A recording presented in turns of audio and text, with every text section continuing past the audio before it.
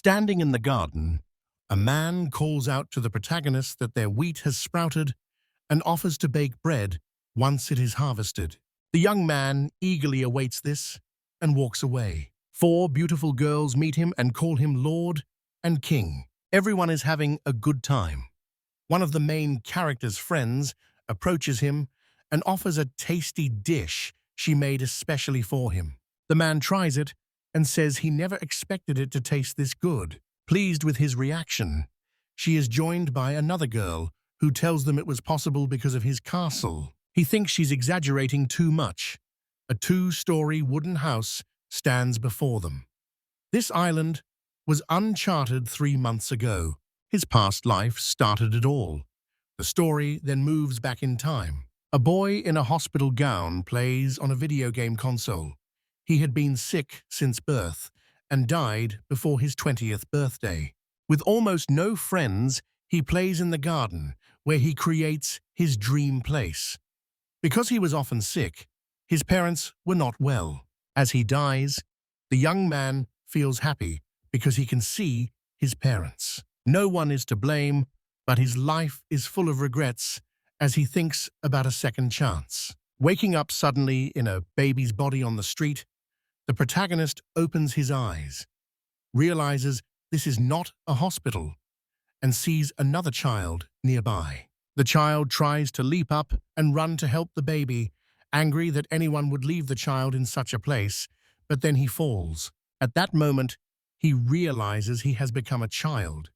It is very cold outside, and he knows they are in danger because both he and the child are exposed. Suddenly, someone approaches. A grown man steps in front of him and speaks in a language he doesn't recognize. A passerby brings the main character and the other child to his home. He places them in the crib. The protagonist knows he was not mistaken. This really is a riba. The man brings a portion of food and speaks in a foreign language again. The baby realizes he must first learn everything about this world. Thrown back in time again, the now slightly older protagonist enters the library, takes a book, and studies the writing of the new world. 2 years after their reincarnation, the man who found them then took them in and named them Kai and Rukia. Other things in this world hold magic. Maybe there's a god here. The boy realizes this world is completely different. A little girl steps into the doorway and tells Kai she will tell her father everything. He is surprised by her arrival and asks her to keep it quiet. Rukia wants to spend time with him. The boy agrees and offers to tell a story about a god. The god here is called Fali. Kai and Rukia's father is appeased. The boy says this world was created by Fali. There are 13 other gods besides him. Children blessed by a god receive a holy seal on the left side of their chest. If they call the god's name, they can use special abilities. This is a blessed personality, not like magic that destroys abilities considered inconsistent. The girl asks if getting a seal will make her like her dad. Kai explains the seal only shows up in adulthood.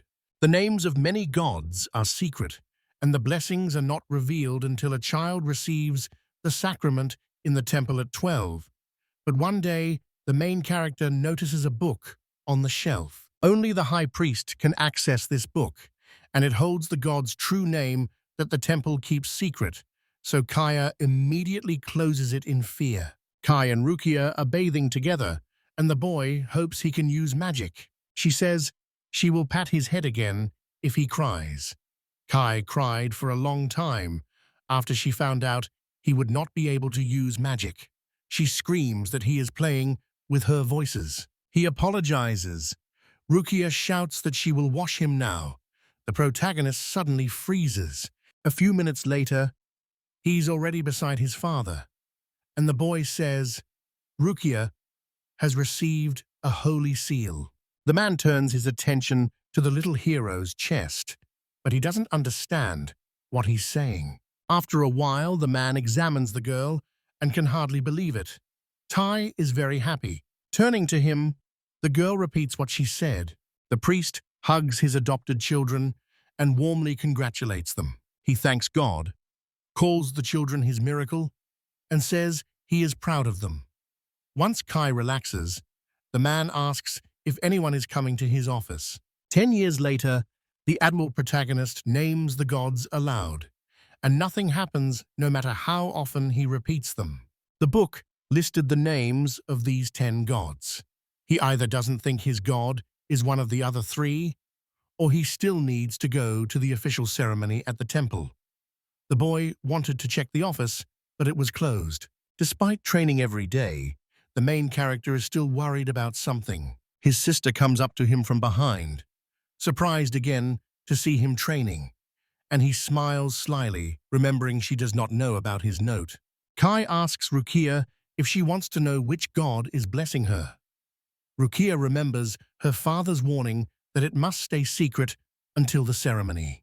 The boy insists until Rukia finally agrees. Kai says they'll start with the gods he knows and begins listing their names one by one. The girl repeats each name, and when he says Edia, a light appears around her.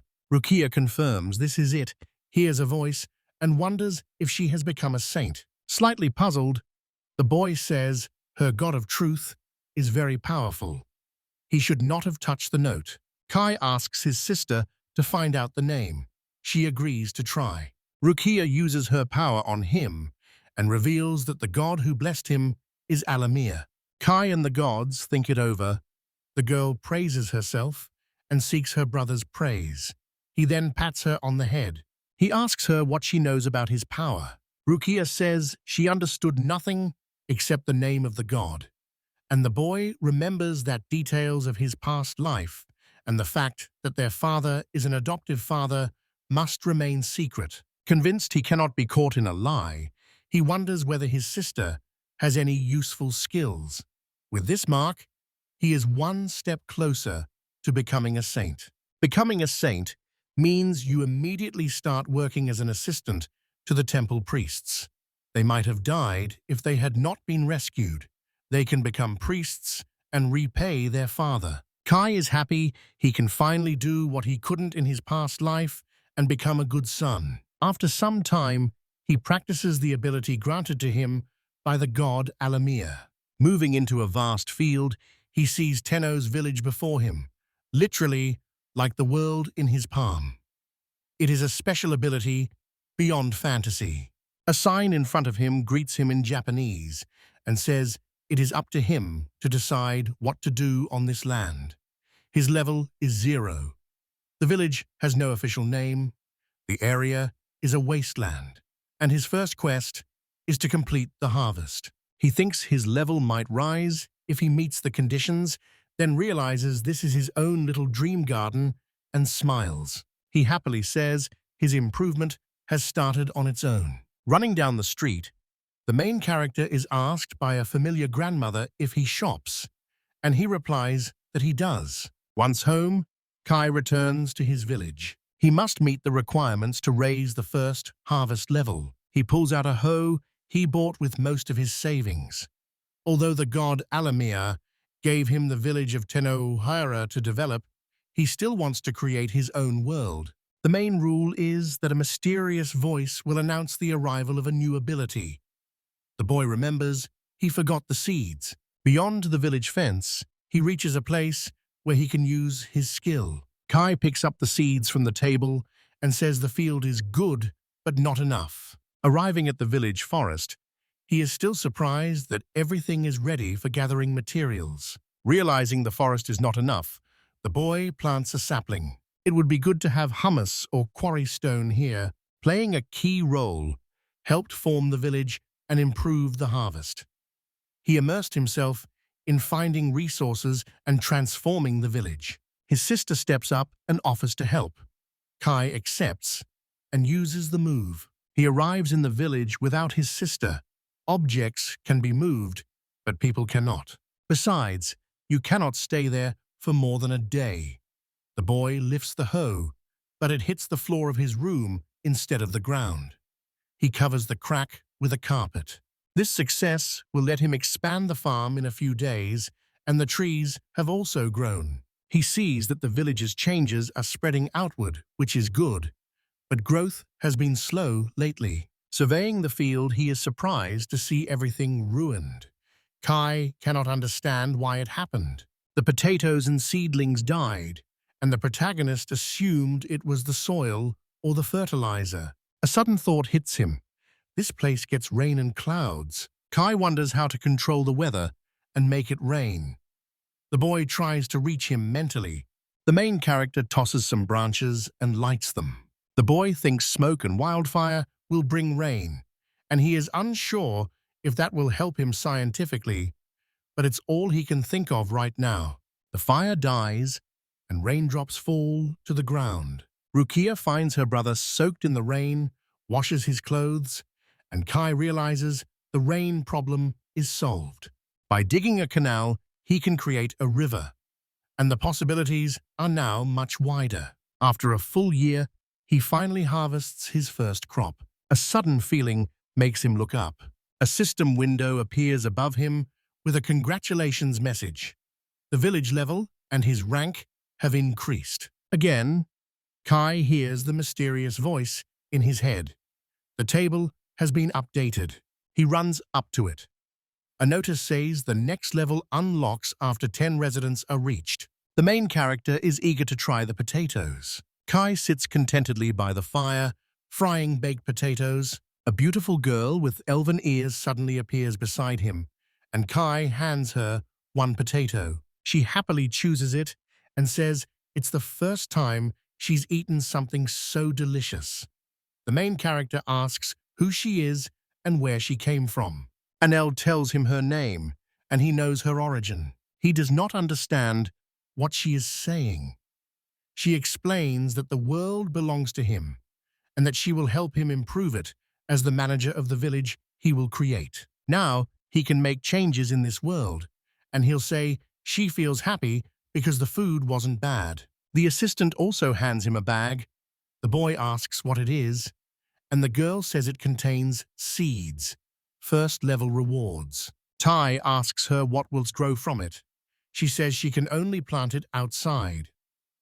The boy returns the seeds because if something strange sprouts, his ability will be exposed. Later, residents appeared in the village and the boy notices they look like primitive people.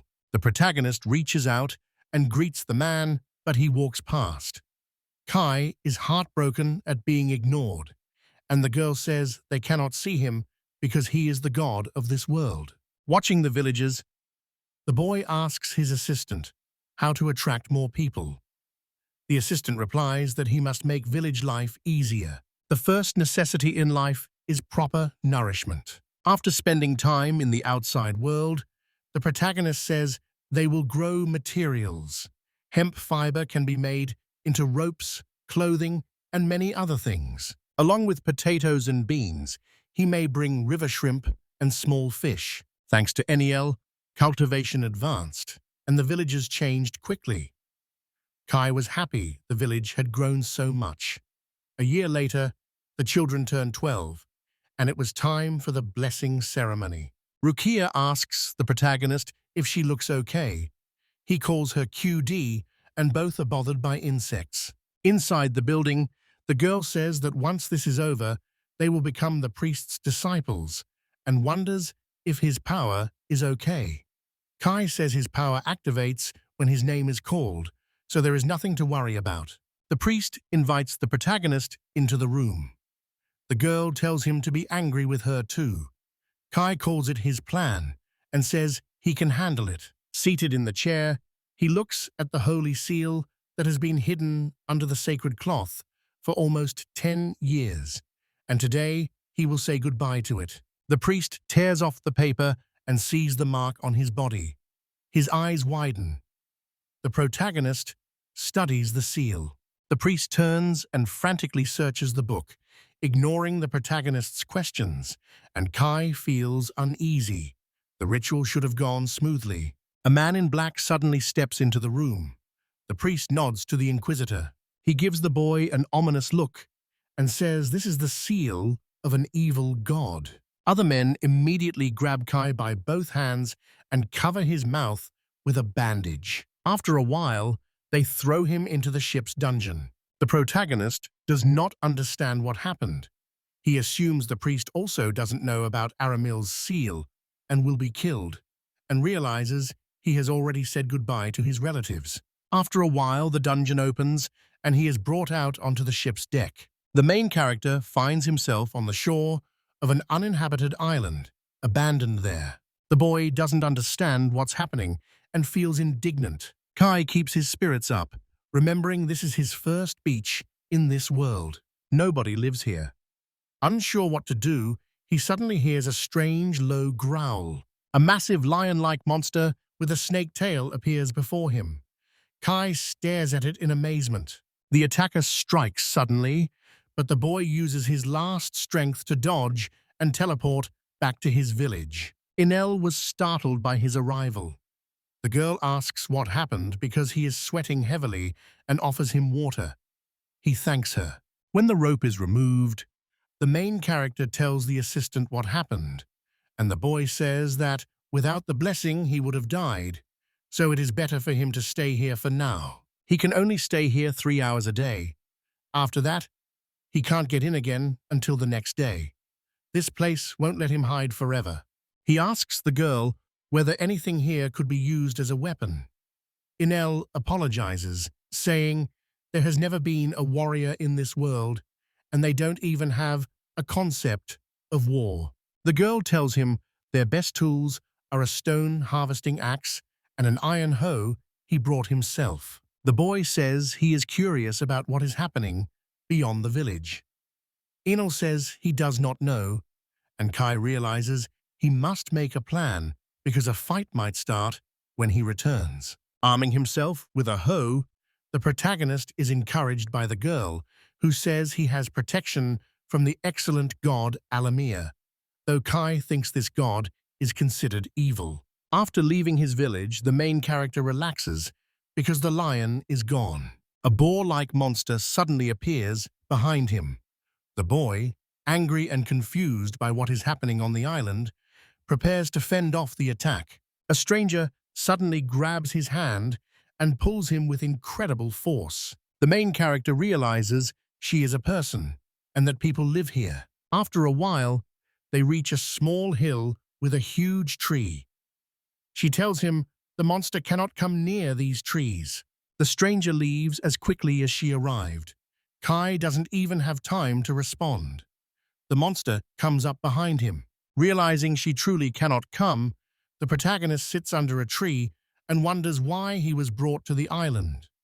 The boy thinks it was meant to kill him, but that seems too indirect. Worried about his family's safety, he must survive now. Kai cannot return to the city, so he will live on the island and is sure he can stay here for at least one day.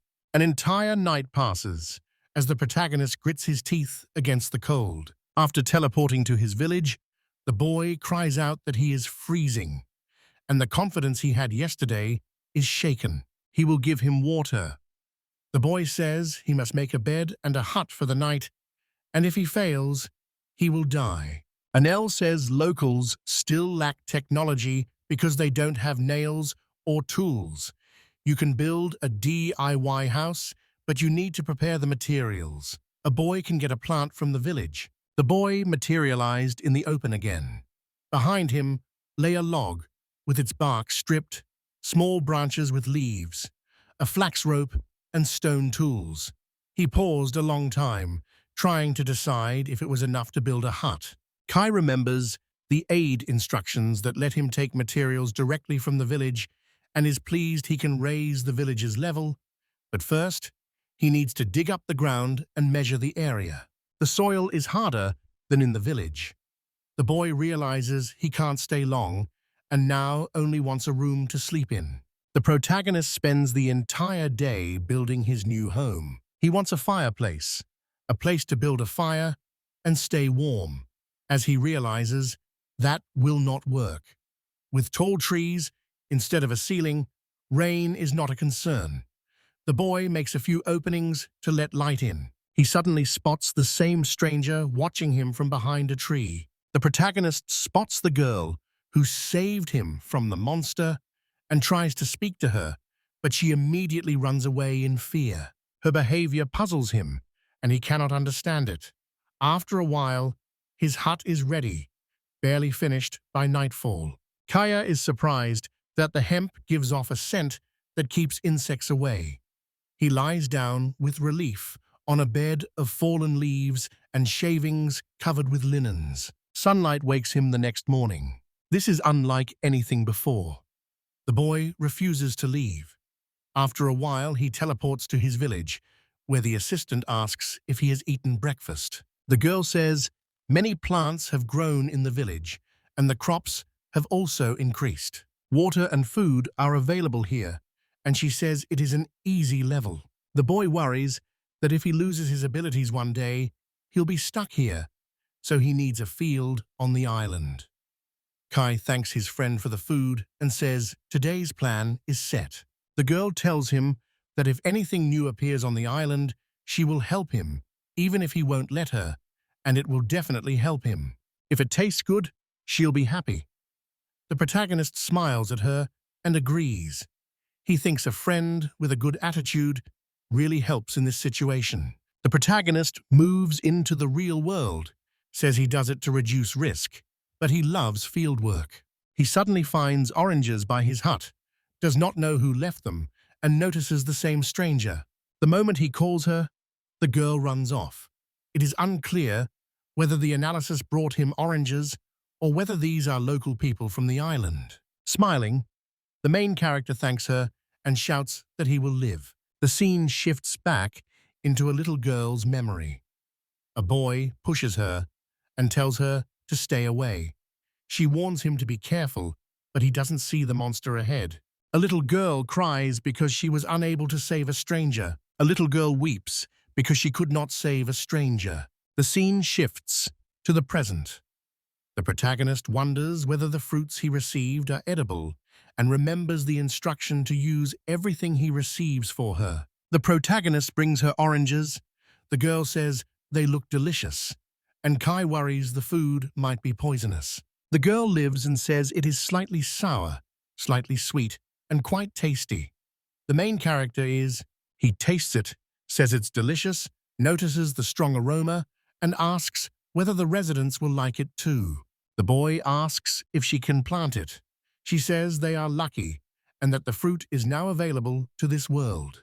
The fruit exists in the village because he brought it here. Time passes several times faster when he is away, so it grows easily here. The boy moves to an island, leaves everything with his assistant, and plans to start farming there. After a couple of days, he has already cleared a bit of space around the tree. Sighing, he says, the fields should be enough, and he just needs to plant potato seeds. Kai notices the stranger behind the tree again, who steps forward as he turns and then runs away. The boy compares her to a lost neighbor's cat, but it's really about him. He should thank her for the fruit she leaves him every night, because that lets them grow those fruits in their village. A noise behind him reveals the monster again. After a while, he offers Aniel the chance to implement the weapon. The protagonist asks why they don't bring a weapon, like a hoe, and distribute it throughout the village. She says it's difficult, and repeats that there are no enemies here. I will have the protagonist send a monster from the island into the village despite the danger. The village might be destroyed, but the villagers will learn to fight right away. Kite outsit. He watches the villagers' families idle. They need military force because they cannot win with fake weapons. The main character refuses.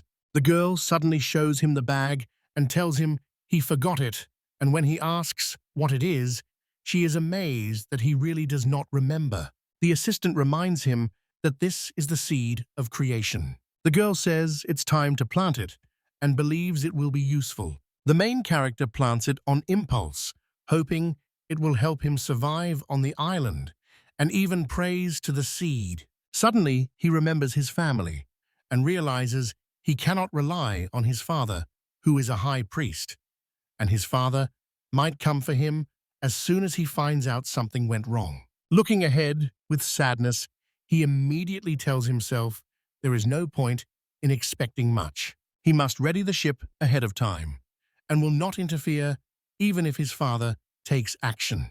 A little girl in the tree trunk watches the main character again.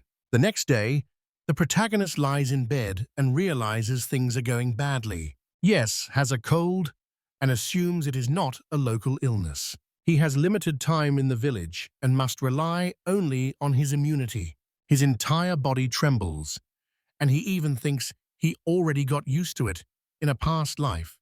But the feeling is still unpleasant. This is the feeling of death. Shivering from the cold, he watches his hut suddenly open. When a little girl asks him if he is dying, Kai instantly recognizes her and reaches out.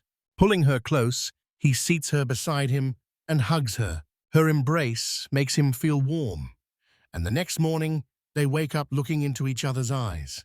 The protagonist feels a bit embarrassed about what happened, and the girl is relieved that he survived.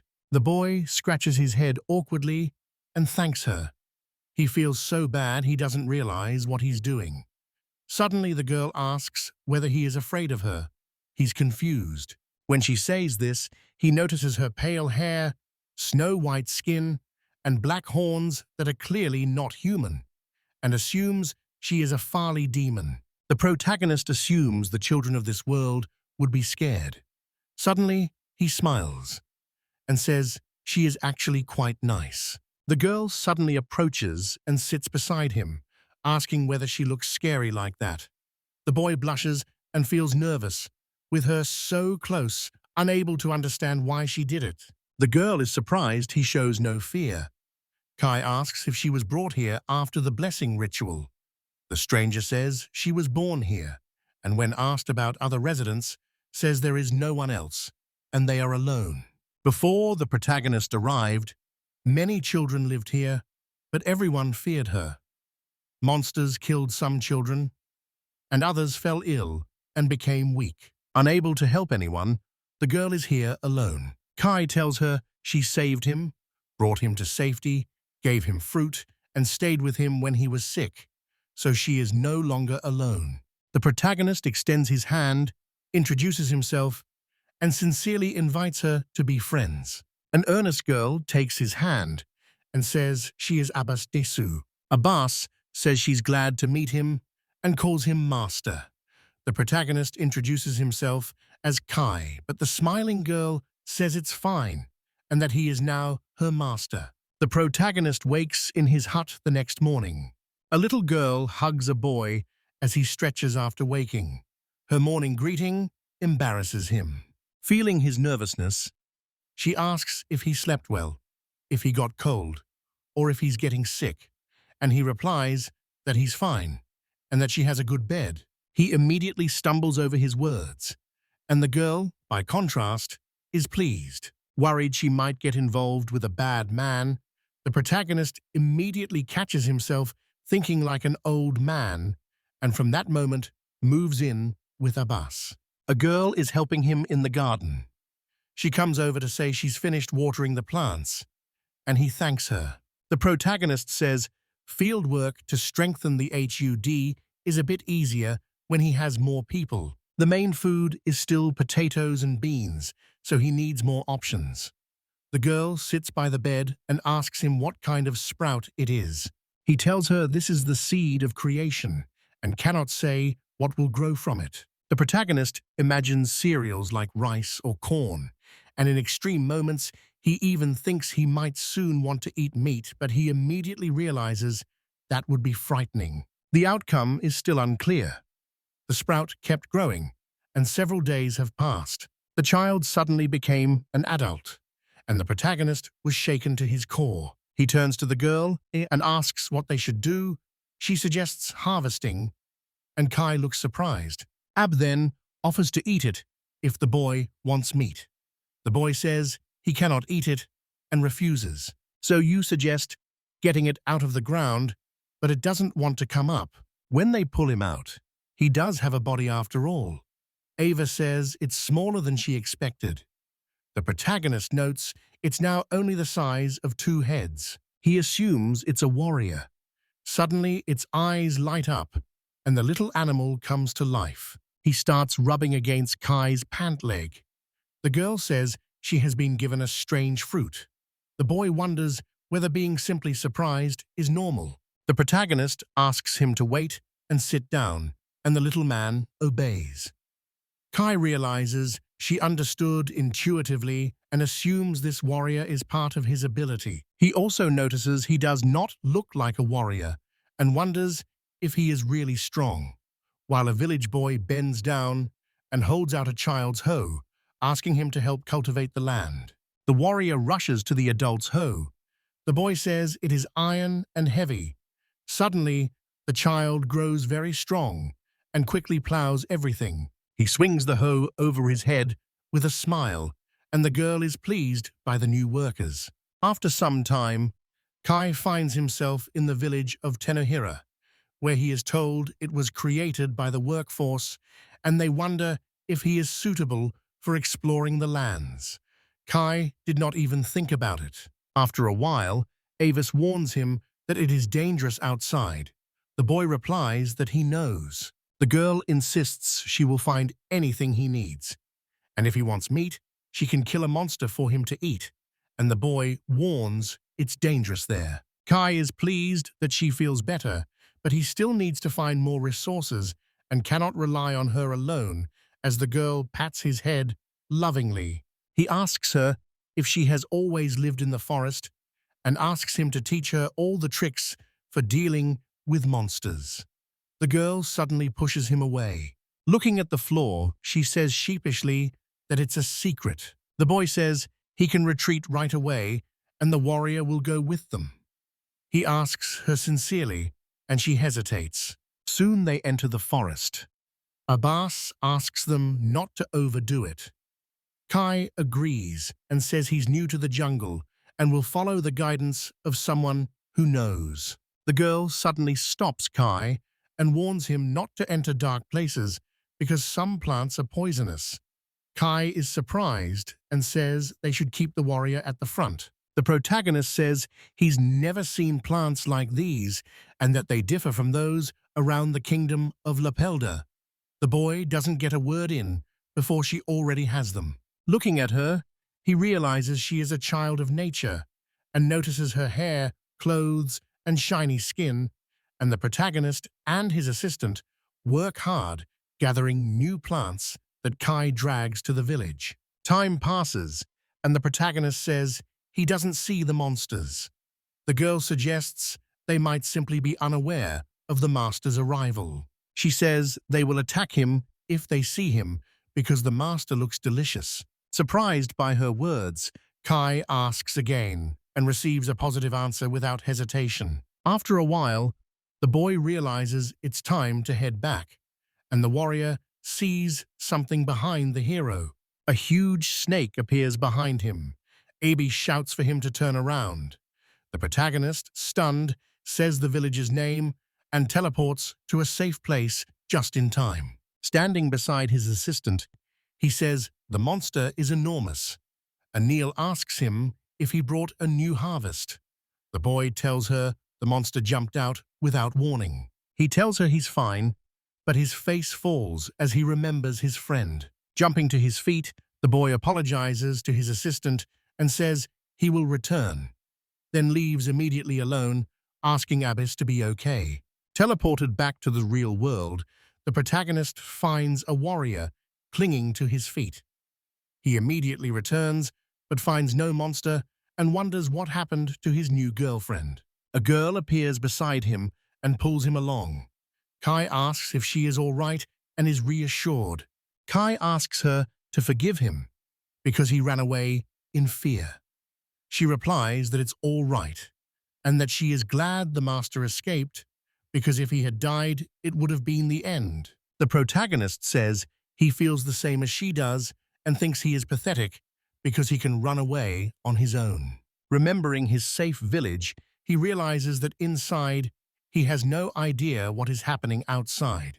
Even with some knowledge of avoiding monsters, the protagonist cannot cope if she ends up in danger, so he urgently needs to find other options. As they walk back, he thinks of other ways to use his power, and realizes a warrior would be the best solution.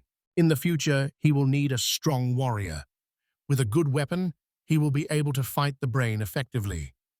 He must raise the village's level and explore the island and its monsters to the end. A huge shadow suddenly falls over them from behind, and the girl pushes the protagonist forward to keep him from being attacked as the monster's paws hit the ground. The main character sees a huge bird-like monster standing before him, and at first, stressed, assumes it is a joke. Ibis panics and shouts to his master to run, urging him to save himself, while the main character stares at the enemy with a warlike gaze. Again, the girl shouts at him to run away from here immediately. The monster suddenly attacks the protagonist, but the warrior fends off the attack with a hoe. Tai thinks the monster might fly back to the sky after failing to attack, but he rejects that because it doesn't seem intelligent, and escaping the bird would be difficult. Spotting the monster's feathers, he forms a plan and shouts to Abyss to run to the big tree first. They must fight. The warrior stands with him. The boy yells at the warrior to strike the monster's legs with a stone axe. The warrior obeys. The girl asks why he doesn't run away. The boy says everything will be fine and tells Abyss to run away. When the girl tries to object, he tells her not to worry about the details. Kai convinces her that if she runs away, the others will leave too. She agrees and runs away. The protagonist calls to the assistant to wait a moment and heads to the village. In his village, Eniel sits eating fried sweet potatoes among autumn leaves when a boy interrupts her meal and shouts at her to light a fire. The girl asks him what is happening. The protagonist spots a bag and empties it. He wraps the bag around a stick. He sets it on fire, then tells the girl to prepare many of them, and she asks why he needs them. Kai says he must destroy the monster and will be back soon. El gets to work while he teleports to the battlefield. Prodding the bird with a burning torch, he attacks it. He teleports to the village as soon as he is hit. Kai asks the girl for another torch and gets it immediately. A warrior climbs up and attacks the bird from above, with the protagonist already at his side. He will never escape again. Someone has just come to his aid. He opens the bird's mouth. This time, the main character fights, sprinting furiously with this torch. He thrusts it into the bird's feathers and shoots into the air in pain. At first, the bird's wing is extinguished. Then it flares up even stronger. Pleased he did it, the protagonist tells the warrior he tried hard. They move toward the girl who was watching them. The boy is surprised she still hasn't run away. Suddenly, they notice the monster is still fighting. The protagonist takes her hand and asks her to run away from here. Abus looks confused. She admits she never told him about something. The girl kept from him what she needed to say, putting him in danger. The protagonist asks what she's talking about. Abba says he needs to know something about her and pulls his hand back. The girl begs him not to hate her as a bright light surrounds her. Suddenly, a beautiful girl appears before the main character, puts out her palm, and asks the monster to die. A powerful beam shoots from her hand and hits the monster in the throat. The bird burns up immediately. The boy saw this for the first time and realized Abus was a sorceress, and that the ability to release the power inside one's body is inherited rather than a random blessing. The young girl is shy around him, and the protagonist is delighted that she is a sorceress, but Abus suddenly says she can use magic without being a sorceress. The girl earnestly asks him, whoever she is, not to hate her and to stay by her side. The protagonist promises he will never hate her and asks her to stay with him. Abbas says she is not human. Many years ago, a combat doll was made to mimic the wizard Abbas, who lived thousands of years ago, and it was immortal, powered by the magic of an ordinary tool. His new girlfriend's real name is Replicant Abyss. Her body is identical to a human body, completely the same. The protagonist is surprised by her words about eternal life. He thinks the girl has lived on this island for hundreds of years, but she corrects him and says she was created over 1,000 years ago and only woke up 58 years ago. The main character is embarrassed to see she looks much older than him. The girl says she does not know why she woke up. The protagonist realizes that Ibis is a relic of the past, that she has never eaten her clothes, and that her hair always shines. If she is a replicant, everything falls into place. The man reacts normally, and the woman asks him if he is upset. She says she looks like a demon and also like a real person. Then the man takes her hand. The boy thanks her for sharing her secret. He doesn't see it as bad and calls the office beautiful. She blushes. She saved his life, so he will stay with her and won't hesitate to risk his life for her. The robot girl is a reward. The boy asks her about the master. She says she can't live alone because she simply doesn't know how. One day, she impulsively chose him as her master, then blushed and asked to move in with him. The protagonist realizes that because Ibis is a combat doll, she cannot live the way she wants. Remembering his past, he asks her why she calls him master. She remembers she never explained it properly. Kneeling before him, the girl asks him to be her master and whether he can accept it. Blushing, the protagonist thinks he can, in a way, and today he will give up his values and past life. Lacking memories from his past life, he would have feared Ibis and kept his distance from her, nor would he have understood what a replicant was. He knows the girl is a replicant, not an emotionless machine, and if she starts exploring the world today, she might find something she likes. The main character accepts her proposal and shouts that from today and forever, the girl will be his. They will live together until that day comes. Ibis agrees, says she is happy to be with him, and asks him to take care of her. The protagonist thinks he is good at confessing. Standing beside the fallen bird, the girl asked what they should do next. The boy said he would take him to the village's material. The protagonist saw the warrior act oddly. Then the warrior suddenly shrank to a tiny size and cried out that he was gone. Worried, he decided to ask a nail about it and realized he also needed to find a way to transport the monster to the village. After teleporting away with her, he saw it and, afraid, told her they had a big problem. Smiling, she said something, pointed the petals at him, and congratulated him on leveling up. Shaking his hand, she asked him to accept her sincere congratulations on reaching level 5. The man did not understand her. She said it was, of course, because he had brought this bird. The meat and beak could be used as good materials, and there was a new function. Seeing the sign, he realized they had a guest function. The potential population grew, and a new title appeared. The girl said he could bring others to the village. They only had to hold hands and activate the skill. If Kai left, they would have to leave too. The man agreed and decided to bring a biscuit. He suddenly remembered what had happened to the warrior.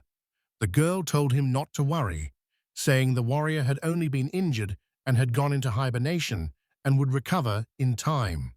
The boy felt happy and relieved. He met his gaze and apologized for being so reckless. The girl suggested he invite her and throw a party to celebrate the 5th level. The guy saw his chance and decided to explain his abilities to Ibis again.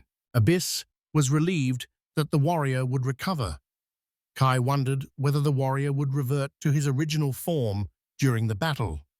It was good that he would not be harmed while in that form. He said the warrior shirt is part of his power too. The girl said that was unusual. She added that as far as she knew, there was no blessing or god. The man replied that he did not exist 1,000 years ago. She asked if the master had brought much from the village, and he replied that he could, since his ability had improved and he was now allowed to bring others. and he asked if she wanted to come and see. The girl was pleased and agreed to go, and Kai realized she had never left the island, so he took her hand and teleported them. They arrived right in front of the village. The man looked at her and asked if she was surprised, but her face darkened, and she clutched her throat and began to speak about magic. The boy was terrified and did not understand what was happening to her. Someone else said she should leave because his world was lifeless for everyone. He agreed, sat beside Abyss, and said he hoped she was okay. They teleported back, and the girl immediately came to her senses.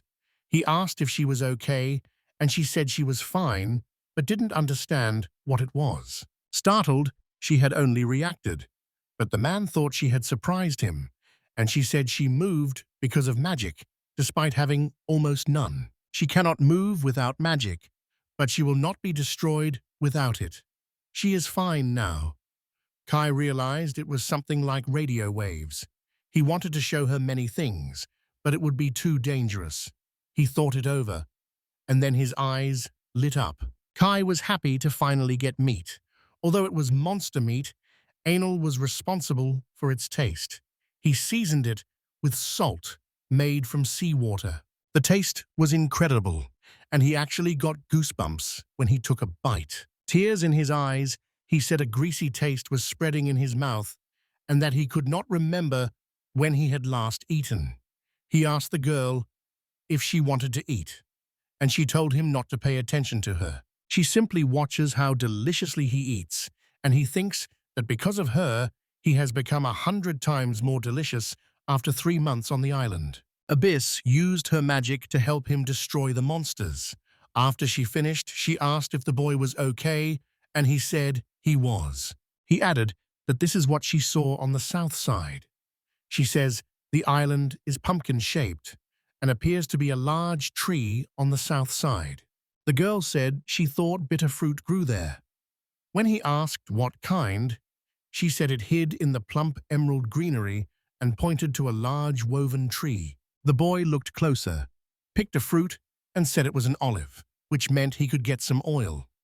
He got a little oil from the seed, so he needed to plant it too. He asked the warrior for help and started growing tangerines and bananas in the island village. The bananas were sweet but small and edible, and their water-repellent leaves became roofing material. It can also be used to stream food. Tangerines are very sweet and sour and taste very good. He feels rested after eating them, so maybe he gets a lot of vitamins. He assumed they were native species, or perhaps improved varieties created by civilization. When the girl asked if there was anything else, he said they had enough to plant. What he brings to the village can exist there.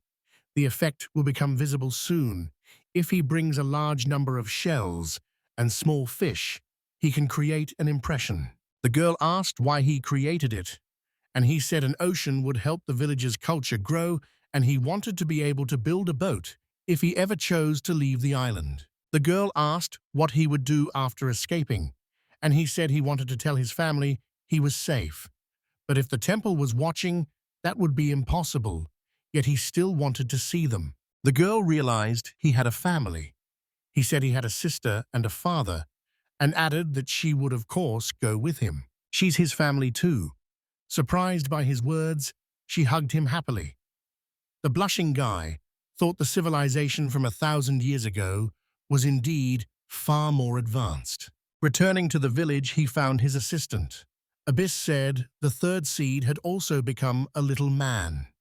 He replied that this time he had become a warrior. In the last 3 months, he had reached the 7th level and had 2 seeds of creation. If the village had an ocean, it would take a long time before they had a ship that could cross the open ocean. Not having iron was a serious problem.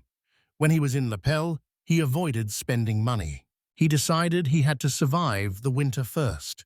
When warriors approached, he told them they were holding up well and that he was counting on them.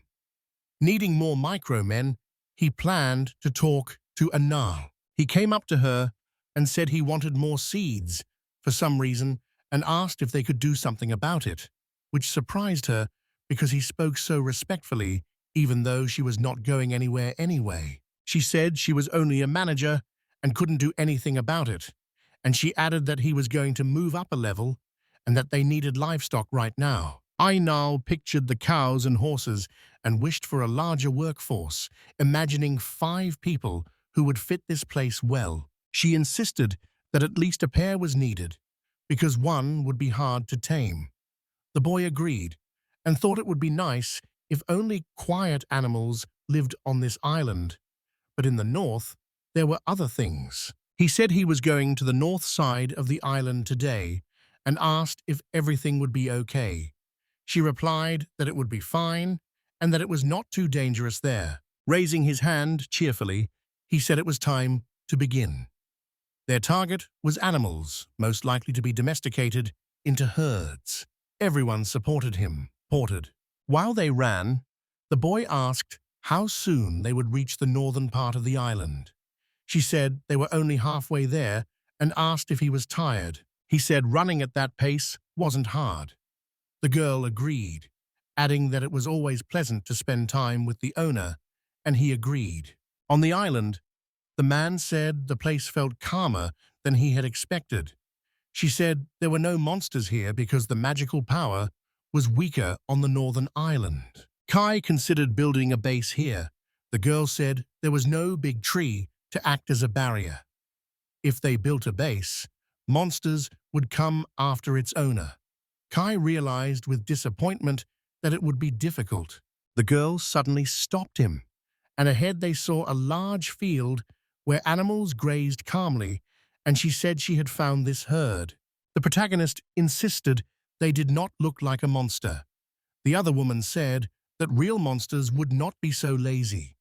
This makes the protagonist feel bad, and when the magic fades, she notices a slight weakness. He asked if she could use magic now.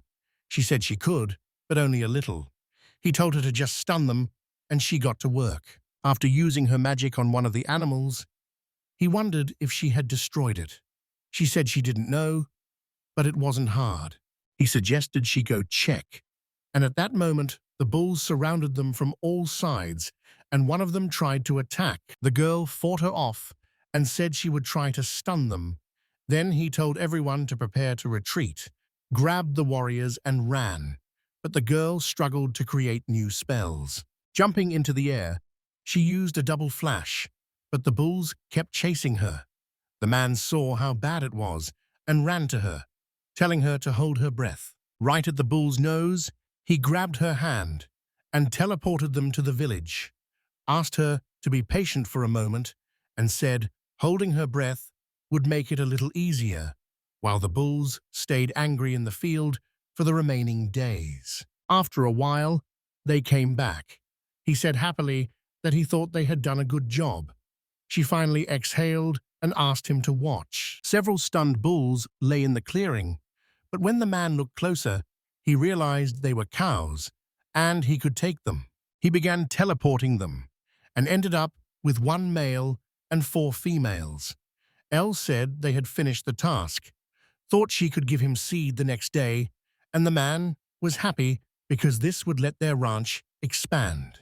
As he watched the cows, he knew they would soon yield milk and later provide leather and meat, so he had to do his best to improve and make every effort possible. The protagonist's first spring on the island was followed by a hot summer when they worked hard in the fields and were grateful for the good harvest. From time to time, animals attacked them, and Abyss handled it skillfully, but the seasons changed and the harsh winter has already arrived. The main character returned to the girl who had welcomed him home.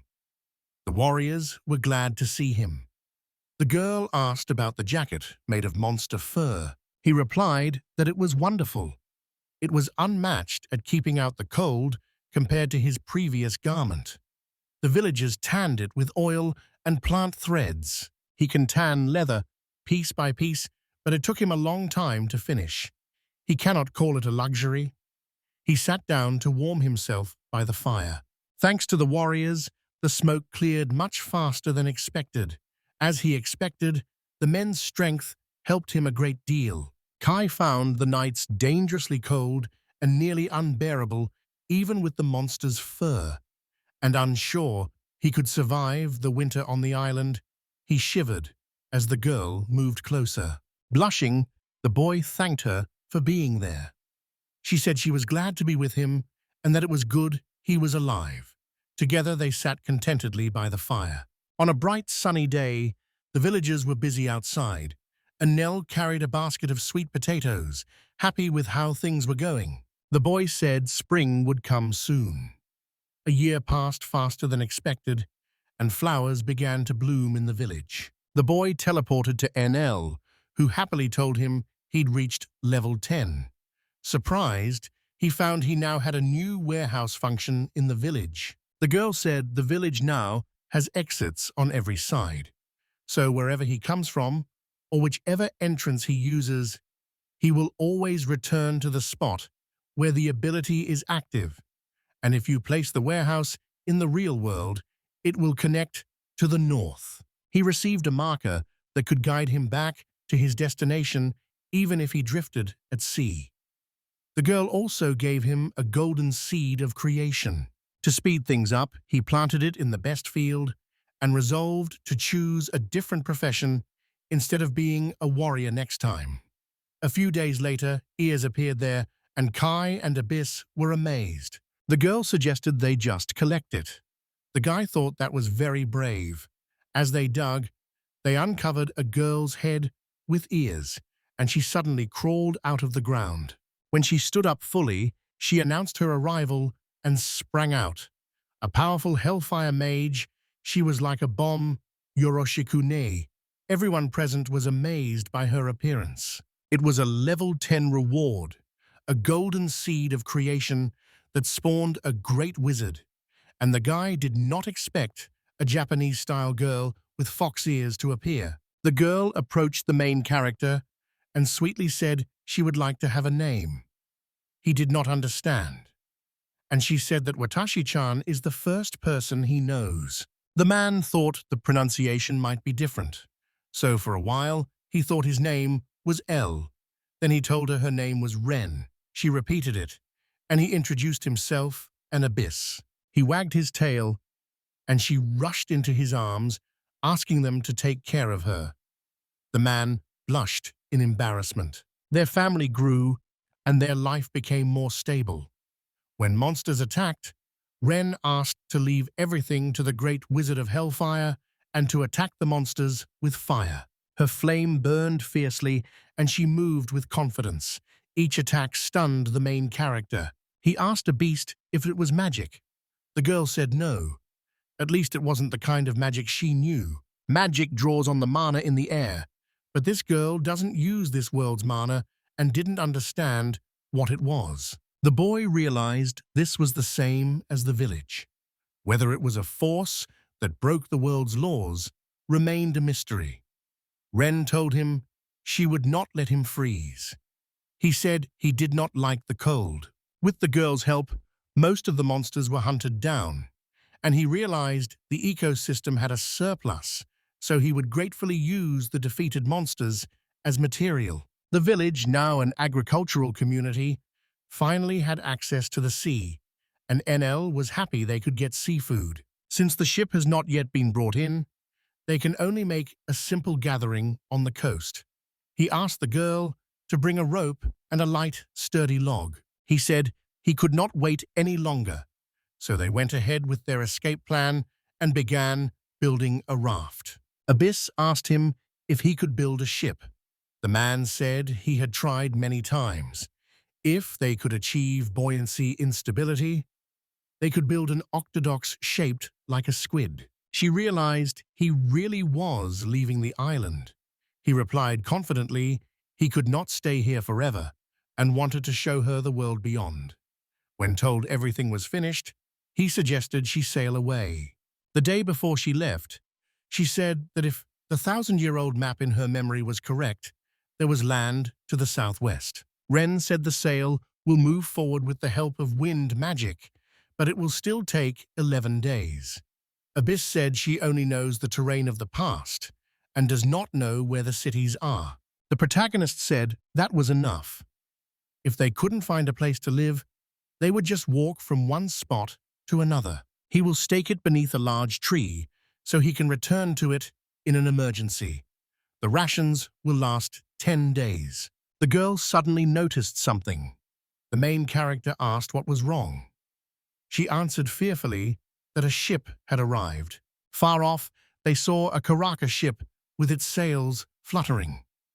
The boy realized it was a temple ship. Shouting, he told the warrior to hide the fruit behind a large tree. He doubted they had come to save him. Abyss thought the ship only arrived in spring, but they had not come for a whole year. It had been the same with her former owner. She wondered what he would do, knowing he was eager to leave the island. He stroked her head and said he would help, told the girls to be ready because he would go alone.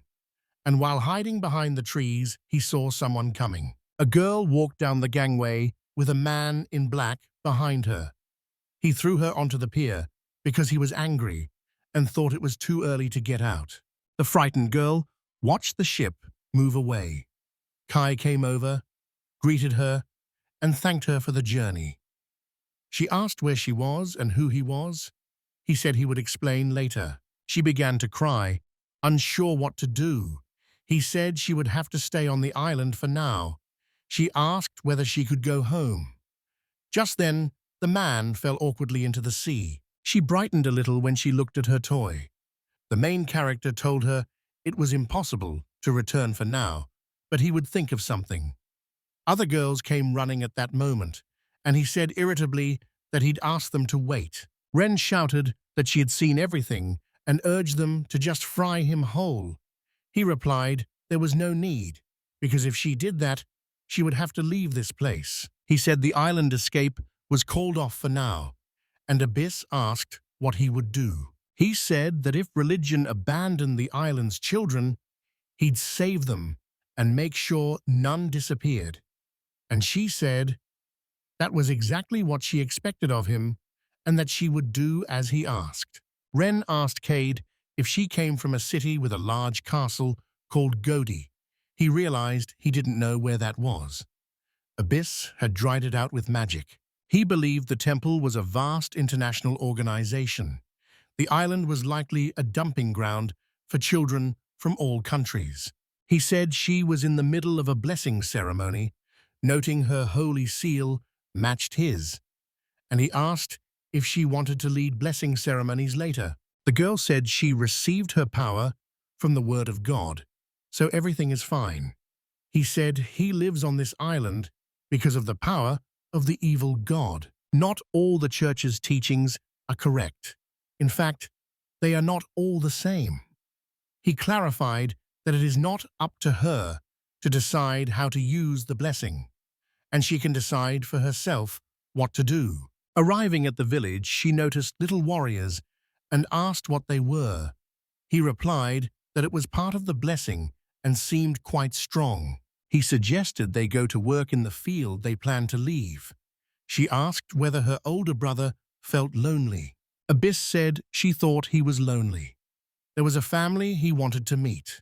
When he first arrived on the island, he would sometimes look out at the ocean. Even if he waits, he won't be taken away. She believes he's doing his best in front of them. Katie thought about her parents. Later, he changed his clothes and joined the girls. They asked about his clothes. He said these things happen in life and asked the girl to say the name of God he had just taught her. She called Alamir, and the space around her began to glow. Asking to try the power, she got his consent and aimed her hands at her toys. Using a temporary life spell, she made them move, and the toys asked how she was feeling and whether she had caught a cold, showing they were worried. Everyone stared at them in shock and said they were moving and talking. The man thought the power to bless must be the same from every god. The same blessing gave him a completely different ability, which was mysterious. KD called and said she would help with his work. He patted her head and said he was counting on her. After 3 months, she had adjusted to this life, and they shared the daily chores. At the start of summer, once safety was assured, he asked Ren and Katie to look after the house. To get materials not found on the island, they sailed out to sea to find a city he had not yet seen. Wherever he headed, all he could see was the horizon. Without the girl's navigational skills, leaving the island would have been impossible. Bringing her had been the right choice. He remembered Ren staying behind again. She had wanted so much to go with him, but the boy had said the raft could not hold 4 people, and he did not know what dangers awaited them. Abyss has a map of the island and wind magic, and only Ren can take care of Kaede, leaving Abyss sidelined and displeased.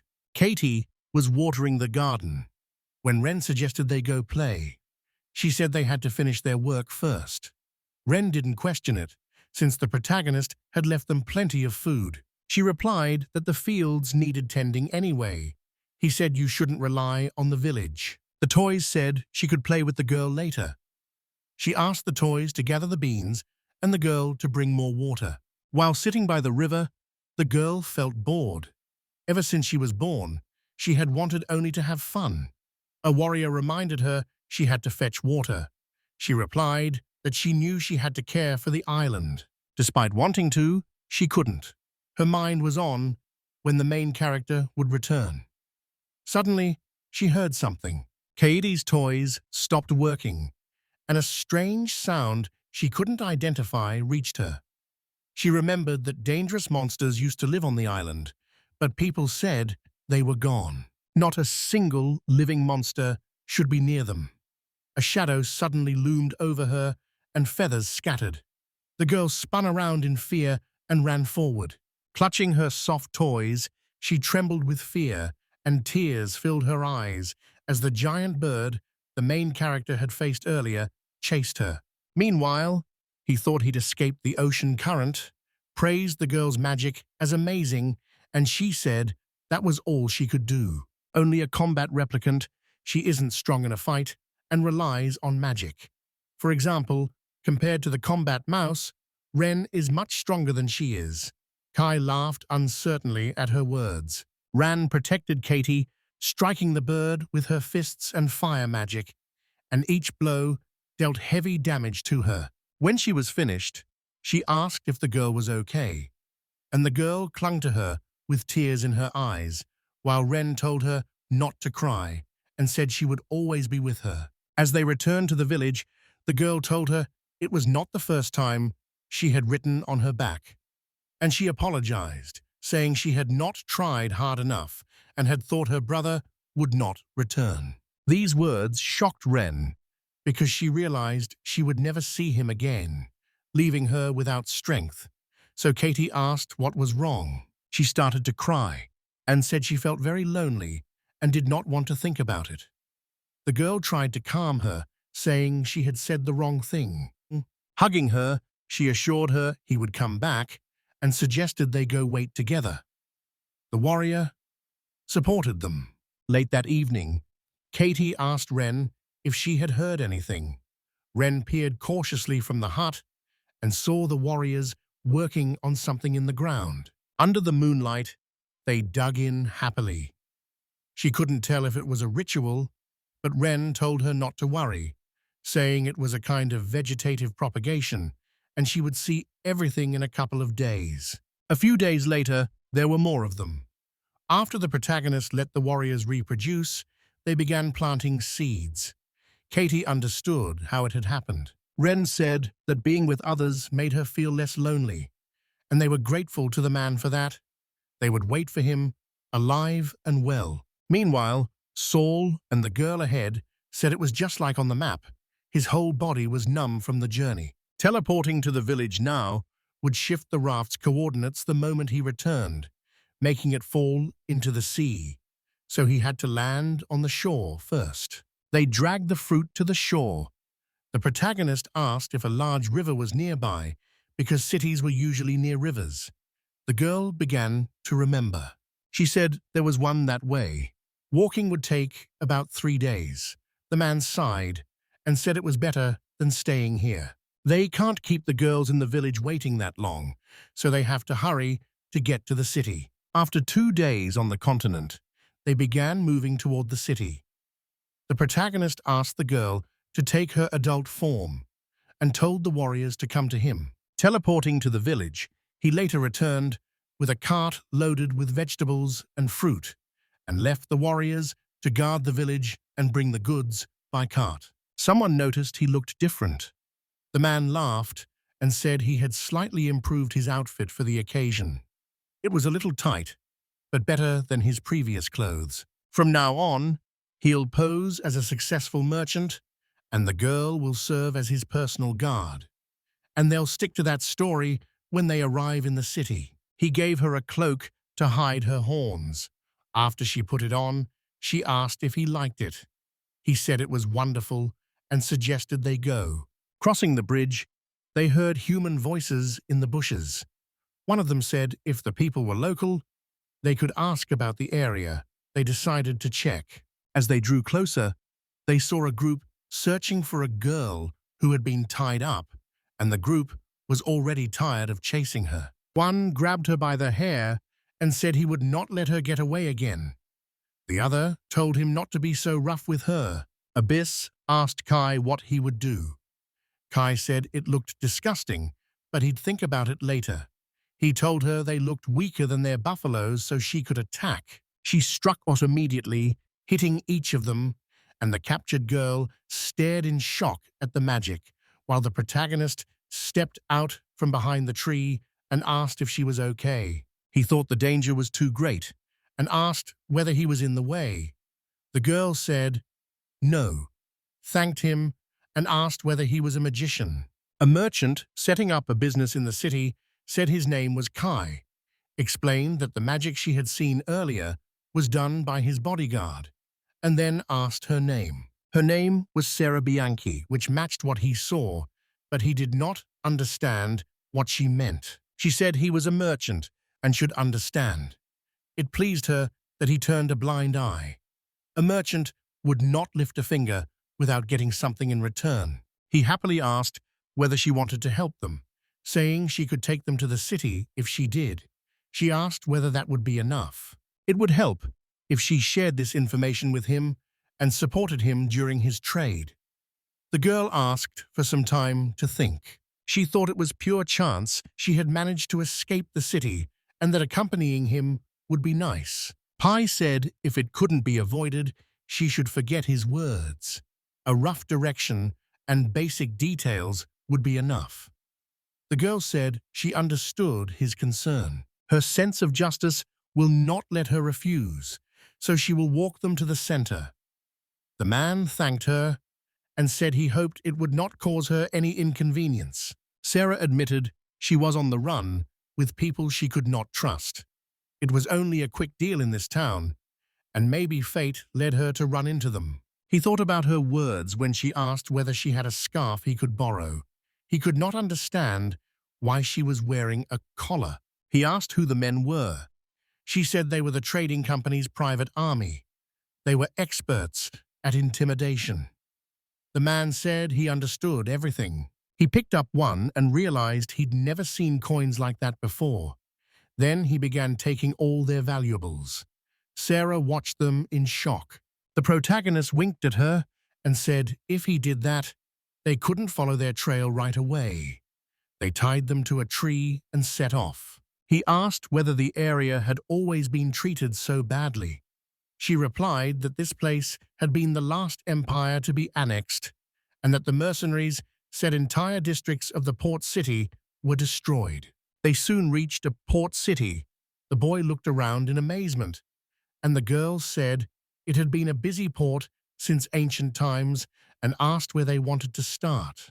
With shining eyes, the boy said the first thing they needed was to get something to eat. They went to the nearest counter with a variety of food. Trying it made the boy incredibly happy because he could finally enjoy food beyond the village and return to human civilization. The boy realized this was Abbas's first visit to the city. Abbas was in a foreign country for the first time, and had never had the chance to travel before. He can't use his powers on such a crowded avenue, so he plans to buy some supplies and head back home. Moving along the counters, he scanned the products. After buying the fish, he apologized about the wait and suggested they start in the food section because the prices looked pretty reasonable. He asked Sarah what she would do. She said she wanted to stay with them if they didn't mind.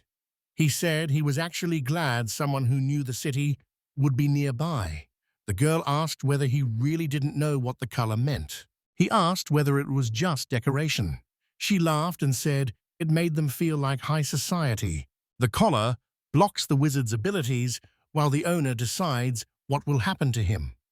Once the owner decides, it removes the owner's emotions and makes him obedient, like a magic seal. After the explanation, the boy understood that magic in this world is passed through bloodlines, and once emotions are removed, the owner receives the magic via that bloodline, which is why they are sold at inflated prices. They are now frantically searching for Sarah. The man realized this world was far more dangerous than he had thought. The woman apologized for keeping silent about it. She added that he comes from such households where people are often treated like property, and his companion is very quiet. She wouldn't be surprised if her emotions were already gone. Abyss replied she didn't need such methods to follow the protagonist. She said she understood everything. Kaya asked to take it off and said she did not know how because it was made by a blessed man. Another man thought the temple was saying terrible things and suspected it was the same group that was exercising children. The main character stepped closer to the girl and invited her to join them on the raft they had arrived on, but she did not believe him. He insisted they couldn't just abandon the people they'd helped and that they'd find a way to get it off her. She replied she owed them. She felt she had no time left to talk about anything or to ask the sky for help. The main character handed her a cloak, saying it was his escort's spare clothes. She needed to change a little. When she put it on, she felt embarrassed and asked what it was.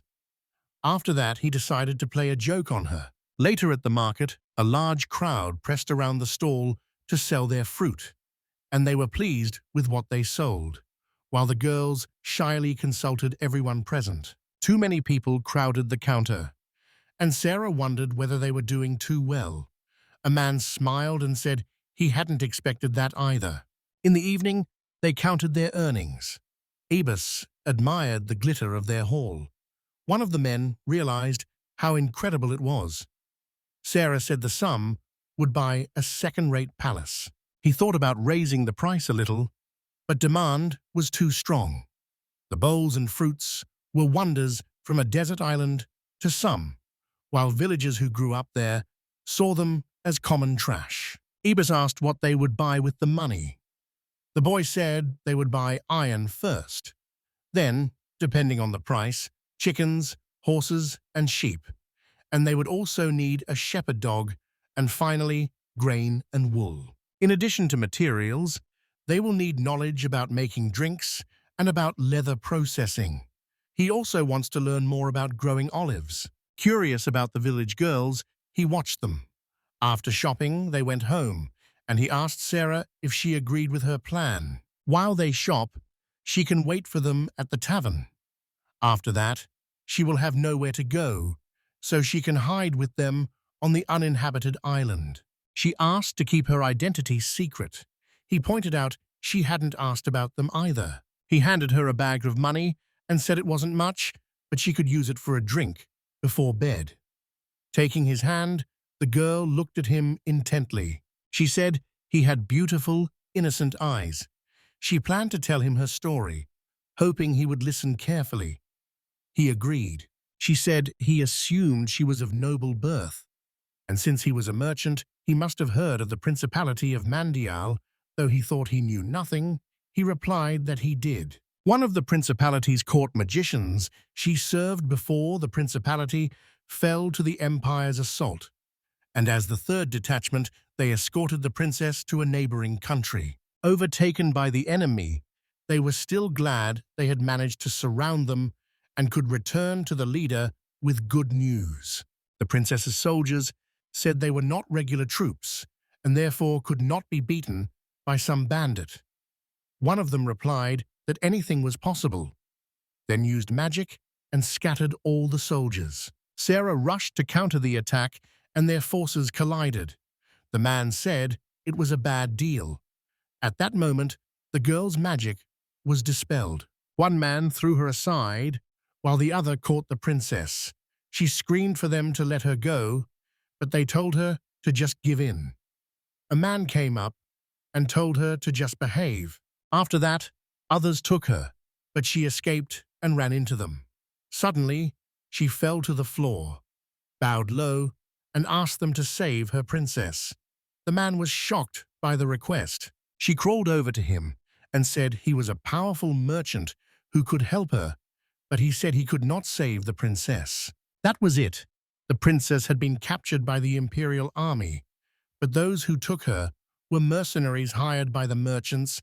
Kai wondered how much a ransom would cost, and the girl was being taken for that purpose. He can give her to someone else, and as a sorceress who offers herself, she can be sold for more than the princess. She hoped he would use the money to help the princess and her friends.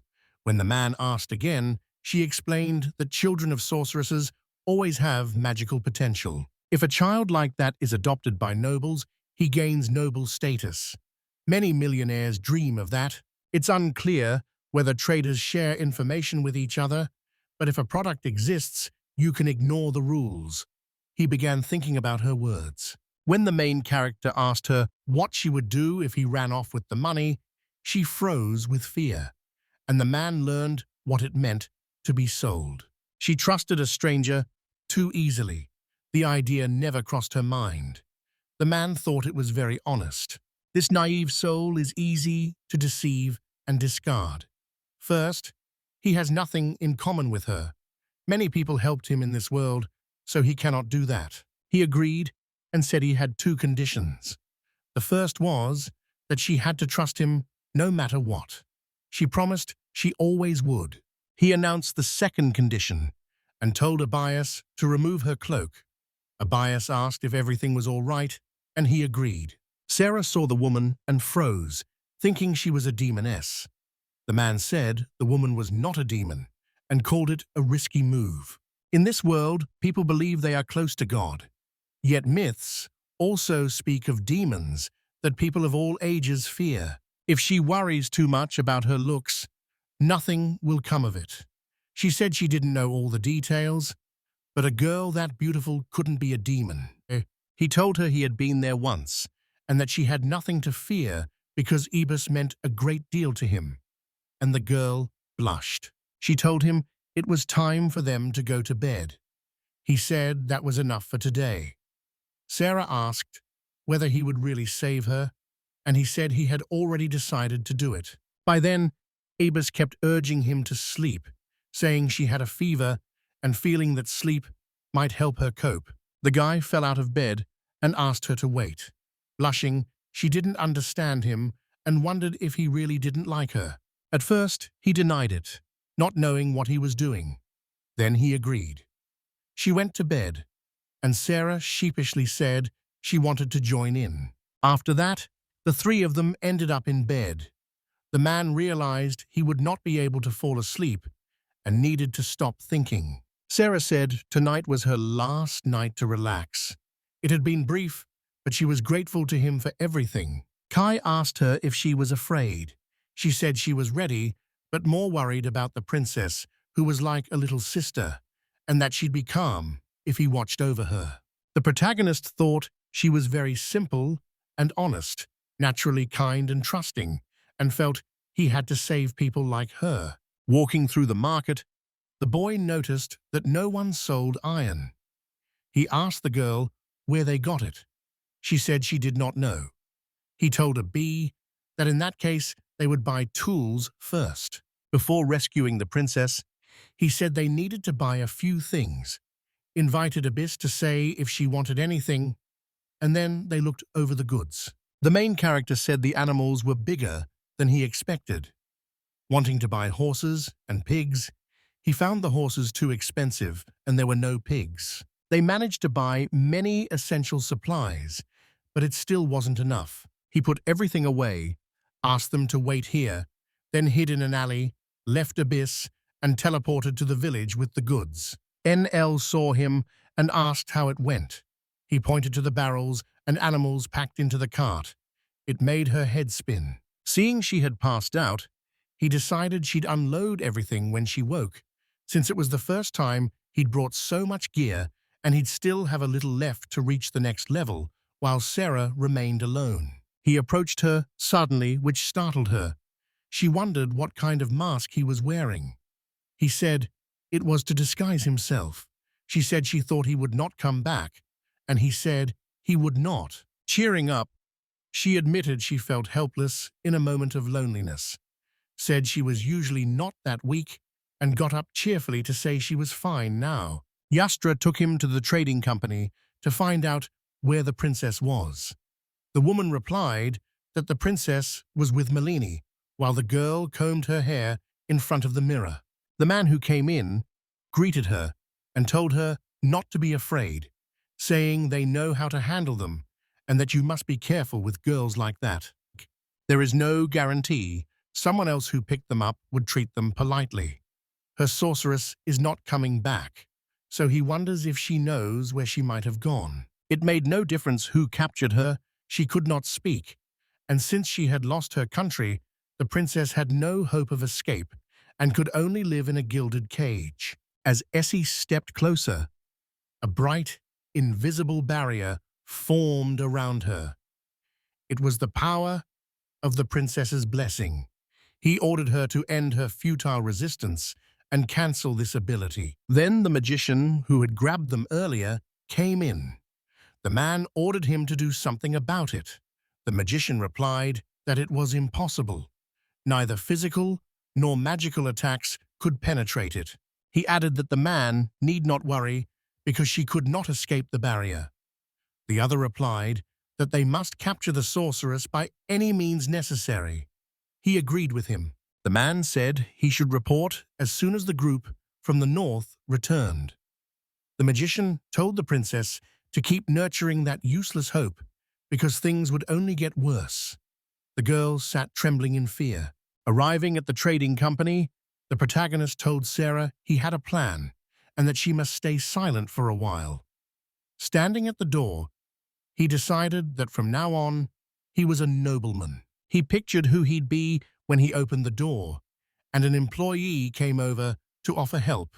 The employee told him to call the owner because the owner was going to offer him a big deal. The owner came downstairs, pleased to see the customer. The man said he was traveling incognito from a small kingdom and had picked up something interesting today. He signaled the Biss with his eyes to remove Sarah's hood. Tuck obeyed and threw her on the floor.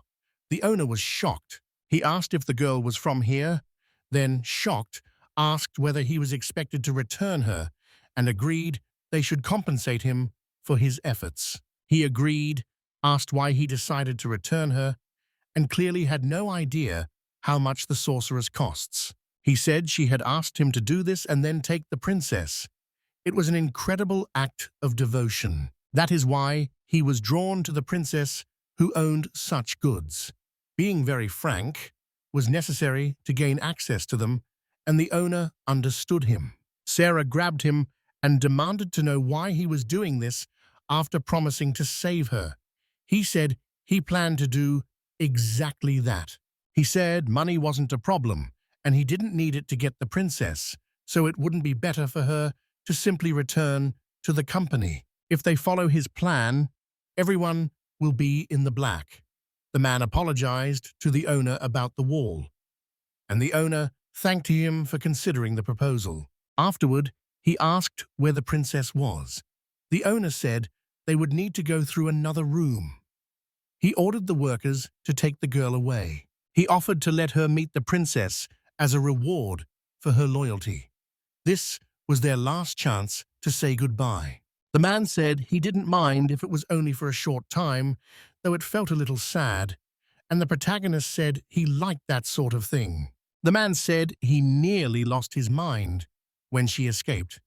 He pays the mercenaries well, yet they still managed to let her go.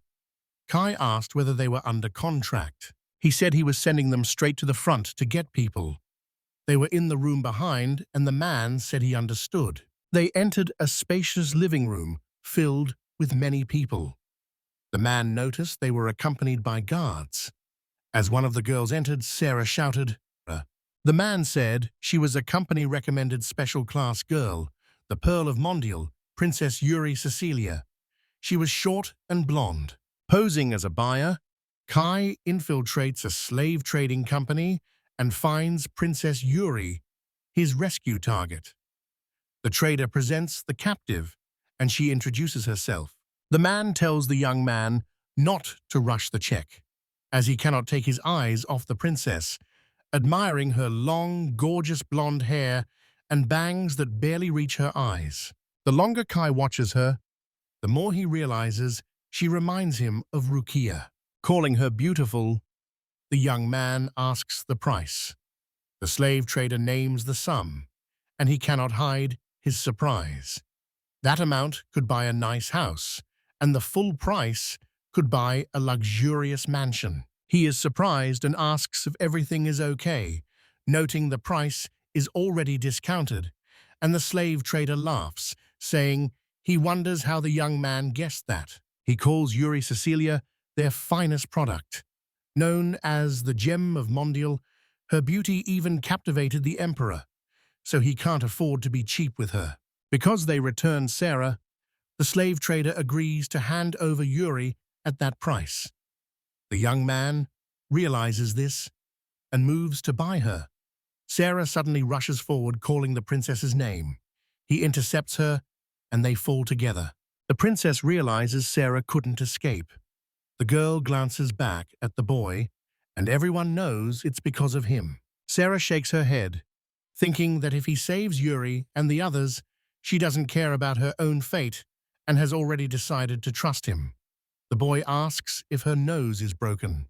The girl apologizes to Yuri and says she should be grateful. Sarah begs for one last chance to say goodbye and to see her mistress before her heart breaks. Princess Yuri is upset. The other slaves try to calm Sarah, while the hero turns to the slave trader and asks him not to make him watch the pathetic scene, though he does not mind. He says he also needs to hire guards since he's here, and while he chooses the slaver, can go free. The man smirks and walks out the door as a creak comes from behind it, and the slaver frowns. The slave trader finds the young man odd, overly eloquent, and his hands look like he's digging in the dirt. Then a servant runs up, saying the soldiers are urgently calling for him, and he senses trouble. Meanwhile, Sarah pleads with Kai to buy off all the guards. She knows he has his own situation, but keeps insisting. The young man feels bad to see the look on her face and knows how hard it is to be apart from loved ones. Hooded girl with ears draws a dagger and cuts the ropes binding Sarah's wrists. Kai says he doesn't want her to feel the same pain. The hooded girl frees all the captives from their bonds. Sarah is shocked and asks what he is doing. Kai says time is short and he will be brief, then asks everyone who wants to escape to hold hands. The prisoners are confused and do not understand what he means by the word escape, and Kai does not expect them to trust him because he has no proof he can save them. He says they still have a chance if they don't want to spend the rest of their lives here. Princess Yuri Cecilia takes 2 steps forward and stops in front of Kai. They meet eyes, and she notices his gaze is not the merchant's crude stare or the mercenary's greedy look. She notices his gaze is different from her own desperate look. Yuri takes Sarah's hands, squeezes them, then reaches out to the young man standing beside him as the other prisoners exchange glances. Everyone forms a circle and holds hands. Sarah calls Kai by name, and he realizes she is the last one with her hands tied. Kai tells Abyss to go ahead as planned and asks her to act quickly. Everyone joins hands in a circle and casts the Tenno Hero's spell. The slave traders question the guard about what happened. News comes that the party from the north has returned and apparently found the sorceress, and he is furious they took so long. The guard says that when the squad nearly caught the sorceress, they were ambushed, stripped, and tied to trees. The man can hardly believe it, but he realizes the enemy brought Sarah here. The slave trader hits the guard with all his strength, sending him flying to the side with a dull ringing. Realizing Sarah has fallen into enemy hands, the man quickly orders the guards to call Fwazel and rushes back. The door bursts open, revealing a hooded girl with a fluttering cloak, and Abyssi turns and their eyes meet. She drops through a hole in the wall. The slave trader curses and orders the guards to chase her. At that moment, Fwazel enters and asks what the noise is. Scanning the area, Fwazel assumes it was an enemy mage, and the slave trader admits he let his guard down, allowing a special class slave to escape and asserting they were from Mondial. Fwazel says the girl had no real combat experience and did not impress him, and he admits there might be someone strong among them. So the slaver, surprised by that reaction, orders him to follow. The man says the slave's leg should be in shackles, and that alone would be enough to detain them. The slave trader orders each fugitive returned. He is outraged that Sarah escaped, and Fwazel's subordinates were left without clothes. And now, Yuri Cecilia has also fled with her guards, so he demands that Fwazel explain how he will fix it, and Fwazel replies that an order is an order. Abyss peeks around the corner, the guards notice her, and Kai tells her to act like she is covering the rear because handling them alone will be difficult. So she hesitates. Guards order her to stop. She breaks into a run, thinking it would be easier to use magic, and then worries whether her master and the other prisoners are all right. Sarah screams at the top of her lungs, stunned. The fugitives are brought to a strange place that looks like the countryside. Ahead they see a house, a mountain, a forest, and a fence, and they look around, unsure where they are. Kai tries to calm Sarah down. The others do not look very surprised. Princess Yuri says she feels more scared than worried. The girl rushes to Kai and asks what to do with the supplies and whether to give them to the locals. Kai is surprised she has not done it yet and says he will sort it out later, then asks for the sword he took from the mercenaries to be brought to him. He apologizes to Sarah, who had been sure he'd betrayed her. The girl asks where they are. The young man says he'll explain everything later.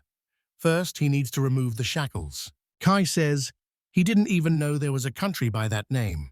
He ran into Sari by chance yesterday, and she asked him to save the princess. The young man says he is interested in Sarasand, so he has decided to save everyone, starting with her, and the girl cannot hide her surprise. Kai apologizes for not explaining everything sooner and smiles as he reminds them he promised to save someone, but didn't specify who. Princess Yuri laughs, saying she would lose count if she tried to remember every time Sarah saved her. With the country and its people gone, she now goes by Yuri Cecilia. Sitting on the grass with a sword in his hands, Kai thinks about what to say to Yuri, but stops himself. Thinking about how Sarah treats Yuri like a little sister, he doesn't feel the need to say anything. That leads him to conclude he's not as stupid as he seems. The chain on the blade clanks and breaks. Guards curse and chase after Ibis. Amazed by her speed, they wonder where the other slaves went and how they could have run along the road in shackles. The guards then realize they were tricked, and one suggests returning to the company building. Kai contacts Abyss again in her mind and asks her to keep the guards distracted as long as possible. He says he does not mind if she kicks their asses, and Abyss likes the idea. Abyss faces the guards and moves toward them. They ask where the others have gone. She replies that everyone has already gone ahead. Suddenly, lightning surrounds the girl, and she must defeat them all. The guards realize they are facing a sorceress, and she sends a blast of magic that knocks them off their feet. With all the guards defeated, Ibis hurries back to her master as Fuzeliel catches up and praises her skills. He challenges the girl to a duel of magic. Tai checks if everyone else is ready. He says once he cancels his ability, everyone will go back to the company building. While Abyss distracts the mercenaries, they should try to leave town as quickly as possible. The young man asks Anal to prepare that thing, relies on her, and gives the cancellation command. The slave trader wonders why Fuzzle has been gone so long, convinced the slaves could not have gone far and must be nearby, when Kai and the others appear behind him. The man steps back, unsure where they came from.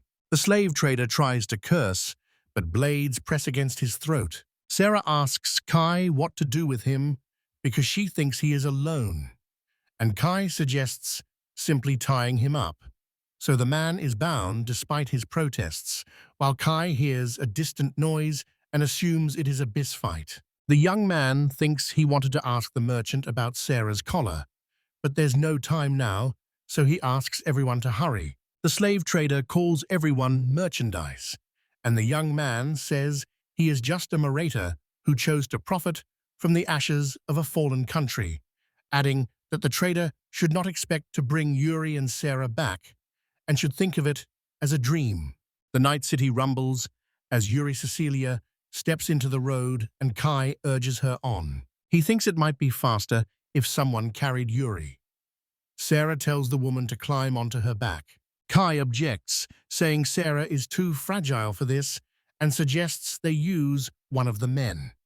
The girl is outraged, saying the princess will not agree to ride a man. The young man counters that Yuri is no longer a princess, just as mercenaries catch up with them, and Kai thinks how badly timed it is. Guards appear without warning, surround the fugitives, and say they cannot escape. Sarah turns to Kai and asks what they should do, aware they have been discovered. He figures the mercenaries' presence means Ibis is fighting the magician right now. The girl says she has little combat experience and can only use magic. Kai thinks she will be fine, but a more experienced opponent could beat her with better tactics. The others consult him as they prepare for the battle. One of the princess's guards says they don't have to take part. They should just take Yuri and leave. But another says Kai has been helping them so far. The young man says it's very thoughtful, but it's all right, assumes that's true, and turns to Sarah. Tai asks the girl if the magician who defeated her is here. She says he is not here. Kai asks them to cover him, and they all stand behind him. He tells them to stay put, promises to return soon, then casts Tenno here as a spell and disappears. A second later, the young man arrives with a team of combat experts. Shouting and noise fill the air. Guards stare in surprise at the man before them. The stranger collapses to the ground. A guard asks if he understands that fights are forbidden within the city limits. The man turns to the guard and mentions the slaves. The guard asks if the man is from Malini's company. Another notes that slaves rarely escape now. They spot where the noise is coming from and order the slaves back into their shackles.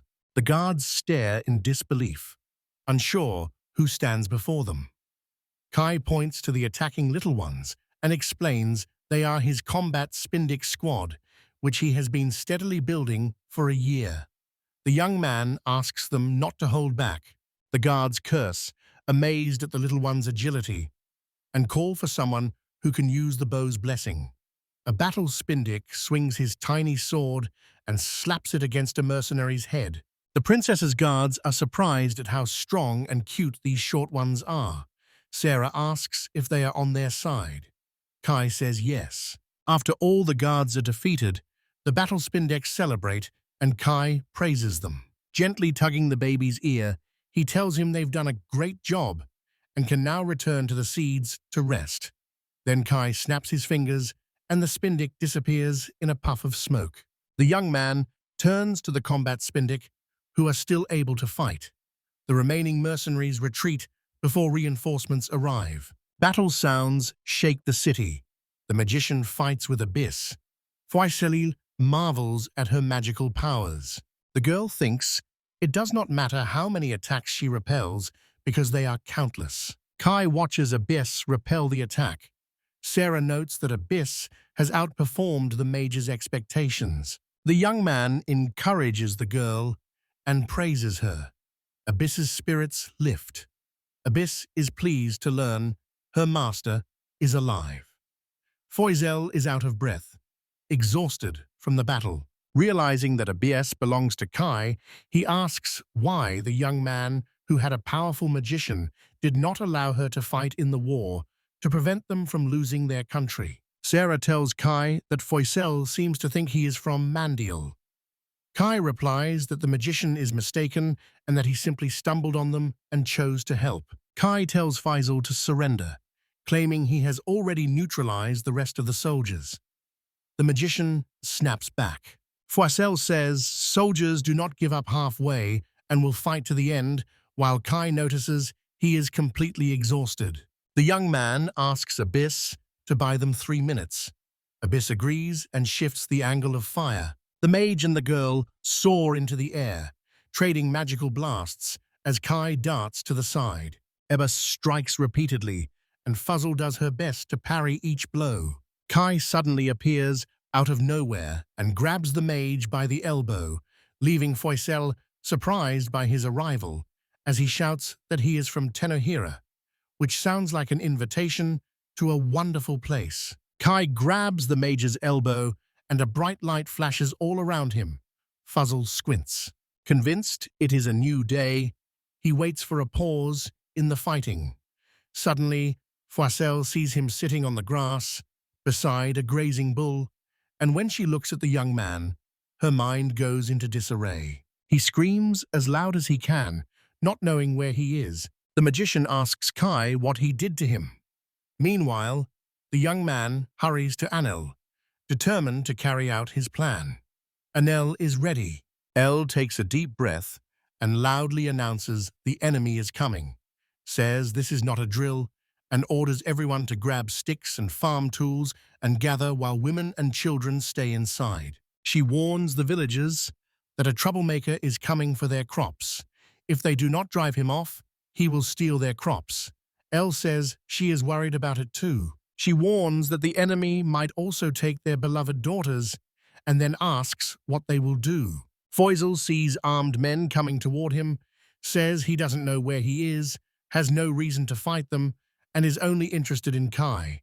The villagers exchange puzzled looks, unsure who he means, and the mage says they cannot see him, while one villager asks whether he is targeting children. The men are not going to let this happen.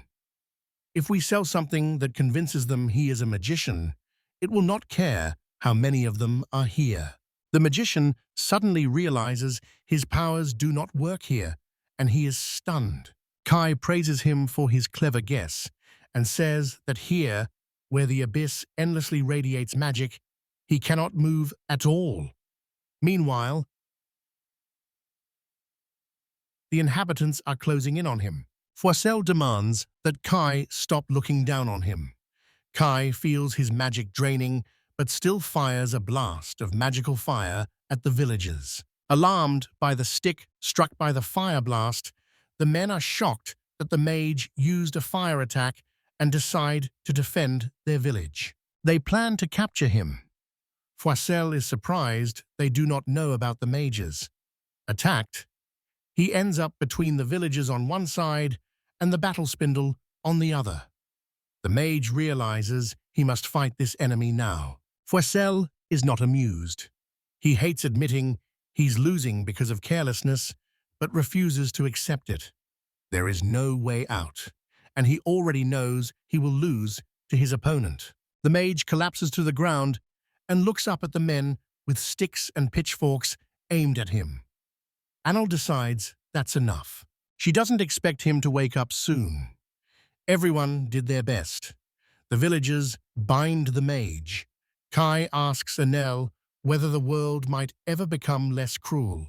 Anel says it might. They try to explain that sometimes a person is more dangerous than a monster, and Kai says she is not sure that was the right thing to do, adding that if the world stayed peaceful, it would not seem as bright. The girl reassures him that everything is fine, and tells him to just do what he thinks is right. Kai thanks Enel. Night falls. Sarah asks how Kai managed to defeat the mage. Kai credits his strategy. Yuri asks what Kai plans to do with him. Kai wants to leave him somewhere. The young man says somewhere refers to a place outside the village, and he believes it will be quite far. Kai praises Ibis, saying she must be tired from using magic non-stop. Ibis replies that she is not tired, but feels useless because she could not fulfill his request. Kai calms her, saying the enemy was just more persistent and that she is the best, whose help allowed him to save everyone. Ibis asks again if she really is the best. Kai says yes, and Ibis asks for a hug, surprising Kai, and Ibis explains the hug will calm her and make her feel better. Kai pulls Ibis into a tight shoulder hug, and she clings to him with both arms, purring with pleasure. Someone whistles. Princess Yeri thanks Kai for saving her, and he admits half his actions were just whims, and asks whether they have anywhere to go after everything that happened. He says he'll take them to the island if they have nowhere else to go, but he can't force them because even he struggles to survive there despite his ability. Yuri admits honestly that they have nowhere to go and nothing to return to, so she asks that they be made her slaves. The princess warns that as slaves they will belong to them. The people of this city will not be able to rely on them. Kai laughs and says he's not really a merchant. Yuri doesn't know how to respond, and Sarah looks surprised. Kai explains they live on a no-man's island in the middle of nowhere, an uncharted land that takes everything you have just to survive. He asks the princess if they'll do it. Someone says a no-man's island is the best place to hide, and Yuri asks what kind of place it is. Kai replies there are rivers and forests, and the girl notes that means good soil and a water source. The princess says Kai really doesn't know the Principality of Mondial, a country people call many things, like one with almost no wizards, one with nothing to gain from an attack, or one where everyone is a farmer. Kai was sure it was a big country. Yuri said it was fun and called it a no-man's island, then suggested they should start planning. The boy wanted her to promise something. The girl assured him she would do anything. He tells them revenge is strictly forbidden and asks them to forget everything about the empire and see this as a rebirth. If they cannot keep their promise, he will not give them the island. Yuri listens closely and promises she no longer thinks about revenge, adding that even if the thought returns, there is no one left to celebrate it, so it feels pointless. And Kai calls Ibis home while offering his hand to Yuri. They link hands again and are transported to a new place farther north, and one of them is amazed by the mysterious power. A path opens before them through the forest, and a sign points north. Kai warns that leaving will put them on an island and asks the newcomers to get along with the two girls who live there. They finally reach the north. Ibis sighs from fatigue. Sarah jumps, and everyone reacts with surprise. Kai announces this is no man's island and asks whether they are disappointed that there is nothing here. Suddenly, a fox-eared girl attacks the young man, calls him "my lord," knocks him down, and pins him. Relieved he's finally back, Ren has tears on her face because she thought he would never return. Kai smiles, comforts her, and apologizes for making her sad.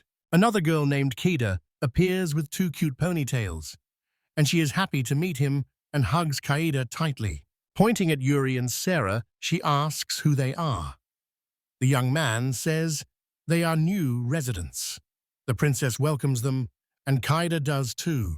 Sarah can hardly believe they are the only people on the island. She asks about their families and home country, and Kai says they have families but can't go back yet. Kai spreads his arms to show everyone there is nothing on the island. He says they are now the island's pioneers and will build fields, dig wells, and make houses, roads, gardens, and farms themselves. She declares they will create a country that will be a place for all of us to return to. Sarah says happily that her heart is dancing now. Ren confirms this was what was expected of my lord. Kiara adds she will help too. Ebis promises to follow her master because she is part of his family. Princess Yuri sighs with delight, loving that they can start over. They can put down roots beyond the flower vise. The girls hold hands tightly. Yuri calls out to Kai, taking his hand. She eagerly proposes they build a beautiful country where everyone will be happy, promising with a sparkle in her eyes to do everything she can to make that dream come true. Sarah smiles and says she will do her best as his wife, a role she has held since they began sharing a bed. And a slight surprise spreads as everyone whispers to each other. Magic in Bishan's hand moves so fast that only her fingers flash. One man asks the other whether she looks like a demon from the legends. He has never seen such strange magic before. Kaida replies that Abyss is not a demon, since the demons she learned about in school were terrifying, while Abyss-chan is very kind and gentle. She reveals that Ren-chan was an unexpected surprise when she arrived on the island. At that moment, Ren is chasing the battle Spindick. When asked if Ren is a beastman, Kaida says it doesn't matter who or what Ren is, only that she is strong and soft. And the girls, hugging Ren's fluffy tail, agree she is cute, gentle, and soft. Kai tells Abyss everything has been fine from the start. Abyss notices his shoes are very worn. Kai says he's worn them since he was 12 and wants them bigger. Kai realizes the problem isn't just his shoes, but also his clothes and tools. Abyss wants to get everyone's opinion. As a result, the young man decided to open the first meeting of the Islanders' Council and act as its chairman, Kai Haskvarna. He asked the villagers what they want. Some want meat, others want oil to cook new dishes, some want more toilets, others want a bath, and others ask for fishing and farm tools. Kai believes getting this immediately will solve the problem, but the plumbing will be tricky, and Yuri interrupts his thoughts. The princess lists 3 things needed to create a country: citizens, territory, and government. The island lacks them all. Kai figures the territory is the island itself, and control means fighting power. They have several mages, so the front should stay quiet. A young man realizes they do not have enough citizens. He asks Yuri if there is a quick way to increase the number of citizens. Yuri replies that there is. Kai suggests more military Huns are needed. Yuri smiles and says there is a more conventional, peaceful method and that it depends on Kai-sama's efforts. He clearly does not understand what is being discussed. Princess Yuri finally tells him to have children. A hush falls, and everyone turns to Kai, who is speechless. He asks again to confirm he heard correctly. Yuri says that if they're going to form a country, he will be its king. The princess adds that she has royal blood from the Principality of Mondial. Kai is surprised their conversation has reached this point. Yuri insists that if the boy accepts becoming king of their country, he must take responsibility for continuing the lineage, which is the same as increasing the townspeople, and is important. Kai hesitates, full of doubt, then says he understands what Yuri Cecilia's son means by this. She asks him to call her simply Yuri. He feels he has no idea what's going on in her head. Kaya suspects it's because she's royal, a sense of duty. It doesn't seem like her own choice. Yuri doesn't stop there. She decides to move in with him, which Kai finds a bit odd because the house is already a bit crowded and Abbas and Kaida, standing nearby, nod twice in agreement. Kai says their hut won't survive this winter and plans to build a new house, hoping someone can build one, and one of the girls says she can. The boy asks if she was a carpenter. She replies that it was her family, not her. The girl only knows how to build it. Kai asks her to help him build a hut before winter. They need homes for everyone, about 10 in all. He shakes her hand and says the raccoon warriors will help. Yuri thinks they do not need to build that many. Princess Yuri believes the king needs just one large palace, and that will be enough. Kai is amazed by how grandiose her thinking is. Yuri asks whether a bison and Renson are magicians. The young man replies that they are a magician in the guard, and that both will serve in the palace. They are both soldiers and citizens. Kai asks whether all the guards and those who want to serve in the army want a house of their own, and is told they can actually live in 2 rooms. Yuri thinks kindness is a virtue, but as a king, he must think more logically. After some thought, Kai concludes the girl is right. There are 14 people on the island, so a house for each person is not practical. The princess thinks one magnificent palace will be enough to start building the country, and Kai's eyes gleam with anticipation. Standing beneath a tree's spreading branches, Yuri dreams of a magnificent palace they can return to, and says they will live there with honor. Kai thinks she's right. Life will be harder, and people will be lonely if everyone lives separately. He decides their main goal must be to build a palace before winter. A boy tells Ainal they will build a palace and need materials. Here, 10 are spellless cast, and the girl congratulates Kai on the village reaching level 20. They arrive at a city where resources can be found.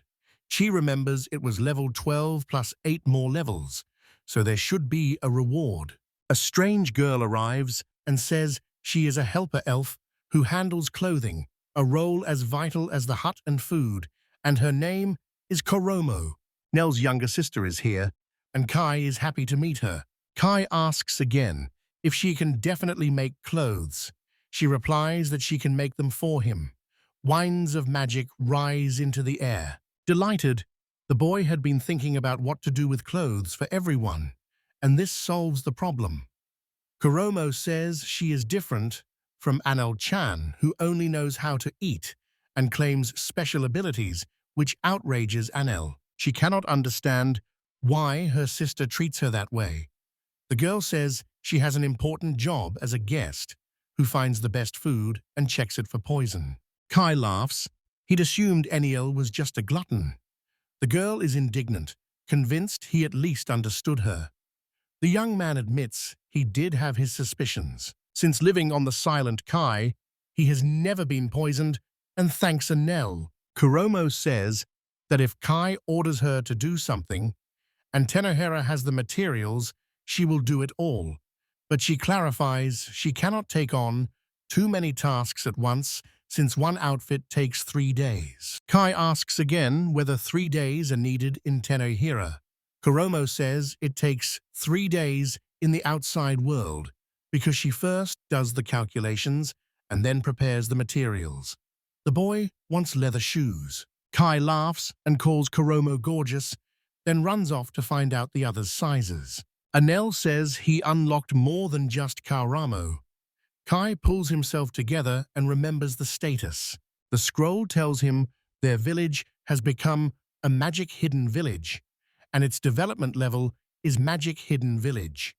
To reach the next level, the village must see the birth of a magician. Nell explains that because the mercenary leader repeatedly attacked the village, there are now no mages. The idea of magic has come to be seen as something that simply existed.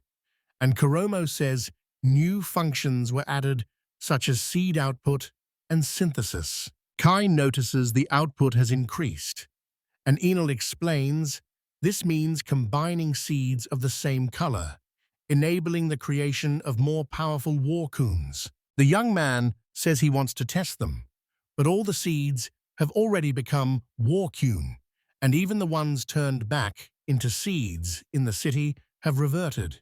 Enel says they will test them after they reach a new level. Kai reminds her that the condition for reaching the next level is the birth of a magus. And email says it could occur before he even knows what happened. While the Kunas were so careless, they set something on fire. Chromo measures the villagers' feet for shoes. 3 days later, the new shoes are ready. Kai thinks they are cool. Because of the water buffalo, the girl says the leather's texture is slightly different, describes exactly how she made the shoes, and in the end, Kai has to stop her. Kai tries them on. The girls watch him tie the laces, then ask whether he likes them. The boy is delighted because the shoes fit, and he thinks they are cool. The girls are happy for him. Kuramos says she was sure of it. Kai asks her to make the same pair of shoes with the same quality for others. Kuromo asks the boy whether she's more useful than Onicon. Enil tells her to stop comparing them. The new shoes squeak. Kai admires them, and the girls notice him smirking. Kai meets Sarah, who says everyone needs a will or running water for farming, and adds that if that is not possible, a pond or water pot will suffice. Kai thanks Sarah and wonders why they never thought of this before. He likes the idea. Now we need to find clay and make clay dishes, or preferably ceramic ones. Kaya is thinking about pottery. He thinks clay pots can store water, hold jugs, and be used to cook food. His knowledge comes only from TV. Kai thinks they're lucky to have someone familiar with the technology, but the girl says she has no idea. Kaya says she comes from a family of merchants and that her father used to take her to the pottery workshop just to watch, and she tells the girl her glaze-making skills are already helpful and they do not need to start with ceramics. Deciding to start with clay, the young man asks the best where to get it, but she has never seen anything like it and doesn't know. Kai reassures Abyss that there is nothing to worry about. There is no clay lying around on the road. First, Kai looks for a swampy spot. One of the girls can help him. They reach a river. She remembers Rhea saying clay forms where river silt piles up and that large trees do not grow near good clay. The Kunis bring some mud to Kai. Kai examines it and says the consistency isn't quite right. The Kunis talk thoughtfully among themselves in their own language. Kai doesn't understand their language and regrets not bringing Ren, who usually translates for him. He tries to show the Kuns how dirt should look, and they seem to understand. Abyss wonders whether the kids understood what Kui said. He figures they looked confident, so there's nothing to worry about. They have been walking along the river for quite some time, without finding anything. Kai suggests the girl look for clay on the rock surface. The Kun calls out happily, having brought a basket of clay. The Kunas brought many baskets of clay, spread it across the ground, and Kai thoughtfully squeezes it with his hand. Clay takes the shape of his clenched palm. He tells Abyss it is soft enough to shape easily. It will harden when fired and make a fine water jug. Abyss admires how much Kai knows. Kai says his knowledge is shallow and he regrets not studying more. The young man asks the Kunas to carry as much clay as they can while he brings some tenohira. Kai shows the girl the clay. She likes its pliability and stickiness.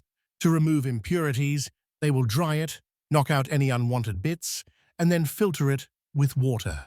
The girl asks where to set up the stove, and Enil explains that the locals use banana leaves as cooking utensils. Kai plans to install a stove he saw on TV with many chambers in a slanted tunnel and will light the fire near the bottom chamber. The girl says she understands the basics and is ready to begin. Another boy has built a bread oven before, so he can help. Kai says he is counting on them and asks Enel to seek help from the locals. Everyone is busy, they need clay and are forming bricks. Work is in full swing. A few days later, everything is ready. The ovens are built. The main part of the work is done. Kai wipes the sweat from his forehead. Now it believes the most important thing is grasping the principle. Just show the villagers what to do and how to do it, and they will learn quickly. Kai has an idea. Ren calls him and asks him to look at the funny plush animals. Kai thinks they are faster than he expected. Ren asks them to play together. The young man approves, but has a request for her. He asks Ren to go with him to Hira. Keita asks to go as well, and Kaya agrees and casts a spell. Holding hands, they arrive at the village. Kayaida holds her toys and admires how much the village has grown. Kai reports the wheat fields are finally ready, and the population has grown recently. Kaida falls silent, tears in her eyes, clutching the stuffed animals to her chest as she remembers her mother and father. Ren asks Kai if his hometown was big, and he says that if you walk along the pavement, you can come to the castle. Katie says she often went with her mother to meet her father, who worked at the castle. Katie was an only child. Kai promises he will find his hometown sooner or later. The girl knows it will not be easy, and she is counting on him. She thinks her parents cried when she went missing. The boy says she has kind parents. Nil asks if Kai is finished, then asks her to gather the villagers he needs to speak to. Kai says the real mage will make fire for them now, and he wants to watch their faces. Anol understands him. The young man tells Kaidi he isn't sure the ovens will hold up, so he'll heat them thoroughly first to remove moisture and bring the locals. Pointing at Ren, Enil tells everyone Ren is a famous hellfire mage and that they will use her magic to light the furnace. The villagers are surprised that the girl with animal ears is a sorceress and ask her to teach them. Everyone expects Ren will succeed. Kai asks her not to use a strong flame and to just light the stove for him. Ren agrees and lights a tiny flame on her fingertip. The flames grow as Rin's magic takes hold. There are cries of delight.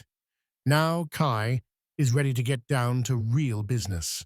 The island is busy. Kaidi and the others are carefully shaping clay. Yuri finds it difficult. Kaidi is surprised she can do it so easily.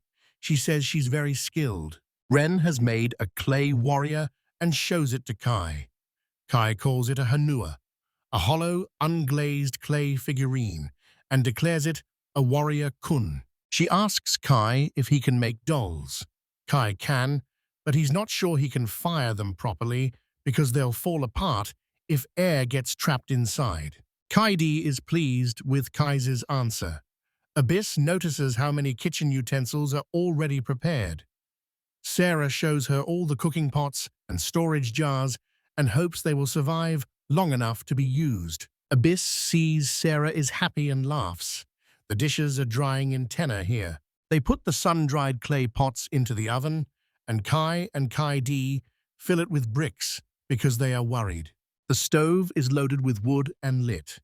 Inal and Kai confirm to each other that everything is going according to plan. LA tells the boy it's been 10 hours, and they should take the dishes out soon. She asks whether they should turn up the heat.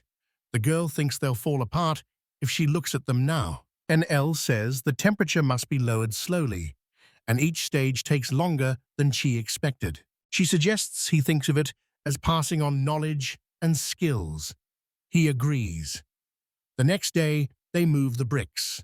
Kai peers into the oven and finds the pots less burnt than he expected. Tidy worries about her flower pot, and Ren is curious about her warrior gun. Enail congratulates Kai. The girl says this will make the village the birthplace of ceramics. Kai thinks she is exaggerating, but is pleased. Everyone laughs, holding the dishes, the warrior kun, and the flower pot. Kai is reminded that all the dishes still need to be glazed, and he knows the path of ceramics is not easy. Shovels can be heard from the pit. The coupons dig a hole. Kai asks whether it's working. The coupons reply, and Ren translates. They are not doing very well. She asks the young man why they need a well when they have jugs. Kai says there is a big difference. He believes the island must become self-sufficient and stop depending on Tenohira. Everything would fall apart if anything happened to him. Ren is always there to support him. KD asks Kay to follow her so she can show something to her brother. Leading him and Ren to the clay shed, she shows the piece she once fired for the village. The girl holds a clay doll. Kai asks whether she made it herself. Kaede says she did. Her plan is to make it move so it can help build the castle. First, it must be fired, or it will fall apart. Kaede sneezes and rubs her throat. Kai realizes Kaede has a cold. Kaede says her throat was a little sore when she woke up, but now it's fine. The young man asks Ren to stay with Kaede and touches the clay doll with Tenohira's spell. He is taken to the village with the doll. Kai tells Enel he intends to burn him. The girl points out he is quite large and says she will ask the villagers about it. Kuromo says the locals' skills are improving fast because Alamila blessed this world. She offers Kai a cup of tea. The young man notes the doll's difficult shape, but Anal is confident they can handle it. Pottery production has soared after they made many pots and pieces of cutlery. Kai asks Ino why Sarah is so happy, and El jokes that most of life's joys come from good food. Kai wonders if that's really true. Sarah turns, sees him, and calls to him. When she asks him to bring more food, Kai apologizes and asks what he forgot. Sarah insists he hasn't forgotten anything, but she wants to replace a staple of their diet. Kai gives a surprised gasp. He laughs that they can finally say goodbye to the potatoes, and Sarah laughs with him. She asks him to help when he has time, and the young man thinks it's a great idea. The table shows the products they had, what they took from the scorpion, and the items they began to grow in Tenohira. Kai says it would be great if they could harvest the island. Sarah agrees. The young man tells her they even have wheat flour now. Opening the bag of flour, Sarah holds it up to Kai, her eyes asking without words. She wonders if it is really wheat flour. Kai asks what is wrong. The girl says it is completely white. Sarah says it should be brownish and not so finely ground. She wonders how Kai did it. The boy says he bought the wheat in the city and simply ground it with a regular water wheel and millstone. Tenohira's spell transported Kai to Anal, and she suspects it was distorted by Kai Kagan's unusual perception. She believes the flour is white only because Kai does, so the wheat flour, which contains wheat husks that turn brown when mixed with yeast, turned white. Kai is surprised that his perception determines everything, and he now uses eggs as an example. The girl asks whether it is okay to eat raw eggs as long as they are fresh. The boy nods, and she then asks how to know for sure whether the chicken was healthy. This suggests natural safety is doubtful. The eggs, brought recently, are already products of Kai's warped ideas, so they are considered safe. The young man is tired of the explanation. Kai knew this world had broken rules, but he did not realize things were going well because his knowledge was superficial. He realizes he knows a lot, but only on the surface, and the young man regrets not studying more and cannot tell if that is good or bad. Tai returns to Sarah and confirms it is wheat flour. Sarah says she has never seen flour ground this finely and believes it must be high quality. Sarah suggests making bread. Kai volunteers to crack the eggs. Sarah asks him if they really put eggs in bread dough. Kai says they don't. Kai thinks he made the same mistake again. Sarah says they have no baking powder for the bread, so it will not rise. The boy wonders what baking powder is. He thinks Sarah may have meant bread yeast. The girl says she needs to knead the dough and then leave it.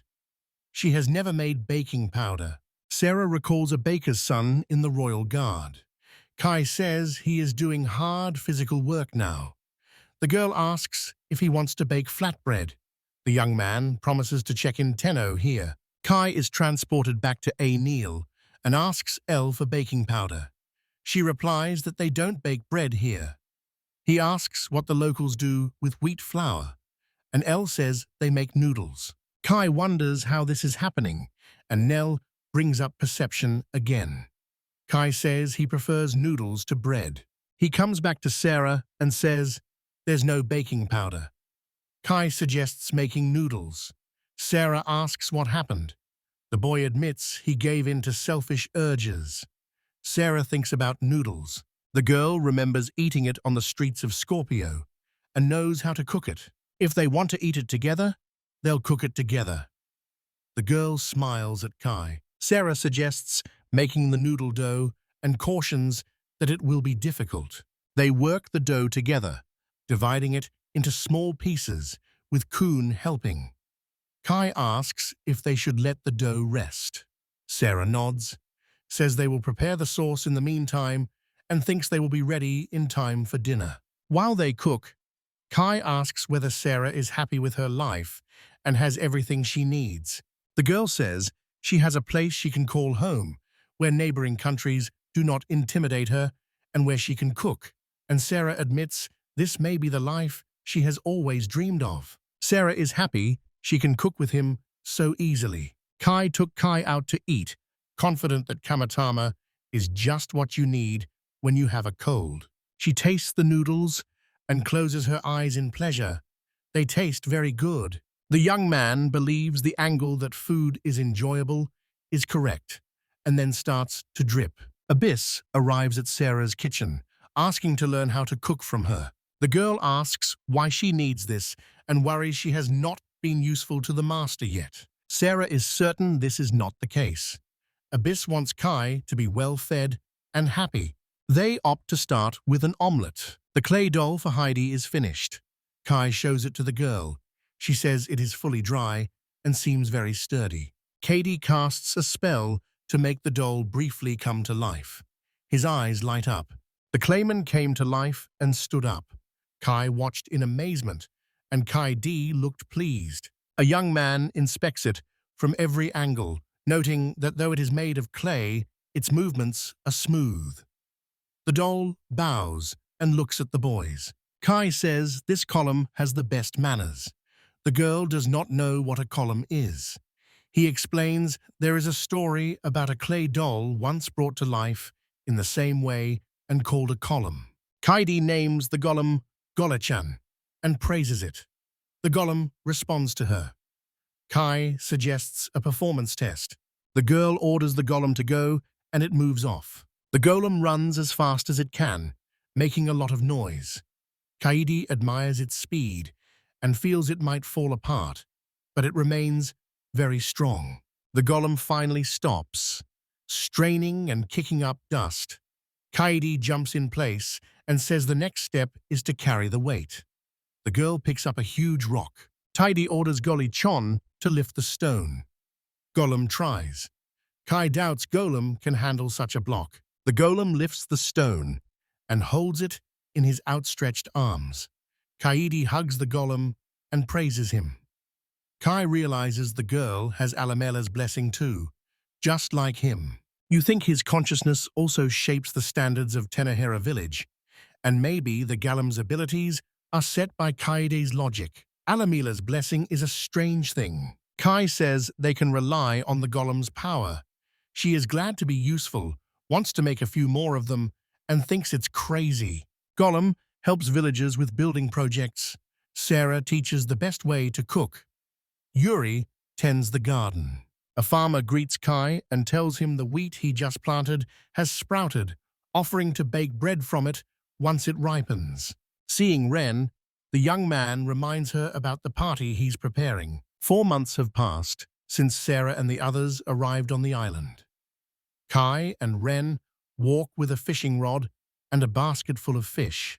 On the way, they meet Kaid, who is looking for him. Their castle is ready. Everyone is gathered for the party. Kai has brought fish, and Ren asks him how often he fishes. Sarah tells Kai he should have gone first because he's the party's star. He apologizes, Abyss calls out to him.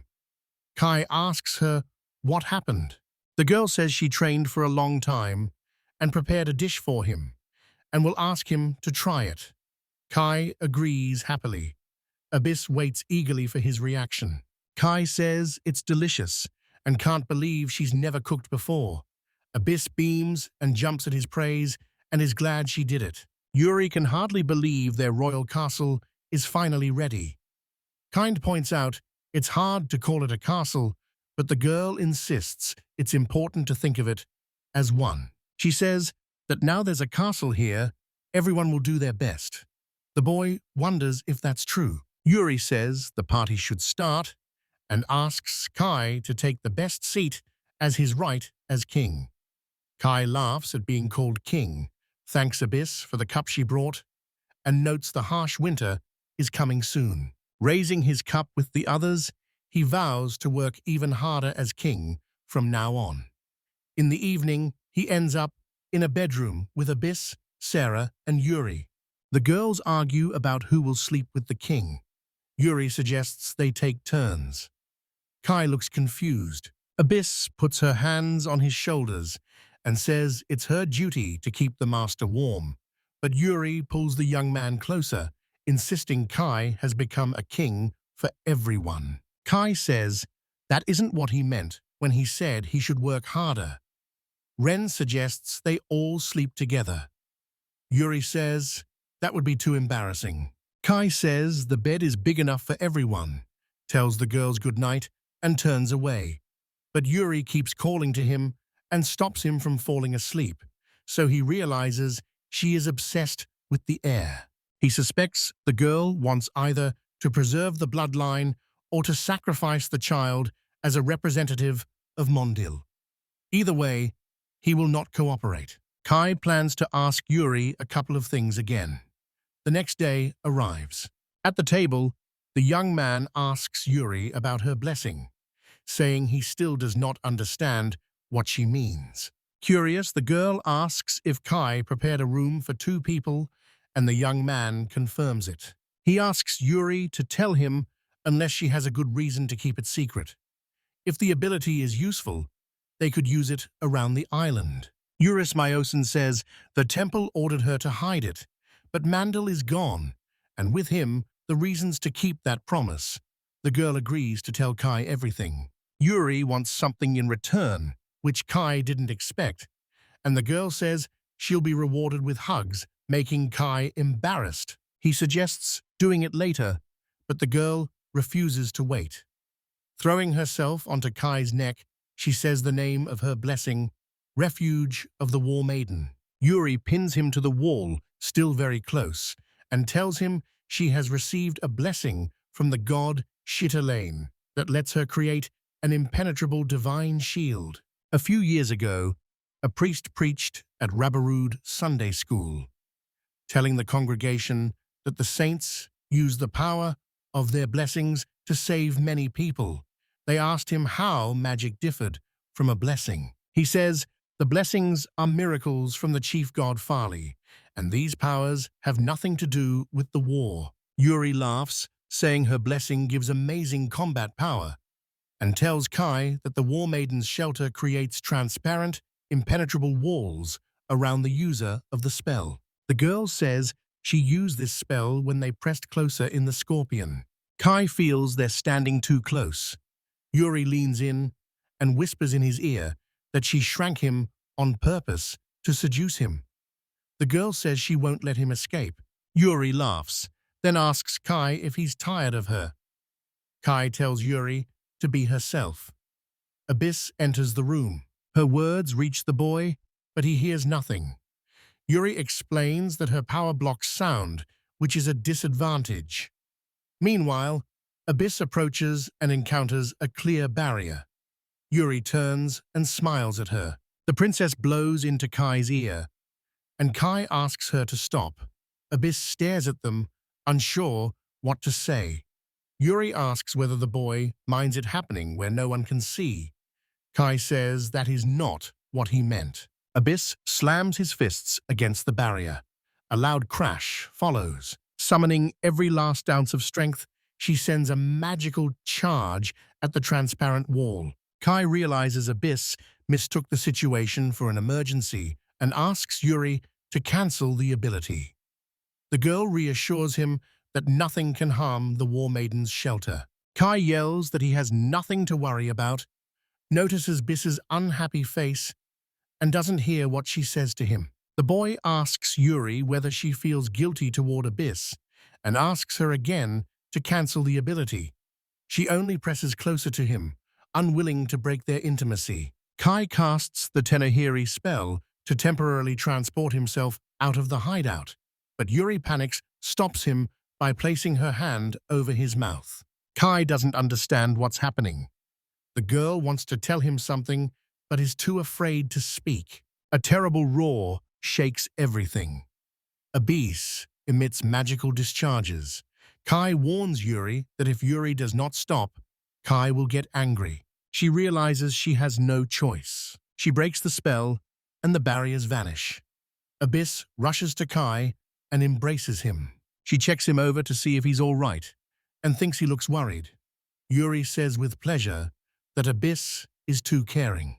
She warns that if Abyss keeps acting like this, Kai will grow tired of her, and asks whether Abyss is a mage. Yuri says mages are the country's fighting force, reminds them they are needed in battle, and understands Kai has special feelings for Abyss. She says that, as king, he must not let his feelings control him.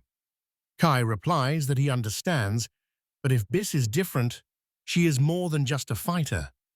The girl asks who Biss is to him. The young man says that first and foremost, Abyss is family. Yuri replies that means she and Sarah are his family too. Yuri is not against it. A bisexual person can become a legal wife, but then Kai will have to take him and Sarah in too. Kai tells the girl they are not in that kind of relationship. Yuri is baffled. Kai says the magician just likes to cuddle. Kai says he has no interest in a relationship with either her or Sarah right now. Abyss gently tugs his sleeve and asks whether he is tired of her. Kai meets her gaze and replies he will never grow tired of her. He tells her to keep being herself. Noticing Abyss's sighs and relief, Yuri watches them hug and thinks Kai is being overprotective too. Sarah and Tukuna burst into the room. Sarah worries whether Kai is okay. The girl reports a strong, negative magical reaction here a second ago. The boy tells her not to worry. Sarah says it made her nervous. Yuri asks if he can ask Kaya a question. She says she has never heard of his blessing, the power to create a village only he can enter. Yuri thought this power was more than amazing and knew God Farley's religion hides many secrets. She asks Kai to reveal his secret. He replies that now that they live here, he can no longer hide the truth about this island. The young man warns that they will never forget this, and if the temple learns they know everything, they could be killed. Sarah and Yuri exchange a determined look. Kai says he has received a blessing from God Alamila. The temple regards him as an evil god, and only a few saints in the temple itself know about him. He reveals the secret. Children blessed by Alamila are exiled to this island, leaving the girls stunned. Kai says he was captured during the ceremony and thrown onto this island. At first, the island was overrun with monsters, so he and Kaidi were expected to die like the other children thrown here before him. They talk about Kaidi's remarkable powers. Kai says she can animate dolls and golems. Yuri mentions the god Farley and the 13 minor gods, including the evil god. The young man asks to hear him. He explains that the temple revealed 3 gods, Luke, the god of light, Idea, the goddess of truth, and Medina, the goddess of healing. The book written by his father, who was a priest, listed the names of the other 7 gods. The last 3 weren't even in his father's book. Kai suspects they were deliberately hidden. The young man thinks Alamila was either one of the last 3 gods or not connected to them at all, and Sarah leans toward the latter. She thinks that if they went into exile to hide the existence of an evil god, then he cannot be one of the 13. Yuri says that in Mundiali, several temples were part of everyday life. She says the blessing ceremony is only held in large cities to find and train children blessed by Alamela. They conclude the priest in the black robe, known as the Inquisitor, is probably passing judgment. Yuri remembers someone familiar from the ceremony. Sarah has an epiphany. She knows that if they find anyone else blessed by Alamela, they will send them to the island. Kai says it doesn't happen all the time, only in spring. Abyss adds a large ship will arrive and throw the children out.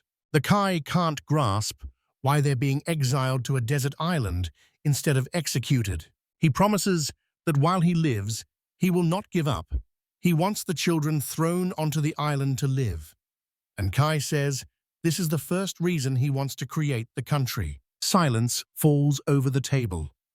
They agree that if the temple discovers that people with the Alamila's blessing are still alive, there is no telling what they will do. They can stay on the island and do nothing or send an army, but they know that if the temple becomes their enemy, it will be their strongest foe. Yuri thinks they must strengthen their country. Kai agrees with her. The young man goes into his room, stretches, lies down in bed, and thinks about the powerful country. Kai believes that if you are weak, you cannot defend your right to life. He decides that when the time comes, he will have no regrets. The young man cries out in surprise, finally noticing Abyss lying next to him.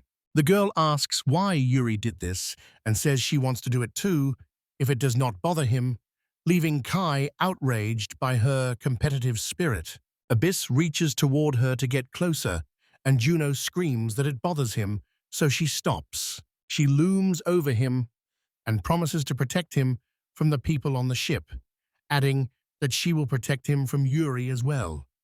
Kai laughs and thanks her. The young man has no idea what Yuri is thinking. She brought everyone together for him and is also looking out for his future. Kai asks Abyss not to be angry with him and says they must make the country stronger, and the young man thinks about strength and fighting power while the Kuns carry a basket of fruit somewhere and chat. Kai visits Enel. He asks if she has anything suitable to use as a weapon for the warrior Kun. The girl names who it would be used against. The youth replies that it's worse against humans, saying the Kunas will have a hard time against archers, and Kyla notes they still have no iron. An eel reports that knives and farming tools are now common among the villagers, and traveling merchants have begun to arrive, which does not greatly surprise Kaid. The young man grew fascinated by the traveling merchants. Kai will check on this village later, apologizes for not being able to give him items made outside the village, and asks him to check the announcement scroll. The girl asks if he has tried seed fusion, which Kai is hearing about for the first time. And Eno suggests trying it to expand the variety of warriors. Kai cups 2 red seeds in his palm and casts a spell. They collapse into a single glowing seed. The boy shows a Nila-purple seed and asks what will grow from it. She isn't sure, but assumes it will become something useful. Kai rushes to Enel carrying Kun, saying the purple seed produced a warrior and that next time he wants to try 2 purple seeds, and the girl congratulates him. Enel announces that religion has appeared in the village. Kai can hardly believe his ears. Kai sees Tenohira not as a pioneer village, but as a village of unmatched size, and suddenly notices a shop ahead. The girl hears the door creak, turns to greet the person entering, but no one is there. Outside, she looks around and thinks it's just the wind. Emergent enters, greets her, and offers help and supplies. The girl says she felt someone nearby. Strange things are happening in the village. She is certain the noise will return. The hole suddenly lifts and hangs in the air. The door creaks. Someone knocks, then stops. Congratulations, Kai, on introducing religion to the village. Kai looks surprised as the girl says, Villagers have started reporting floating objects, doors opening on their own, and food supplies going missing. The young man asks how this became a religion. Annie admits she is involved in it. He asks whether the villagers truly worship Kai, the elf of mischief, or see him as an evil god. Amiel told the villagers that because Kai brought items for everyone, the village was able to develop so much, and the boy freezes. Kai is unsure whether he should tell everyone that the village is a world created by his ability. Ellery tells him she didn't say much, and Quoromo says the villagers won't understand anything, even if you try to teach them. Kai explains whether the village will disappear after his death and wants the villagers to remain unaware that their world exists because of his ability. The girls say he must try to live a long life and promise to help him. The three join hands, and Ella says that she and the other villagers share their lives with his. Kai hopes one day he can show them the world beyond the village, and Elle says the statue will be unveiled soon.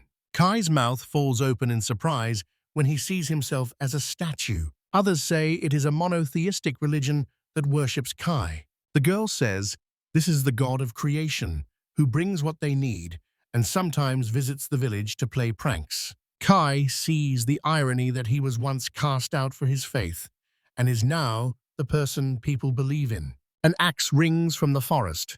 Kun is chopping a tree. The young man thinks even a stone axe is no match for a warrior like Kun. Kade tells him the king's guard needs a sickle to harvest wheat.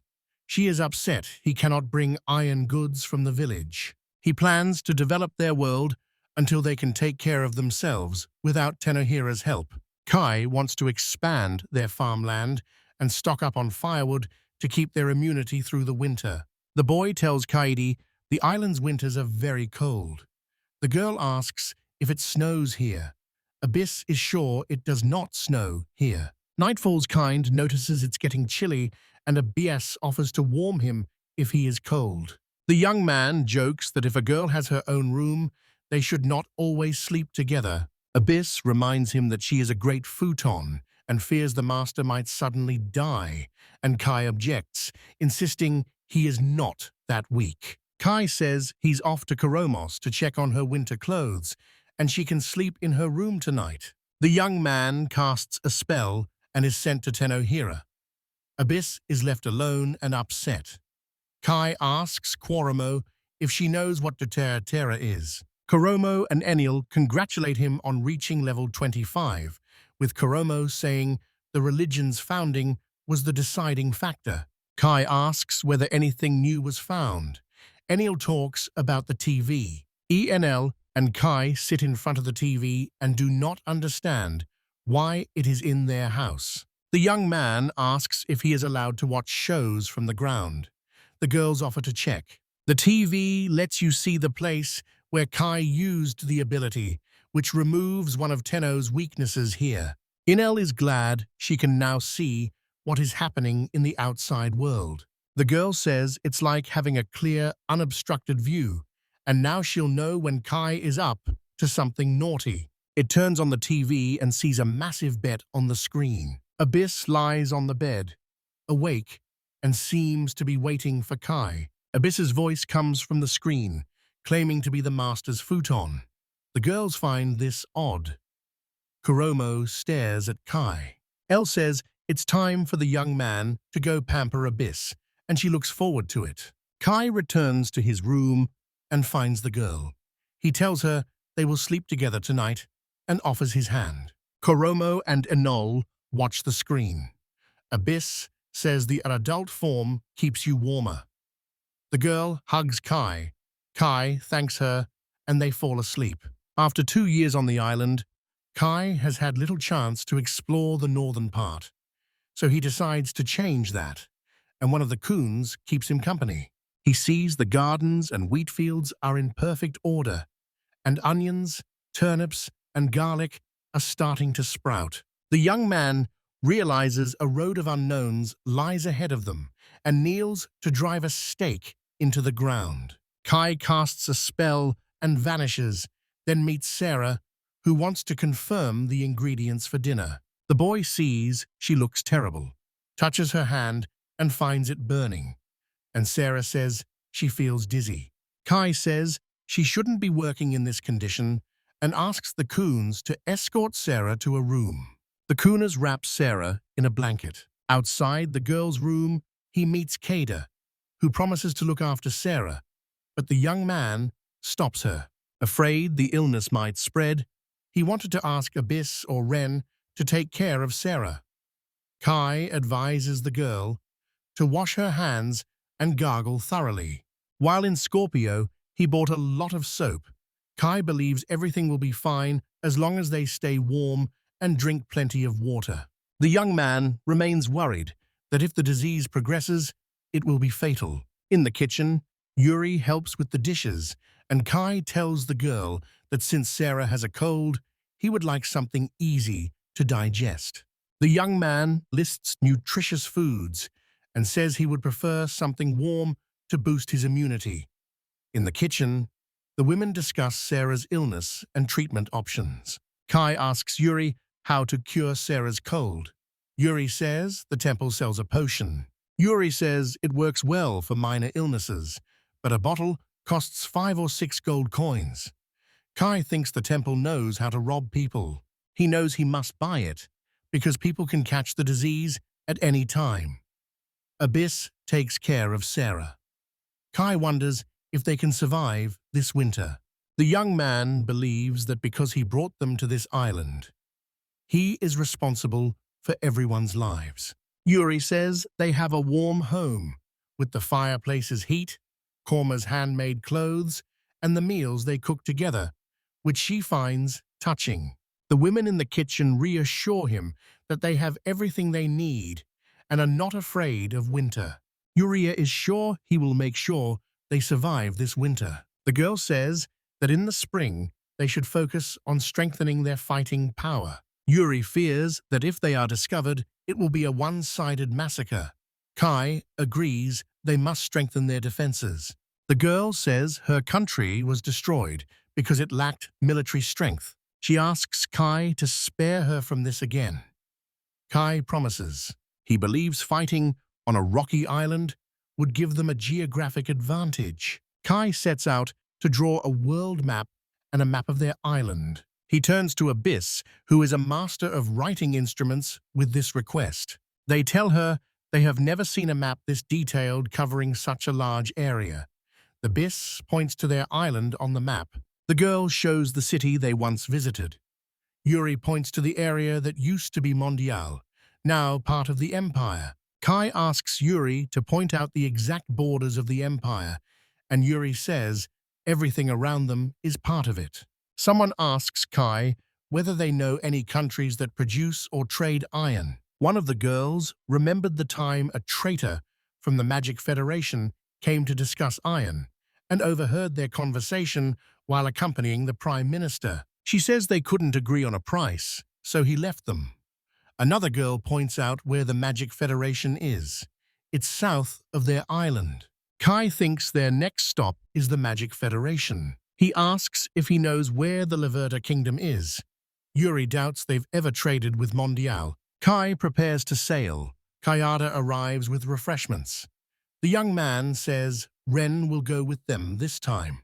The girl asks to come with you and promises to be useful. Ren thinks Cade prefers to find her family alone. Kai thinks they can't bring her along. He promises to show her the city. Kai explains the pioneer village and the pegs. The girl can walk from the island to the city through the pioneer village. Katie's hometown is there. The girl thinks of Kai and says she will wait for him. Ren is confident she must do everything she can to help. Kaya thinks it's colder today, so she'll stay warm and drink plenty.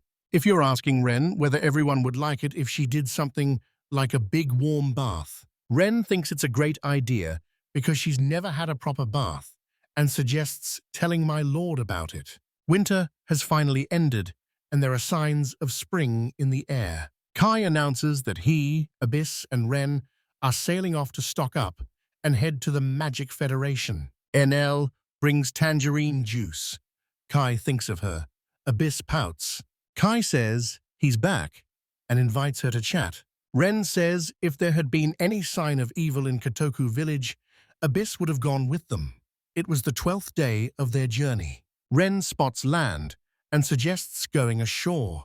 There is no pier, so they decide to walk along the coastline. They see a mountain when he says he can smell monsters. Kai asks Abyss to climb to the cliff top and drive a stake into the ground. The girl soars into the air, and from up there, the whole village of Kotoku looks like it's in the palm of your hand. Abyss says the nearest town is half a day's walk away. Kai asks the girls to help him climb the mountain. Ren promises to fry the monster if needed. They climb the cliff. At the top, Kai says it wasn't necessary for everyone to climb together. He says he'll perform a phase transition on their hands, just like last time. Ren calls that cruel and says once she drives the stake in, she'll give the signal. The girls leave him with the warrior coon and walk away. They ran in a bit and saw huge monkeys rushing toward them. They combine their magical blasts and unleash them on the monsters, defeating them. Lightning flashes on the horizon, and Kai and Warrior Kun recognize it as a sign. He thinks of the girls. A bit says there were more monsters than she had thought. The young man finds that despite the dense forest, it is easier to walk through. They walk through this forest. Kai says the cities have become quite unsafe lately. He realizes they're going in circles. Ren reassures him they'll reach the top soon, but Kai thinks they're lost. The boys suggest finding a place to camp. A red notice is falling from the sky. Kai thinks a large bird is coming toward them, and the girl does not see it as a monster because she senses no intent to attack. They can't look away from the creature. It's half bird, half man. The creature asks if they know the mountain is a forbidden area. Kai says they did not know and explains they sailed from other islands. The young man says they were looking for a city and thought climbing the mountain would lead them to it immediately. The half-man asks if they are lost. The creature asks Kai to explain something to her. Kai is ready to do it. Pointing at the girls, she asks whether they are slaves. The young man says they are his family. Kai insists that Ren and Abyss are not beast miner slaves. The creature clarifies who he is. The half-man asks Kai about their plans. Kai says they were going to stop near the summit and then look for cities. The half-man invites them to his village. She points out the village right inside the mountain. Kai thinks it looks less scary than a baize. The creature offers them a place to stay for the night. The young man agrees, gives his name, and introduces his companions and the Kun warriors. The creature reveals itself as a siren named Rebel and tells them to follow her. Tai remembers reading about sirens in a book from his father's archives, but he's never seen one in person. Ripple asks if she looks strange to a traveler. Serena says the mountain has become a sanctuary for them. Most people in the village have never seen outsiders. All the villagers keep it secret. Kai is worried whether things will be okay with Rival because she told them everything. Serena says he is a good person. The young man thinks she is naive. Ripple asks them to wait a moment. Kai looks around and thinks this village is run down. Ren thinks they should refuse the invitation, but the young man disagrees because this is how they will thank them for saving him. Ripple returns and asks us to explain the situation to our parents and to go through. Kai explains they came from across the sea and that Ren and Abyss are not his slaves. The sirens offer them a good rest, and Kai thanks them. Kai wonders what kind of village this is and why Rebo is the only girl here. Kai thinks Seren says they can rest here. Ren and Abyss are mistaken for slaves again, and they insist they are family, not servants. Rebel claims they are beastmen. Kai seems like a decent person, so he managed to tame them. The young man notices the sirens and realizes that although they live in secret, they do not seem afraid of strangers. Villagers hide the village's existence, but nothing inside is secret. He notices something like coal under his feet and picks it up. Holding it in his palm, he finds it too heavy to be a stone, thinks it might be iron, and looks around for other stones. Sierra notices he's interested in the stone. Kai asks how it got there. Siren says they found this iron stone while plowing the land, and the young man offers to trade it for something of equal value. Siren says he already promised it to someone else. Kai is sure his offer will be more profitable. Siren refuses him because he gave his word to someone else and cannot break it. The young man wonders why the deal matters so much to the Siren and where the other village girls are. Rabal has prepared wheat porridge for them. The friends are surprised to find only plain water instead of wheat porridge, but they pretend everything is fine out of politeness. Kai gives Rebel a sweet potato to say thank you, and Rebel plans to eat it with the others. Tai and Ren agree it's good they left Katie behind, even though she acts mature. The evening porridge was too salty. A siren wakes them in the middle of the night and tells them they must leave. She says they decided to move them closer to the city because people are not allowed in this village. Ripple requests that the city's residents be told nothing about them. She says she'll wait until they come down. Kai takes out a pot of sweet potatoes. He wants to please the bird people, so now they will not need food for a long time. Sirens below are standing by and warn them that there will be some shaking. During the flight, the friends are frightened and avoid looking down. Once on the ground, Abyss says it was fun, and Kai is speechless with horror. Rebel says goodbye and asks them not to mention them. Kai, thank you for everything. Sirens turn toward the city and fly off. As they say goodbye, Kai shouts to Rebel that a gift is waiting for her at home. Friends are on their way to the city. Kai offers the girls a snack first. They discover that Zax is one of the 4 pilgrimage sites of Feria's teachings, so pilgrims from all over the world gather here every day.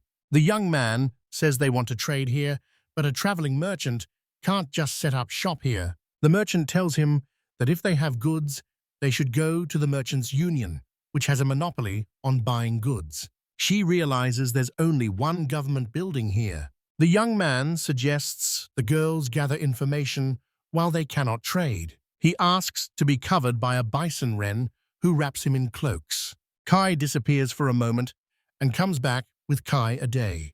The girl is glad she has never left the island. Kai tells her the city in front of her is Zax and asks whether she remembers anything, and Kai Denad's, the young man, suggests finding someone who knows more and asking him. Kai led the girls into the Traders' Union Street and said they could look for information and do some trading there.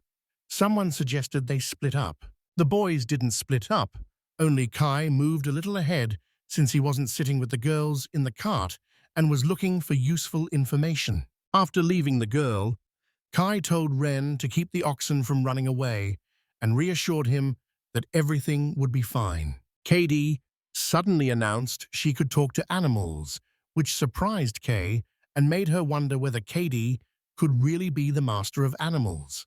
Kai noticed a man who looked businesslike for that era, and the boy assumed he was a member of the Traders' Union.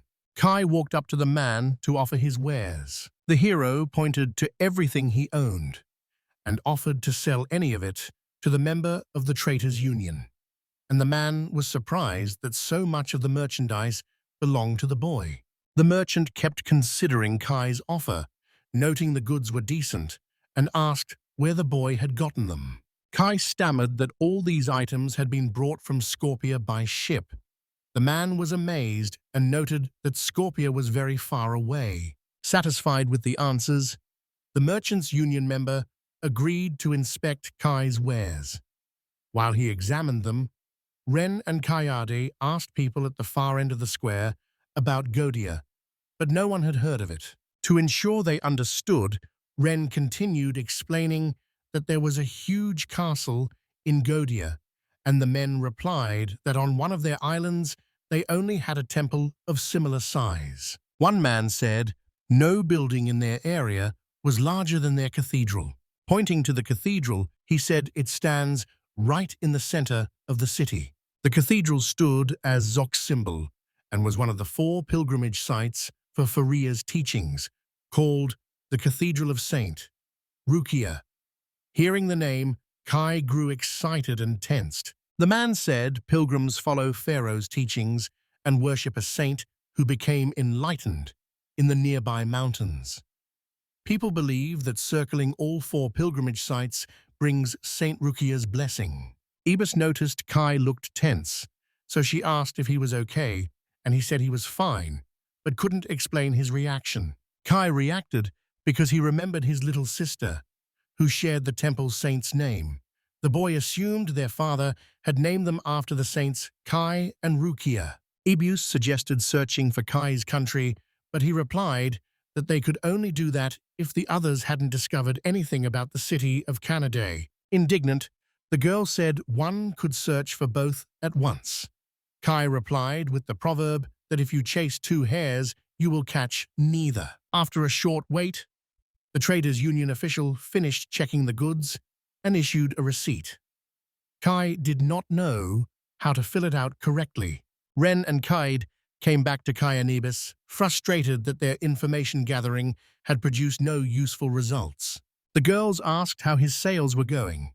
Kai said he had managed to sell ordinary tangerines at the price of rare artifacts, and the fruits had become a luxury. Kai said he kept at it today and managed to earn enough to build a new house. Ibis was surprised and asked whether they could buy a house then.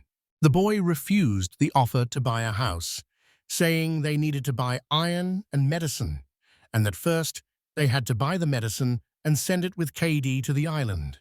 The hero said they would begin gathering information in earnest as soon as the money changed hands. They walked through the city asking everyone they met, but no one gave them the information they needed. Only the pilgrims who had paused to rest thought about it when they heard of Godia.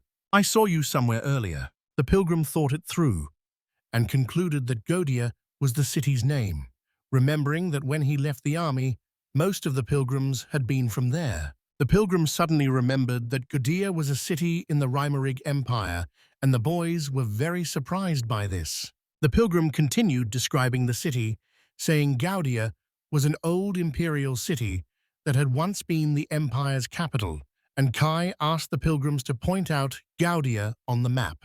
The wanderer admitted he could not remember the exact spot, but pointed to the general area, and Kai thanked him for his help. Grateful, Ren gave the pilgrims some supplies. Kai, delighted, told Kaide they were finally on the trail. The girl looked confused, as if she didn't believe a good outcome was possible. Cade asked politely if she would meet her mum and dad. Kai told her that, though not right away, they would find someone from the Empire who they could follow to that country. The girl thanked Kai with joyful tears and called him her brother, filled with hope. The hero realized they had already made progress in finding the truth. The boys got medicine at the temple and sent it to the island with Kaed. The next day, the boys were without Ren, who had stayed behind to wait for them in the village of Kitoku. When Kai asked where he could buy iron, the traders' union member gave an ambiguous answer, leaving Kai both scared and surprised.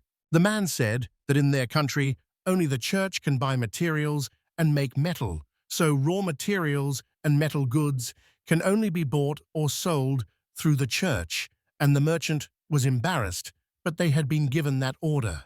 Kai cautiously began to wonder whether their state truly held a monopoly on iron production, since it very much resembled a religious state. The man whispered that the boy was right, but it was better not to say it aloud. The merchant also mentioned that their church has ties to many regional leaders across the Monty Federation's islands, but they keep it secret. The man told Kai to ask the representatives of the church's trading company about it directly. The hero thanked him.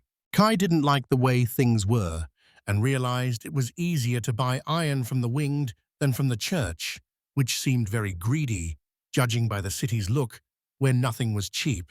The next day, Ibis stayed to watch the hotel room since she looked like a demon and could not be brought into the temple. At the temple, Kai approached people and asked to buy just one thing from each. The hero was told to go to the city market.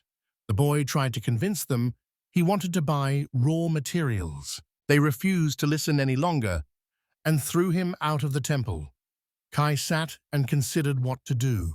The harnessed horses halted beside the boy, sitting at the foot of the temple. Kai assumed the cart belonged to the church. The temple officials announced that someone had arrived and the bishop had to be informed. The hero was alarmed. Kai saw a vase in the cart and recognized it. The boy said it was the vase he had left in the village of Rebel A as a token of gratitude.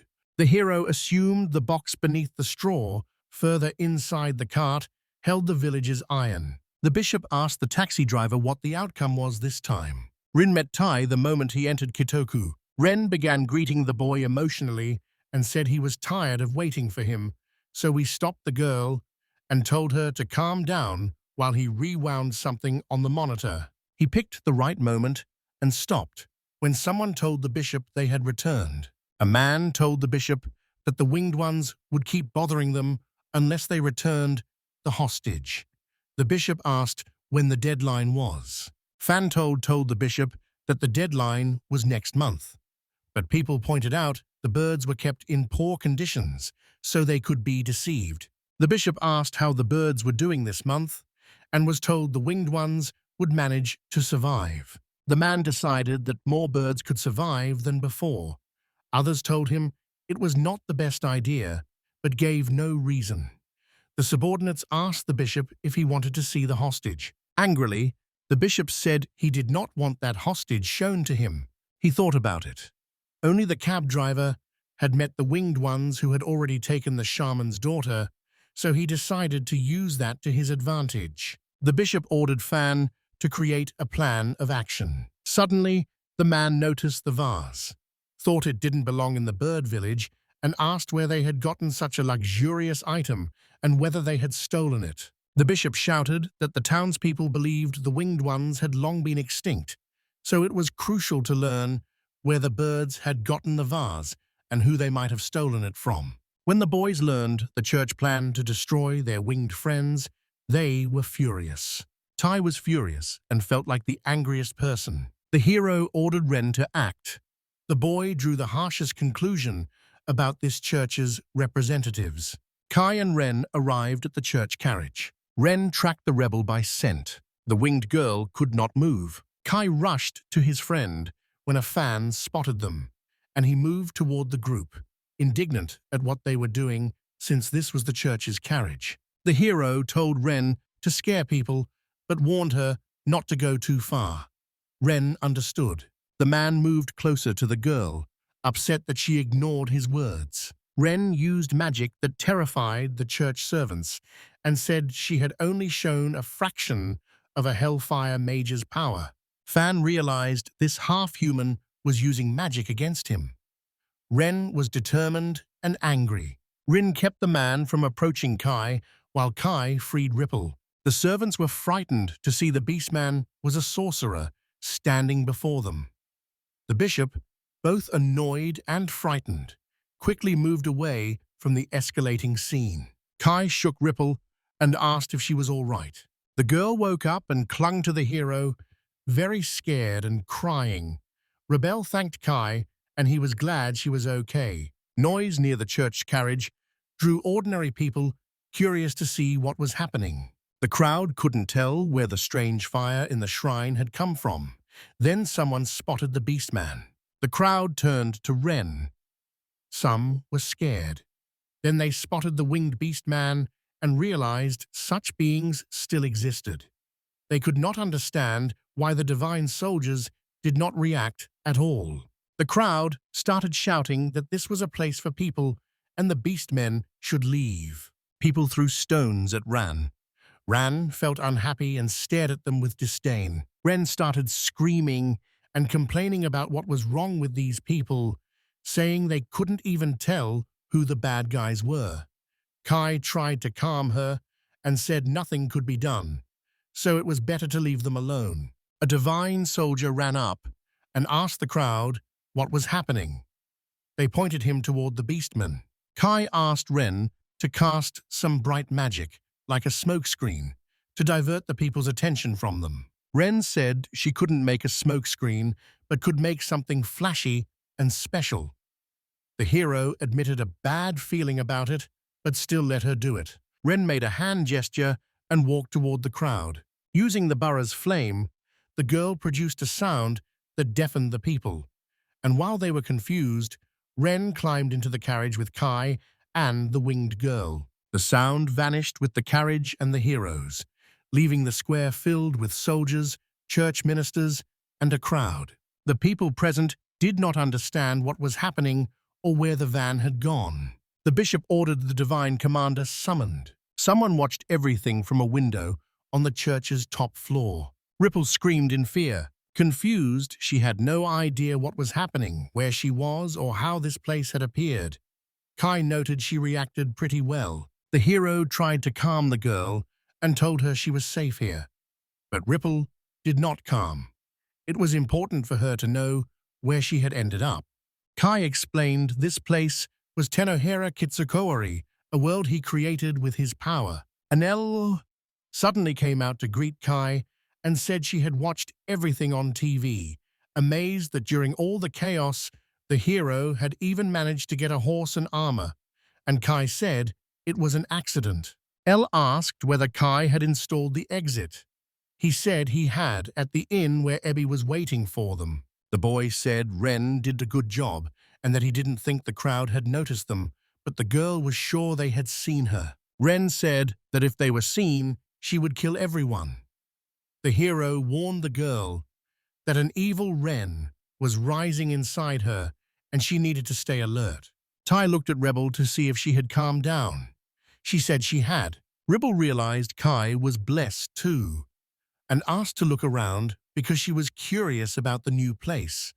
But the boy asked to wait a little because he wanted to get back to the hotel before things got out of hand. He brought the girl along, and she seemed confused. The guys head back to the hotel to see Ibby. She greeted them. Ripple felt scared again when she found herself in a new place, and Ibby tried to calm her by saying they were now in the city. Kai asked the girl what had happened in their village. Ribble said that after the boys left, a man from the temple came to their village to collect iron, inspected what they had gathered that month, and ordered it loaded onto the cart at the foot of the mountain.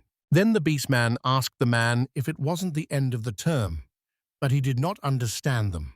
The birds said there were still a few days until the deadline, but it took them a year to collect the required amount, and the whole village is already at its physical limit, so taking iron from them is enough.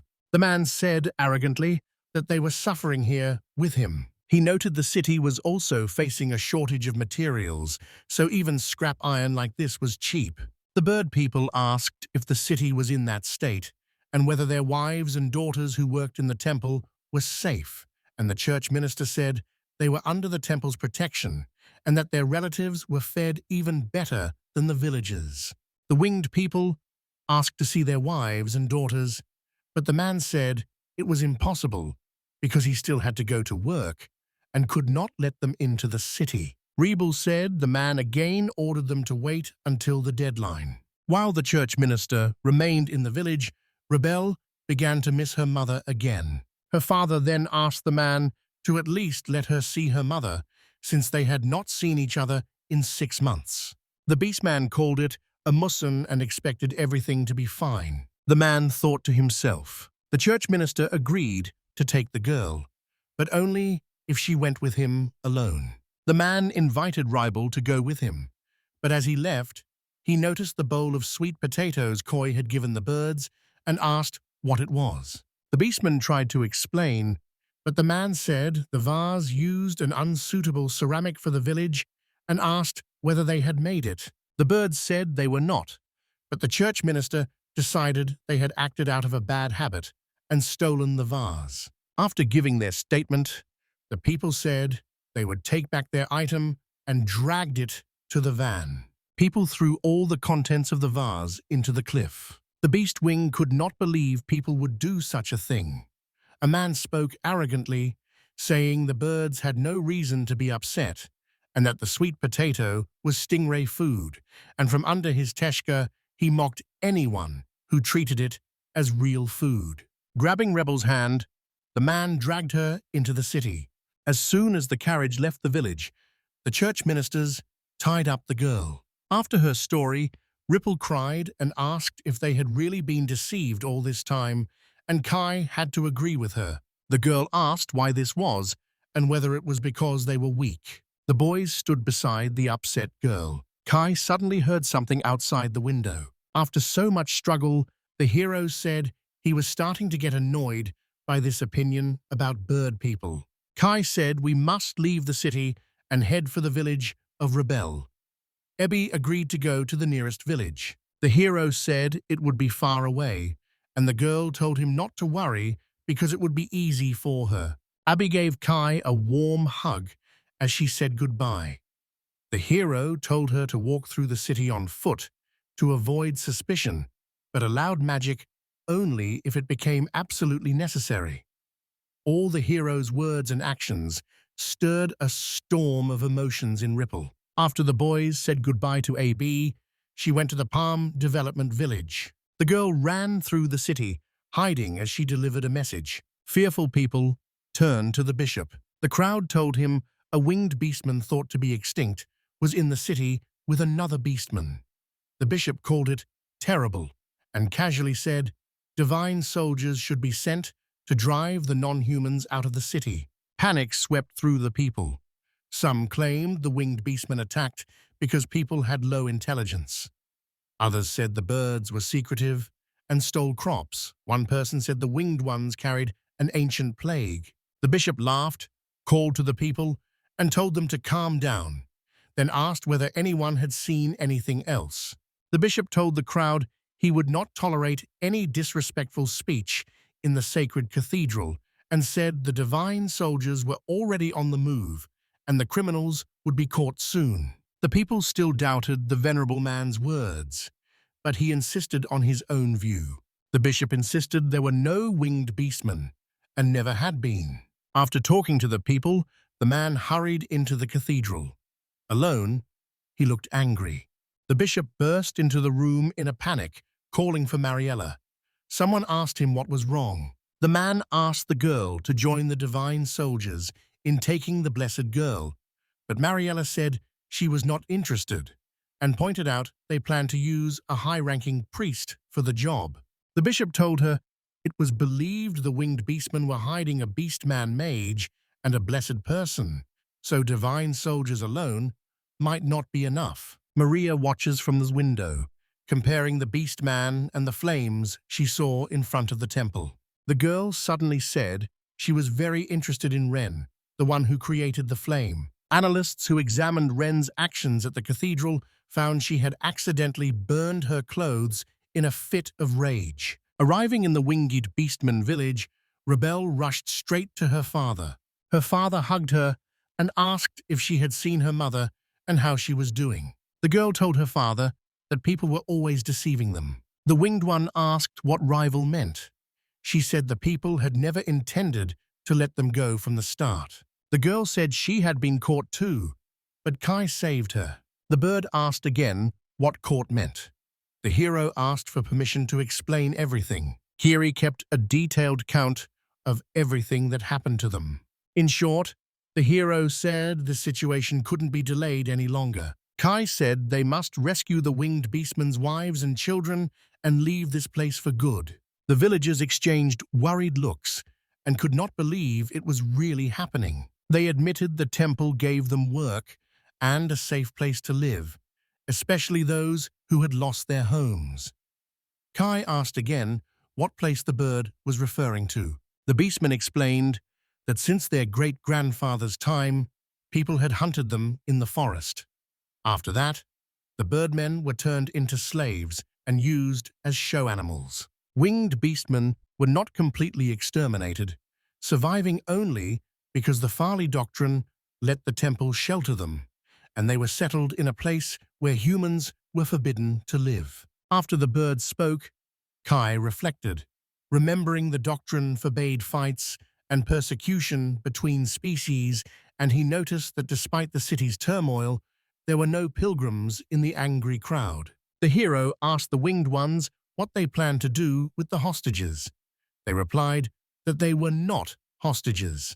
The birds said the church officials needed a few extra hands to work in the temple, and they agreed to a one-year term. Ripple protested, calling it a lie and pointing out to her people what was wrong with the treaty. The little girl grew indignant, saying she had been kidnapped and that they never planned to let her go, and Ripple already knew because she had heard it as soon as they seized her. She recalled the bishop had been told she could find iron, and that was why they needed Ripple. Kai started thinking, remembering the servants said they had brought a blessed girl, which meant Ripple was that girl. Rebel described her blessing as Mithra, the god of searching. The birds grew indignant and scolded the girl for not calling this god's name so recklessly. The winged ones defended the people and their actions, saying there were good reasons or that they acted on their own free will, independent of the temple's intentions. Her father said that if this was true, he would never forgive whoever did this to her. Kai thought the situation with Ripple itself wasn't that serious. Ripple said she no longer wants to live the way she used to. The girl cried that she was tired of flying and hauling heavy iron, and that it made her sad they were forced to fly only at night, so people would not see them. Angry that even when her father and uncle worked themselves to exhaustion, their people could not afford even small potatoes to ease their hunger, she said she did not want to be away from her friends and her mother. Ripple was crying, and her kinder father tried to calm her down. Ren phoned Kai. The girl warned the hero that some people were approaching. There were definitely several in armor. Ren heard the clanking of their armor. She announced that the armored soldiers could only be from the temple and that divine soldiers were approaching. The boy asked how long it would take the soldiers to reach the village and was told it would take half an hour because they were moving quickly. The winged beastman asked how she knew, and Kai explained that Ren had a keen sense of smell and hearing. The birds began to wonder if the soldiers' arrival would be bad, since the soldiers might let them see their relatives. They decided to ask the man who had come earlier about that possibility again. The words saddened the hero and his friend.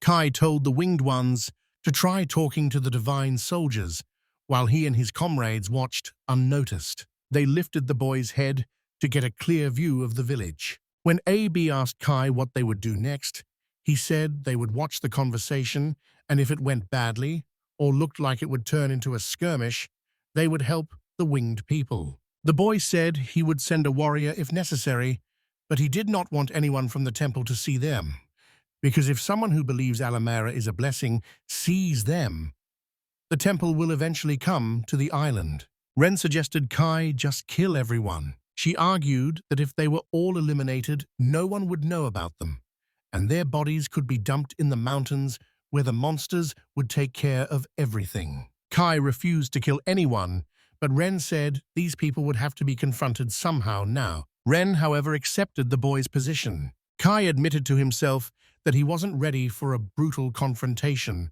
knowing the world was harsh, but unable to bring himself to commit such evil. The hero pointed out a problem that could hold them back, and the temple already had a blessed person.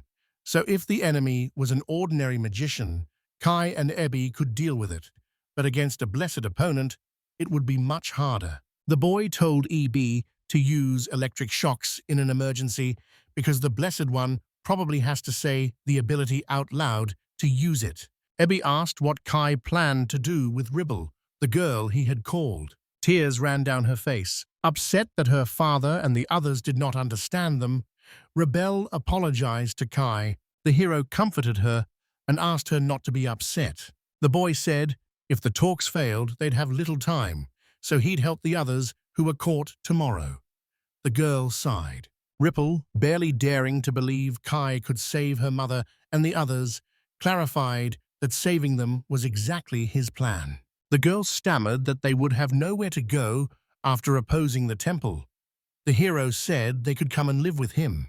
Ren and EB praised the island, saying it was full of greenery, had food, and could support life. Kai said that all the villagers and all the women held in the temple could escape from here to there. Rebel was amazed by their words. The winged girl asked why the boys were so kind to them, since they had not known each other long, and the beastmen had done them no favors. The hero said they were simply lucky that the Ribos people had met him, Kai, and nothing more. The girl asked if there was anything she could do to help. The boy paused to think. Kai came up with an idea. He asked Rebel whether her blessing could seek something other than iron, like a blessed person. The girl said she had never tried this before, but would try. Rebel screamed the words to make her blessing work. The chicken eyes changed into the eyes of a hawk and became the eyes of a god. While watching the film, the girl saw people walking in the forest. She closed her eyes to focus, and Kai asked whether it had worked. Ripple said she sees people who are blessed. She said one of them was standing in front of her, and Kai admitted that it was him. The girl also said there were two more like them halfway up the mountain. Two blessed people were heading to the village with the vine soldiers. One was Mariella, unhappy with the heat and the untamed forest. Mariella was upset that there were so many insects in the forest. Everything annoyed her. It seemed impossible that saints would practice in such a filthy place. The soldier told her they were almost there. Mariella suddenly felt a monster approach and attack her. The second blessed one activated the Battle Maiden's shrine and neutralized the wild beast. The animal calmed down. Mariella laughed fiercely and doubled the attacker over. The villagers saw people arriving and told everyone. Birds and people stood in line for negotiations. Winged beastmen greeted the arrivals and noticed there were more people than usual. Marie Ellis said she did not need greetings and just wanted to get it over with. The girl said she was looking for the beast woman, the magician, and their master, and asked if the winged ones were hiding them and would hand them over. The bird hesitated briefly, then said he did not know them. Mariella wasn't satisfied with the answer. Spotting Rebel hiding behind a tree, she asked if the girl understood why they had come. The girl from the temple asked her where the people who took the ribble from the cathedral were. She replied that she did not know. Seeming offended, the winged one said she had been captured, and the next thing she knew, she was lying at the foot of the mountain. Marilla shouted, demanding to know if the girl was mocking her. The girl replied sarcastically that she was not mocking her at all.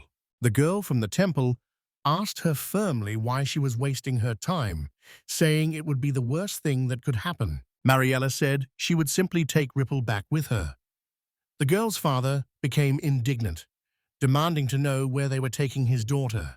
A soldier stepped in front of the girl and assured Father Rebel not to worry, because in the temple, the blessed are regarded as sacred, even if she has wings. Rybel said she refused to go to the temple with them. The girl screamed that she would not leave her family and demanded the soldiers leave the village. Mariella grew unhappy as everything became too tedious.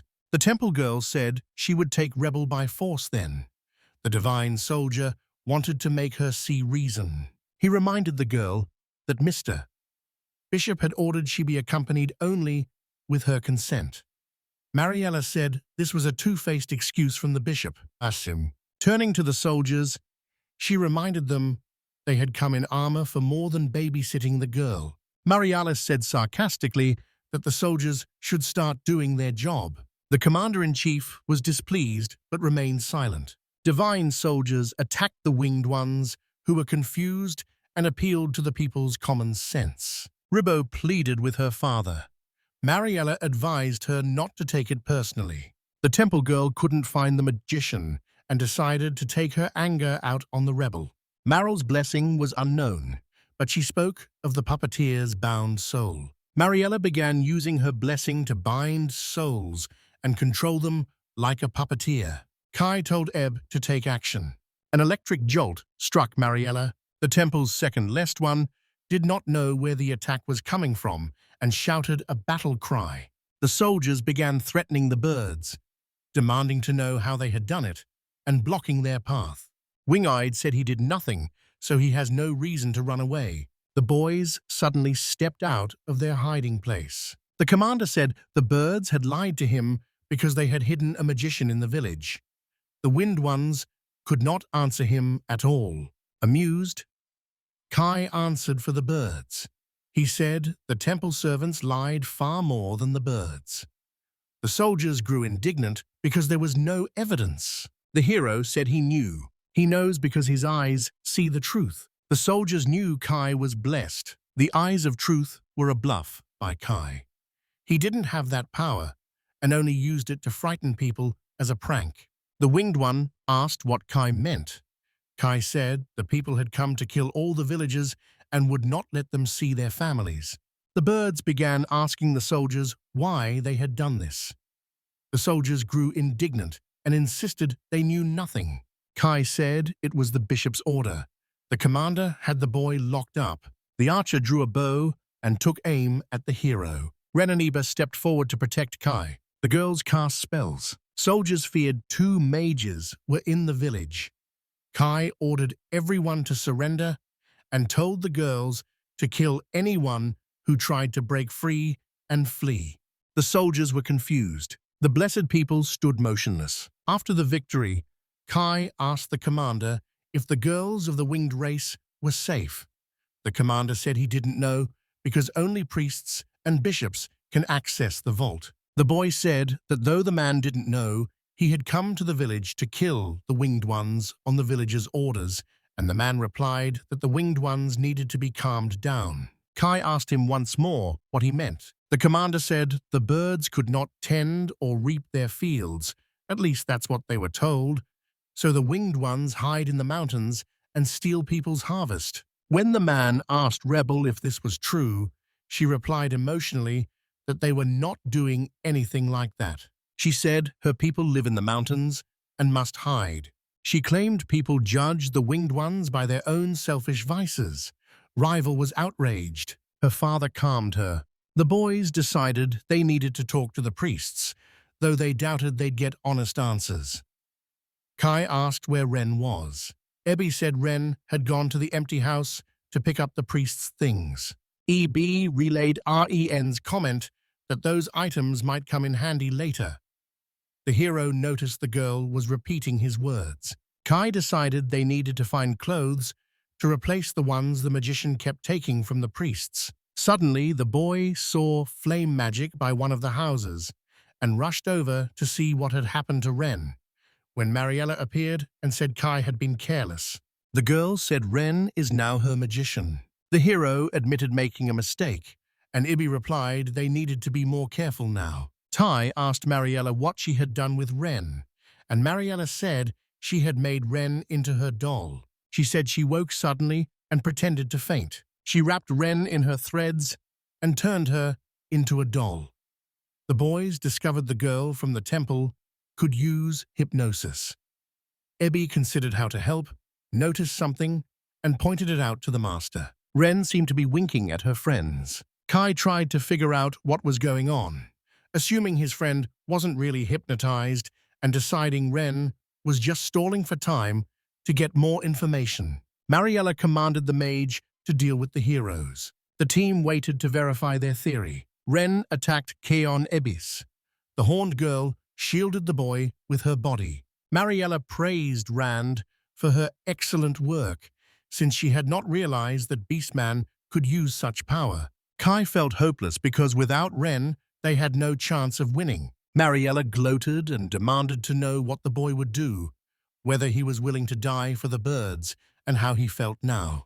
Kai decided this girl was crazy. Before his time came, the boy asked her why she kept all the winged girls captive. The temple girl wondered why the hero needed that information, but he was serious. Mariella asked if he had any options for her response besides selling. Kai didn't understand what she meant. She said she'd heard that some people here paid well for winged ones because they were rare and constantly hunted.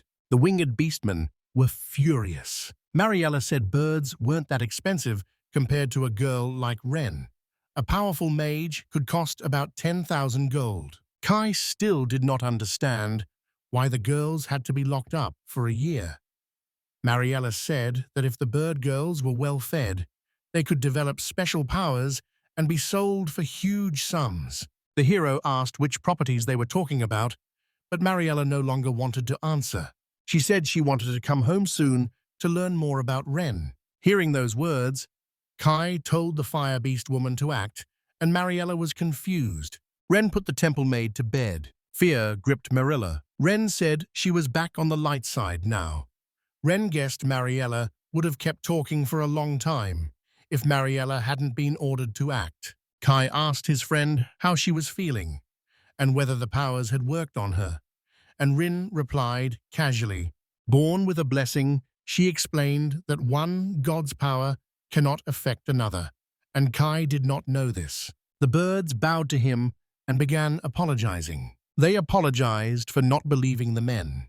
If not for the heroes, their entire people would have been killed long ago. Kai said it was hard for the birds to believe their words, so there was no need to apologize. The winged ones also asked the heroes to protect the women of their village. The birds said the winged ones would die anyway and that they could stop arrows. The villagers said they could not stay weak and ignorant any longer, so they would fight too. Rebel was pleased with her father. Kai said he understood the birds' decision. The guys announced a rescue operation that everyone will join. Kai warned they must try to save everyone's lives and prevent bloodshed. Scared, the hero said he had never done anything like that. Ren and Kai rode in a carrier pulled through the sky by birds, and the girl said that if the master pressed too close to her, Abby might get jealous. He assured her that it could not happen. She asked playfully whether it was true while Abby watched them. Birds carried the boys. Kai told Ribble it was time to look for enemies. The girl turned on her search ability. Ripple's ability detected 28 blessed ones in the temple and no mages. The girl found a building where her mother was with other girls. Ripple felt everyone there was still alive, asked what to do next and whether they should sneak further to save them before the guards noticed, and still saw several blessed ones and soldiers in the temple. Ren used her power on the soldiers on the wall. They realized they'd been spotted early and assumed it was the blessed eyes. Kai noted the cathedral's security was excellent after they spent a year improving the temple. When the hero asked the girl to put on a light show for him, she said she would do it only as a distraction. Learning the technique, the girl created the fireball's power. A flash lit up the temple. Kai shouted to the warrior Kun to remember this place, and a wasp was hiding behind a bush in the cathedral. After that, the boy ordered a retreat. In the Wing village, everyone was getting ready for the attack. Ripple asked her father whether he was sure about his decision. The answer is yes. For a long time, he believed this was his only way to survive. The father admitted that when they hid in the mountains and kept out of sight, he believed it was the best way out for both the people in the city and for the winged ones themselves. If people do not accept things as they are and try to take everything they have, the birds will no longer have a reason to stay there. Rebels suggested everyone go to Kai's world or any other safe place so Mum and friends wouldn't be harmed.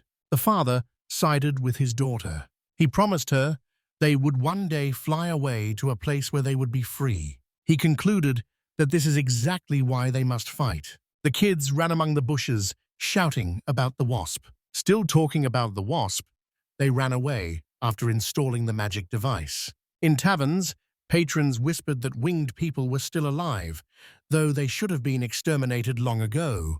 People confirmed their story, saying they had heard the birds were with the beastman yesterday. But the bishop himself said the people had misunderstood everything, and that caused fear. Some thought it might be true, but the soldiers had to act because they were stealing crops and attacking people. A man said he hoped the soldiers could completely exterminate the winged ones, and a pilgrim suddenly stood up and asked permission to ask him a few questions. She asked him how much he knew about Farley's technique. The pilgrim said that Farley's method strictly forbids discrimination against non-humans. The girl said there is no evidence that the winged people actually behaved as described. In the end, the pilgrim said, "This is the holy land of Saint Lucia, so you must stop talking nonsense." The man tried to defend himself by saying he did not want to discriminate, but he stopped when everyone turned toward a strange noise in the street. The winged beast man screamed down the street for his wife to be returned to him. The birds came to the city to protest, demanding their daughters be returned, an end to discrimination, and an end to the robberies against them. The townspeople were frightened when they saw the winged ones for the first time and did not understand what they were doing. Kai called out to the pilgrims. He said discrimination against beastmen in this city is widespread and deeply ingrained in people's minds. The boys reported that the beastmen had been driven into hiding deep in the mountains and that the church had taken all their women and forced them into hard labor. Tai asked the pilgrims whether they knew that the church handled all iron supplies. The church wants to kill all the winged ones to hide evidence of its crimes. The pilgrims were impressed by the hero's speech. Kai remembered explaining to Father Rebelli the power of a demonstration. It was not a rebellion, but an open speech. Ren doubted it would work, but the hero said the townspeople were afraid of the winged ones, and he and his friends could not ignore that. Kai noted that every cloud has a silver lining since pilgrims will visit the city. Most likely, there will be pilgrims from other countries who are deeply religious, and if the boy remembers correctly, there will also be people who practice Farley's technique, oppose hostility between humans and non-humans, and consider only the devil a heretic. The men had to contact them because the pilgrims said it was hard to simply believe what the beastmen were claiming. They realized the entire performance by the birds might be a lie. Kai insisted it was not a lie. The birds' wives and daughters could be sold. The boy said he wouldn't let that happen. The pilgrim girls said they would have to be questioned. The hero told the pilgrims to spread the word that the winged people do not want a battle and only want their loved ones back. To sound more convincing, the boy said even the birds believed in Farley. On hearing this, the pilgrim girl was pleased and agreed to help. She promised they would join them. The pilgrims began telling others the truth, and soon people, joined by the beastmen, were proclaiming the freedom of the winged at rallies. Panic broke out in the church, and a minister ran to the bishop. The bishop asked what had happened and why it was noisy. The man encouraged us to look outside. What he saw unsettled the bishop. A mixed crowd gathered outside the cathedral. The bishop was told the winged ones wanted their wives back. Pilgrims urged everyone to assemble before the sanctuary, and city folk came just for the commotion. Ministers called the meeting Hell on Earth. The bishop asked where Mariella and the holy soldiers were and why they had not yet dispersed the crowd, and was told they had never returned and that winged figures had been seen flying over the cathedral with the mage that morning. Church officials said their plan to expose it had failed. The bishop spoke critically. The rebellious father said this was their fight. The birds said they were all free here now. Outside the cathedral, they shouted for the winged ones to return their wives and daughters. Kai shouted for an end to discrimination against winged people. The people accused the church of trying to rob them. The bishop stepped in front of the crowd and asked what was happening and why there was an uprising. The people did not expect the bishop to come out to them in person. Urging calm, he told the crowd this was a holy place. The winged ones told him a full year had passed since he had promised them, and now the birds wanted their wives and children back. The bishop pretended not to follow the discussion because he did not even know these winged creatures. Father Ripples shouted at him to stop lying. The bishop urged people not to believe stories about birds. The winged ones grew indignant. They said the Blessed One who sent them had told them everything. She said the bishop planned to sell the families of birds and that he did not work for God. The bishop was offended when others told the saint he was not serving God. He declared he would have to use force. Divine soldiers emerged. Kaibi paused to think. He knew the bishop would pretend not to know them and would have to be forced to come down from heaven. The hero asked the bishop to confirm whether, as the bishop had said, no winged people had been in the cathedral, and the bishop replied that they could not possibly have been there. The boy asked seriously whether, if winged creatures were in the cathedral, the bishop would admit the church had done this. He said he could not admit to a crime he did not commit, and called Kai's story unrealistic. The hero faced the crowd. Kai said he'd go check and asked Ibis to protect everyone if anything went wrong. She said she was ready to act. The bishop ordered his men to serve as backup and keep the guards ready, and was told there was no room for unrest in the temple. The building where the winged ones are is heavily guarded.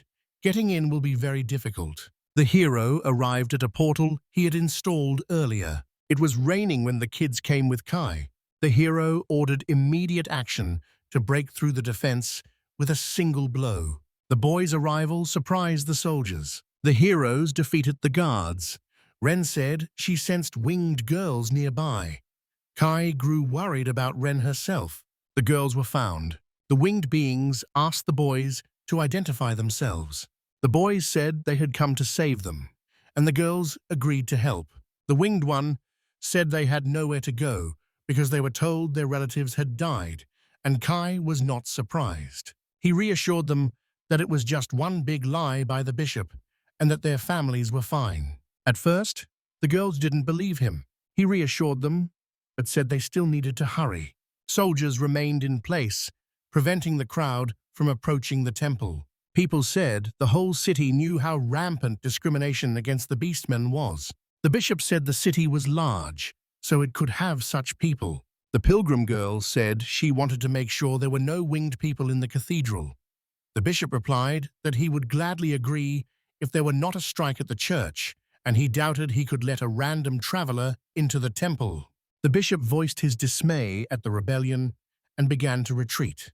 He said the church does not discriminate and urged people to keep order or face accountability for the chaos they caused. People feared the soldiers were well armed, while the birds cried for their families to be returned. The bishop shouted that there were no winged girls in the church, forcing the poet to leave at once. And just as he was about to threaten, feathers began to fall from the sky. Winged girls flew out from behind the cathedral, stunning the entire crowd. Delighted birds rushed in to hug, and Raybell found her mother. The winged families are together again. The bishop was unhappy. Kai was leaving the temple. He told the bishop the girls were locked inside a building behind the courtyard. The boy demanded an answer from him. He said he didn't know anything about it. The birds cried out that they would not let Bishop's crime go so easily, and he replied that it was most likely a scheme by one of his subordinates, that he did not know about it, and that he was very sorry about what happened.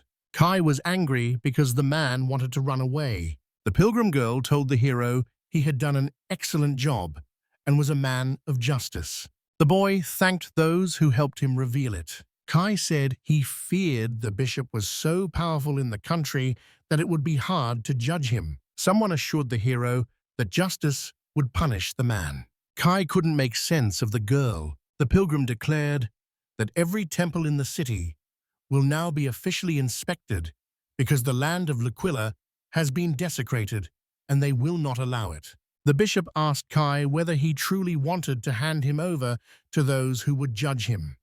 The boy lacked the strength for that, so the hero agreed. The pilgrim girl introduced herself as B.A. Klauser and asked Bishop whether he had heard anything about her. The bishop immediately recognized her as the Inquisitor B.O.S. The bishop asked why she was in the city, and she said it was just a coincidence. She heard the Empire planned to invade Revold, so they decided to evacuate. The bishop could not believe it. Kai tried to link the two new facts, the special class of inquisitors and the attack unraveled. The boy thought of the evil god. Kai was still trying to work out how to respond to the situation. He realized that one of the inquisitors had exiled him to the island. He was devastated by the Empire's attack on his homeland. Kai remembered his father and sister. The inquisitor turned to the hero and told him he resembled Saint Kai from the fairy tales because he was the most just man. The boy began to defend himself, saying he had just met winged people in this city and could not ignore the situation, and they replied that it was wonderful. The gods watch over blessed people like him and admire him. Kai stammered, thanked her, and said he should go. He brought back the winged ones. Ebby said they did a good job, and Kai agreed with her. She asked whether they'd done well, and why the master seemed so down. He refused to show any emotion. The hero admitted he had found an unexpected detail, but said it was nothing to worry about. The girl looked confused. Ibby pulled Kai into a hug. She reassured him that he was a good boy and that everything would be fine. Uncomfortable, he couldn't figure out where she could have heard that. Kai felt so much had happened to him in the past few days that at this rate he might go crazy. He glanced back at the cheerful birds. The boy told them they would now live in his country and reminded himself to be strong. Ripple called to Kai, saying there were many underground rivers just beneath them, very close to the castle. Katie said the rivers were very close to their bathhouse then. The girl said it was a bit far from the dining hall, but she would rather have that than carry buckets everywhere. Kai said the guy should do it right this time and suggested digging. The winged ones had been on Kaya Island for a week now. Yari watched as the others welcomed them warmly. There was plenty of food on the island, and even those who had been starving felt much better. Still, something was bothering Ribble. She watched the hero closely. K-Day called Rebel. The girl suggested to the winged one that they collect firewood together if she had a free minute.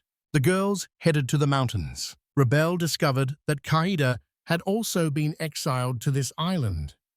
Kaida said she had been here for a year. The winged one concluded the church people were cruel. Kayad said she would have died without Kai, and Rebel agreed she would have been in danger if she had not met a hero. Something was troubling the girl. Ripple told her friends she felt Kai hadn't been well since they returned to the island. She feared the island's population had grown and was getting in the way. Pity assumed that was not the reason. She said the hero often has to do everything himself and is probably just tired of everything going on. The girl said her brother might be worried about his family. Rebel thought of Kai's family. She said she would find the boy's family. That was unexpected for K-Day. She tried to stop the winged one, but it said Kai was her savior, and that, if necessary, she would fly around the entire ocean and use her blessing to search again and again. Cade shouted that this was madness, but Rebel ignored her. Ren stopped the winged being. Ripple tried to protest, saying she could not be stopped, but Ren urged her to calm down and warned that if Ripple suddenly vanished, the Melord would only worry more. The girl began to cry and said she wanted Kai to get better. Ren asked Kay if the bath was ready. Kay said the pots and baths were ready, but they were still working on the firewood. Although pressed for time, the fire girl offered to test them right now. Kai fished alone. The Inquisitor came to mind. The boy remembered reading about the Inquisitors in one of his father's books. He later learned that for centuries the church had been purged of heretics, natives, books, and other writings linked to it, all in the name of God. I will note here the Inquisitor BAH, who must carry out similar duties. The boy realized that if she learned he carried the blessing of an evil god, she would know the abandoned child had survived, and the church would have to return him to the island. Kai hoped the Inquisitor would not recognize him, but BA's eyes left him confused and frightened. Her eyes seemed to burn through the person with contempt. Kai had felt the same when he first met the Inquisitors.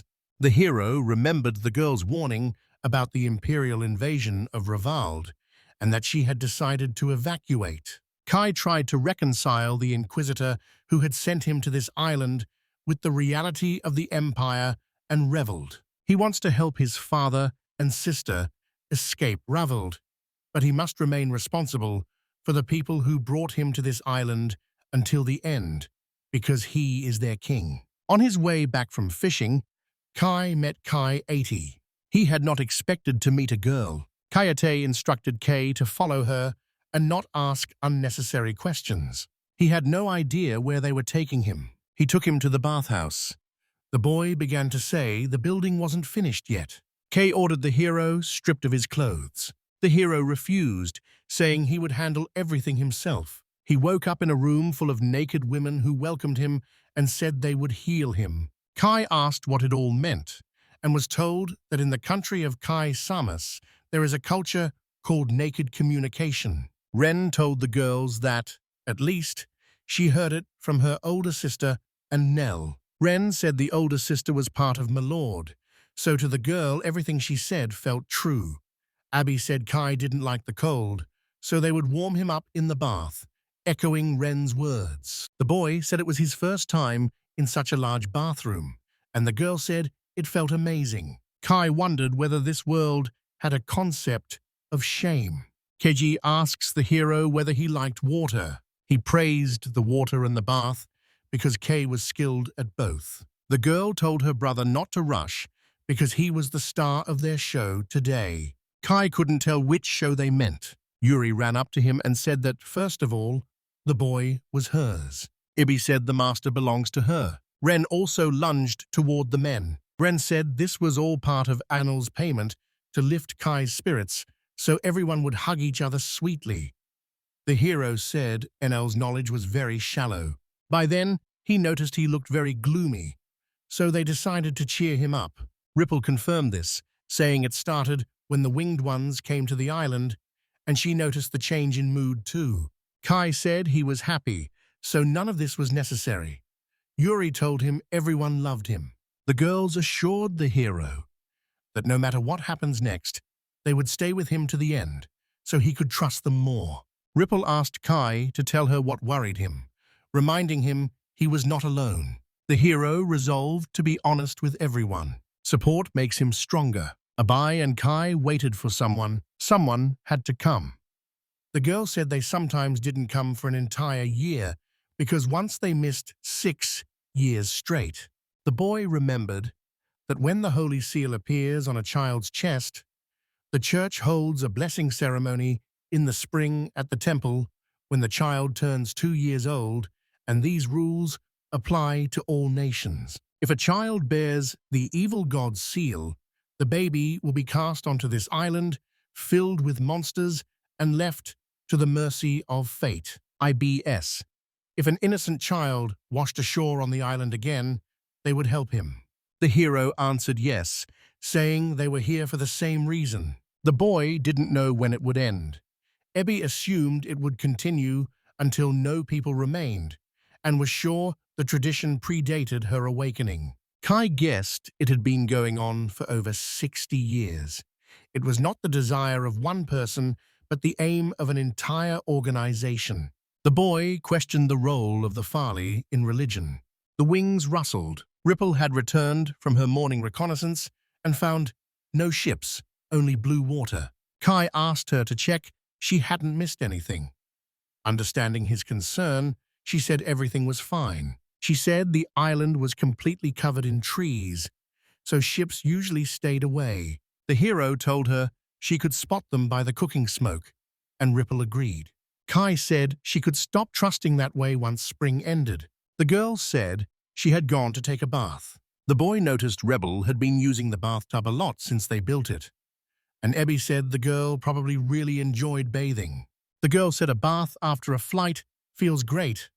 Kai had to agree. The hero noticed the air was much colder up in the sky than on the ground, even after it warmed, and the boys said Ripple loved flying freely without any restrictions. In the pioneer village, Anil showed Kai something and assured him he had never seen it before. The boy saw the object and realized what it was. The elf said the iron came from the pioneer village and was not bought from the merchant.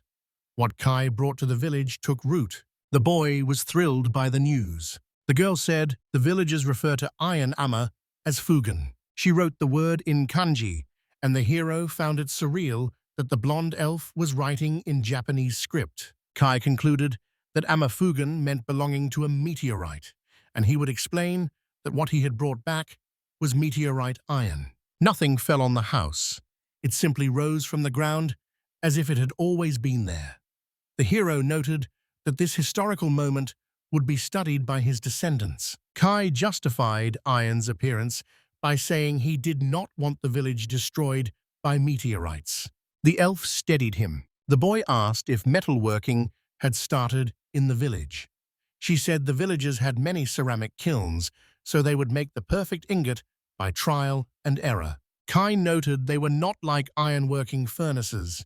Rand was angry with the people for not shouting spells. More spells were needed. The great Hellfire Mage was teaching in the village, and the elf noticed that Ren was trying too hard. Kai found it amusing. Suddenly a boy managed to start a glowing fire. The hero was frightened. They will explain that the villagers who could cast spells had already started to learn a little, but they still did not know how to use those spells. Kai looked puzzled. The heroes called it a wonderful spell, and he said he also wanted to control fire and light. They told him his technology was already impressive and that he was asking for more.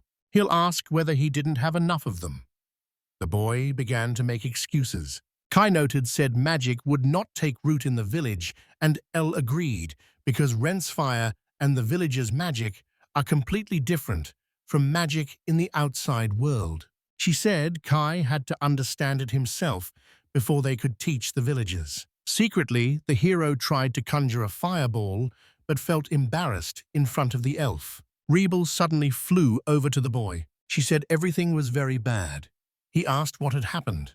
The girl said the ship was heading toward the island. Rebel asked what to do, but Kai panicked too. He began asking her what kind of ship it was, how far away it was, how many people were on board, and whether any of them were blessed. Grabbing the hero, the girl ordered him to calm down. He admitted he was guilty and chose to calmly explain what they knew. Rebelli said there was only one ship, far enough away to be barely visible. The boy wanted to see it himself first, and the girl suggested using the sky swing. The wings were already prepared. The hero set out on a scouting mission. Kai hadn't seen the ship yet, so he asked to fly closer, making sure it was neither too close nor too far. They watched the ship. The boys saw people casting a net into the water. Kai asked Rebel to check how many people were aboard the ship. The girl saw through the eyes of the Balkan, the Hawk, and the gods. The winged one said there were only 5 people on board. None were blessed or mages. It could be either a fishing boat or a church scouting ship. The girl looked more closely. The birds asked if they should attack the ship, and Kai told them not to and to watch it. Back in the village, the hero was asked about the situation and said the ship looked more like a fishing boat. The girl said the problem had resolved itself. The boy agreed, but said he had previously thought only the church could reach this sanctuary. A private ship that sometimes sails these waters could also arrive here, and its crew might not even know an island exists. Within hours, the ship vanished. It never even made it to shore. Kai began planning how to protect the island. If they attack, it will be the end for them. The next day, the hero knocked on Inel's door to ask her to synthesize more seeds. No one answered him, and the front door was open. The boy went in. Joyful elves ran out to meet him and told him that Kai had finally reached a new level. The hero could hardly believe he had reached level 30. The boy went to review the updated table. The sign marked the next level and the birth of magical instruments. A congratulatory note announced that the Pioneer Village had become the Hellfire Mage Village, and special purchases would be prepared soon. Kai froze. The Pioneer Village had become Ren Village. Ellen and Kai were shocked. They never expected the village to become the home of a hellfire mage. The boys thought it was Ren's influence because she introduced herself as a hellfire mage. Figure out which special purchases the sign referred to. Once a village can feed itself, there is room for experimentation, and artisans will emerge. I'll explain that artisans are people who, whether intentionally or by accident, can create a special kind of item called special purchases. Kai asked whether they would need payment, and the elf confirmed they would be bought with gold coins. The hero didn't at first realize it would be for real money. Kai asked if he could buy something already. Aino said not today, and that she would tell him when new stock arrived. There were already a few iron ones, but the men went to look. They discovered a forge. A boxsmith training session was underway, and someone shouted that it was time to start striking the metal before it cooled. The men swung sledgehammers, and their foreman praised their work. The blacksmith harnessed the power of fire. The apprentice admired the blacksmith, but Kai didn't know who the man was. The boy tried to decide whether it was a blacksmith or a magician. The elf said it was both. She explained that besides blacksmithing, they also defended the village from outside attackers, so everyone respected them. It was truly a village of hellfire mages. The hero asked whether all blacksmith items were special purchases. He was told he could freely take any available blacksmith items. The elves proposed taking the offerings from the statue of Kai. The hero started to worry. A cult had formed around him. The boy discovered a knife beside his statue. He picked it up. He examined how, 3 years after leaving the Stone Age, they managed to advance so far. Someone recognized Kai. The baby was a boy. When the people saw the knife flying by itself, they knew Kai was here and took it as a good sign. Confusion gripped the hero. The boy decided Kai was very pleased, and the hero realized the people had taken it up as a new faith. Knowing the village had reached level 30, the king realized he faced even more work and needed to hear everyone's views on their future. On the island, he told his friends the main problem now is protecting the island. He said they still had one final important matter to discuss. The hero said they would defeat the church if it attacked them. Their island is now isolated but could become a battlefield. He considered finding a better place and starting over. The people said they would follow Kai anywhere, but the heroes stopped him. The boy said he and Abbas could not leave this island. He explained they had to meet the children the church was leaving on the island, which put O and Abbas in a difficult situation. Kai said he would start looking for a safer place for them all to live in the future because they don't have to live on this island. Yuri sighed. She said they would, as Kai had said, and asked that they find a place to stay before the church found out about them. Sarah told her the boy had already done so much for them.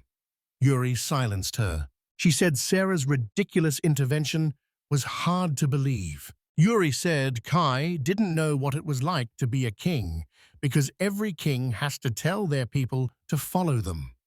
She asked whether the hero wanted to abandon his country. Kai said that as king of the country, he wants everyone to live in peace and prosperity because that is the most important thing. Yuri said that if a fantasy place existed with no war or worry, they would definitely move there. She asked Kai what he thought of himself, since he was willing to live on the island, knowing war might be declared against them. The girl asked everyone to close their eyes and raise their hands if they wanted to stay so they could choose for themselves. Everyone raised their hands. The girl asked who hadn't. Kai said that all 49 people had raised their hands. The hero asked whether they were sure of their choice, since it meant going against the church and they did not know who might attack them. Kai began to intimidate them with the Blessed One, who could hurl meteorites and destroy them with a single shot. They told him that no matter how bad the church was, they would follow Kai. He saved them all and founded his country. Ripple's emotional reaction confirmed everything. People started saying how well they were living on the island now, how tasty the food was, and how friendly the warriors were, and that they might have died without Kai. He was warned that wars would break out everywhere.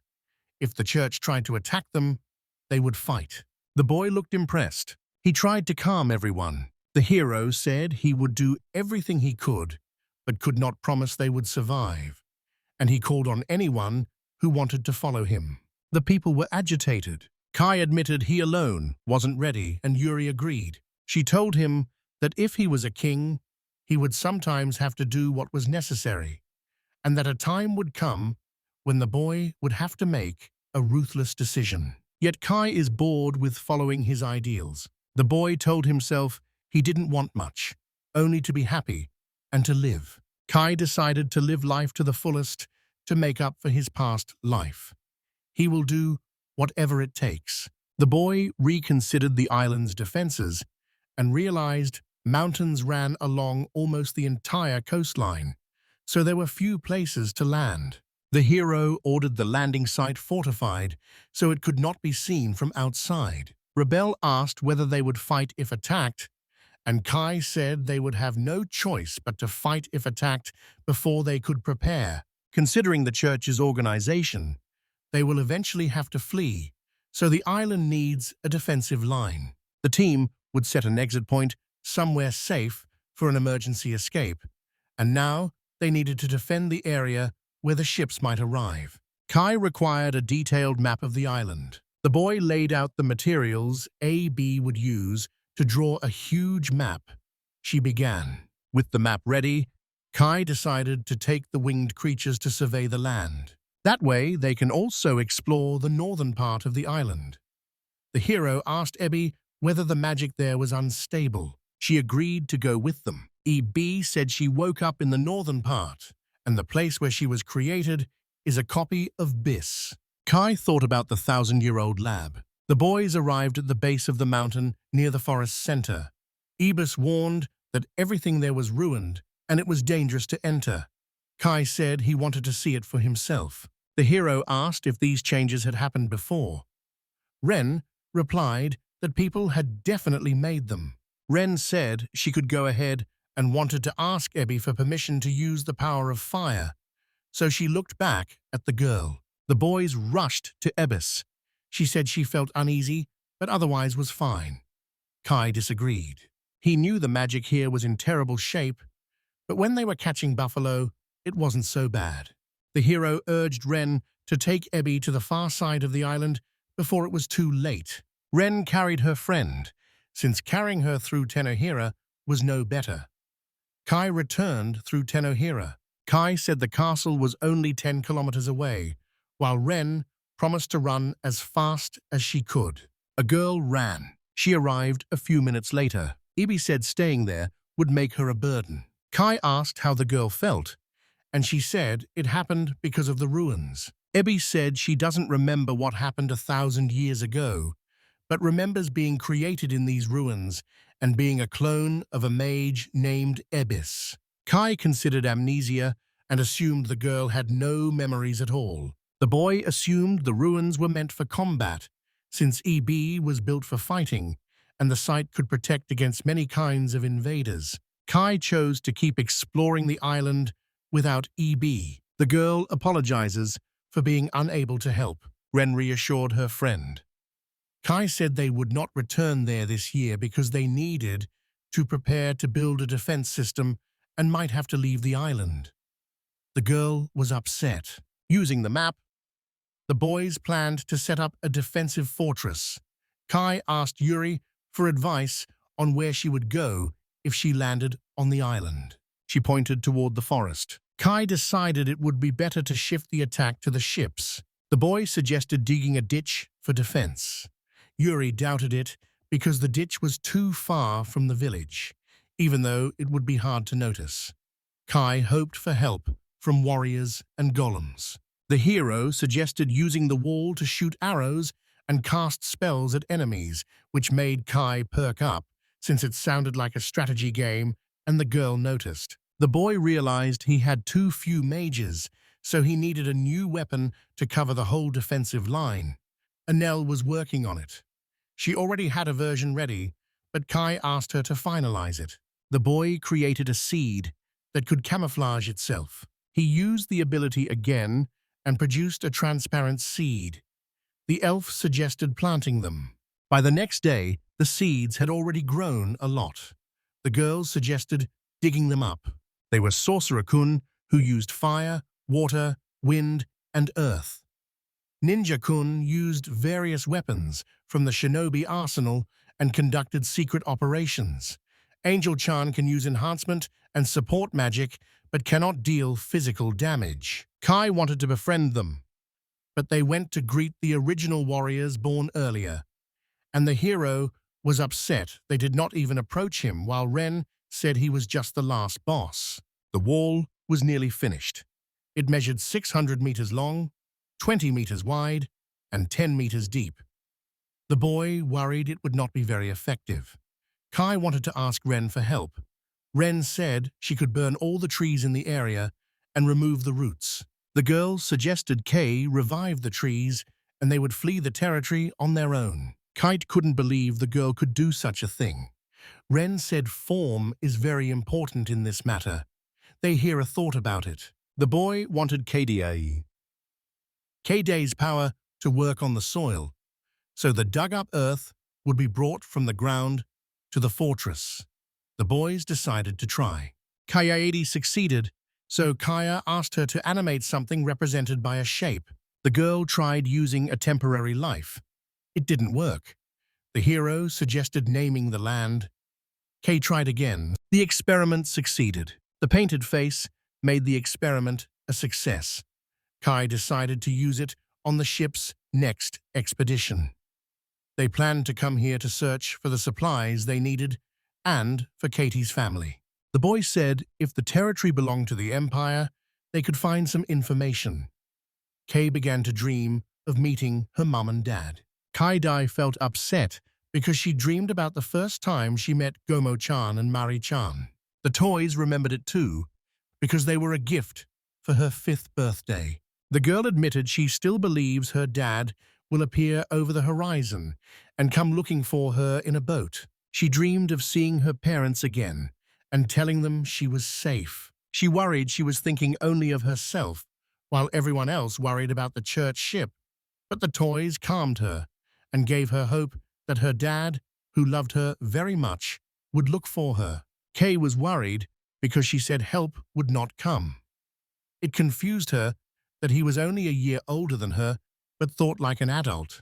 The girl admitted that if the hero told her no one would come for her, she would believe him, even though she still had hope. The toys calmed her. She was asked to start right away with what she could, and she agreed to do everything she could. The girl asked Kai if he was sure about taking Scorpo on the expedition, accepted his decision, while warning the slave trader might still be in the city, and the hero said he preferred that outcome. Kai searched for a way to untie Sarah's collar. He said he had recently met Mariella, a priestess who turns people into puppets, but she could not subdue Ren, and the powers of different gods cannot be copied. Many options were tried, and Kay once tried to remove Sarah's Oshaken with her power, but failed. She could give life to many things created by Kai's powers, but not to the seeds of creation. The hero concluded the collar was of divine origin. To learn everything, the group decided to question Mariella. Kai asked whether she knew anything about the slave collars mages used. The hero promised to let the girl go if she answered. Mariella said the collar was magical but unrelated to her blessing. She said it was an artifact of an ancient civilization that could shatter people's hearts and enslave them, and her powers were far weaker than the artifact. The hostage admitted trying to find the blessing embedded in the collar and believes it refers to what makes it truly unbreakable. The girl was curious about a secret kept even inside the temple. Mariella said the collars were very expensive and reserved for magicians and anyone who could be bought. To remove a collar, certain conditions had to be met. The girl insisted a spell had to be used, and the person who put the collar on knew it. Kai realized Maureen from Scorpion knew the spell. Desperate to remove the collar, Sarah relied on Kai's promise to help while he searched for KD's family. She feared she could not fight for the country and that mages were too valuable. The collar left her defenseless. Kai said he really wanted to see Sarah's magic and to bring her on the expedition because Abby and Ren stood out too much. Kay ran over and said she wanted to try what she'd mentioned the other day. Abby and Ren asked every resident what to bring back from the expedition. They suggested alcohol, but the girls said grapes had never taken root there. They planned to bring the grooms to the horses. The girls gathered all the orders and intended to go to Kai, who was already on the ship. Ka brought the ship to life, and the hero named it Santa Maria Chan. The ship proved very fast. The girl said she wanted to go with Kai on the next expedition, was not afraid of the sea, and threatened that if she was not with him, the ship's blessing would disappear. Kai agreed to take the girl, and she turned up the ship's power while Abby and Ren watched. Katie vowed to do everything to find her parents. On the monitor, the elves watched Kai leave the island. They noticed the ship's speed matched the boat from the hero's past life since the crew had fitted propellers. The voyage looked dangerous. Needing a break, the boy asked Kay and went to the pioneer village. They welcomed the hero, but the shaking made him sick. He wanted to stay in the village, but Anel threatened to kick him out. Kai understood this. The elves offered their support, but Ella ordered Koromo to feed the boy, leaving Kai surprised that the elf did not do it herself. They reached land in just 4 days this time, compared with 11 days last time. Kay said that because she could sleep at night in the pioneer village, she did not feel as tired. She was tired. This time, the boys decided to be more careful and not make a noise in Scorpia. Kai asked Abby to stand watch while they went to the market, left a mark so they could escape quickly, and Abby agreed only if it was an important task. Kay wanted to support Abby, but she was left with her while Kay went to Moren's house. At the city's entrance, residents spotted the boys' carts. The men said they had too much cargo for 2 children, assumed the children belonged to a rich merchant, and recalled an incident from a year earlier when they had gone to the market. Ren noticed the square was too crowded and warned Kai to be careful. Buyers offered the hero 4 gold pieces for a bull he had priced at 10. The men were indignant and tried to haggle. Kai refused to lower the price. Haggling was pointless because Ebi was waiting for them. One man was pleased with Kai's price, and the first man challenged him to keep the market price from rising. The first truly needed a bull, and the second refused to overpay, so the hero sold 2 bulls for 7 coins. The guys believed the men had conspired. Kai disliked that they were taking his time. After selling everything, the heroes went to buy. The elves were given goods, and you should show Kai 1 item in return. It was a custom-made sword, and Kai asked what made it special. In 1922, the weapon was named the Fire Sword. The hero thought the name ridiculous. It was bought for 5 gold, and El said the sword's magic lets its user create flames without burning. The boy said he did not possess magic. They answered he did, and the main thing for Kai was to believe it. Kai spoke as Anal ordered. The word flame came out, and the sword activated. The hero decided a sword was too harsh a weapon to use on people. They left all their supplies in the village. Kai said he would return to the island from the north and bring Sarah. In 1925, she noted the city hadn't changed at all. Ubius went back to the boys, as Ren had called her. The heroes arrived at Marini's house. Per the plan, the team had everything ready, would use magic to silence the mercenaries and stun anyone who resisted, and then entered the seemingly empty building. They were told the owner of the house had gone to restock supplies and would not return for 6 months, having left about 2 weeks earlier and already being in the port city of Nomel. The boys found Kay's hometown, Noel, on the map, which is on the way to Gaudier. Kay apologized to Sarah for making her travel so far with no results, but she did not complain. She asked to stay with the boys so they could continue through the cities with her. Kai felt uneasy sleeping in the cramped space and asked the girls to use the next bed. Before heading to Nomel, Kai wanted to shop, so the boys slipped into a nearby cafeteria and tried to stay unnoticed. One of the soldiers recognized the boy's face. The man recognized Kai. He tried to decide whether the person before him was the mercenary Marini or the magician. The man said the road was too close to the Imperial camp, so they had to take a detour to avoid running into someone they knew. Back in the canteen, the man asked Kai to hire him because his previous boss had fired him. Seeing the heroes as cool guys, he was sure he could be useful to them. The boy asked what had happened to the other mercenaries and said he was a former Imperial mage, not fit to go to war. Kai said magicians were actually in demand. The Imperial replied they had beaten those men badly for a reason. The hero realized it was a trap. The boy said he would follow his intuition and go for the boys because he had defeated him. The warrior had a premonition that this turn of events would give him the fight he wanted. Ren found the situation intriguing, and Kai asked the mage, an expert in imperial geography, to guide them through Nomel to Gaudier since the mage had lived there for a time. Sarah doubted she could trust the Imperial because he was a mercenary. The boy acknowledged the risk, but still trusted him. Kai pointed out that if the man needed money, he would have stayed in the country, and besides, he is a mage of noble birth, something the hero didn't notice in him when they first met. The boy warned them to be wary of temple followers who claim a sense of justice and of people who cheat others for money, and said that to govern a country, you must trust where you can. Kai realized he first had to believe in himself and stop seeing everyone as enemies.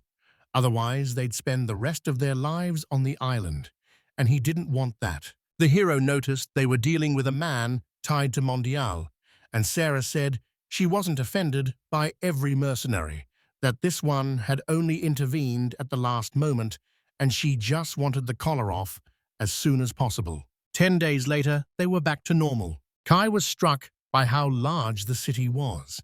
A man said it was the Empire's largest port. He asked if they remembered her.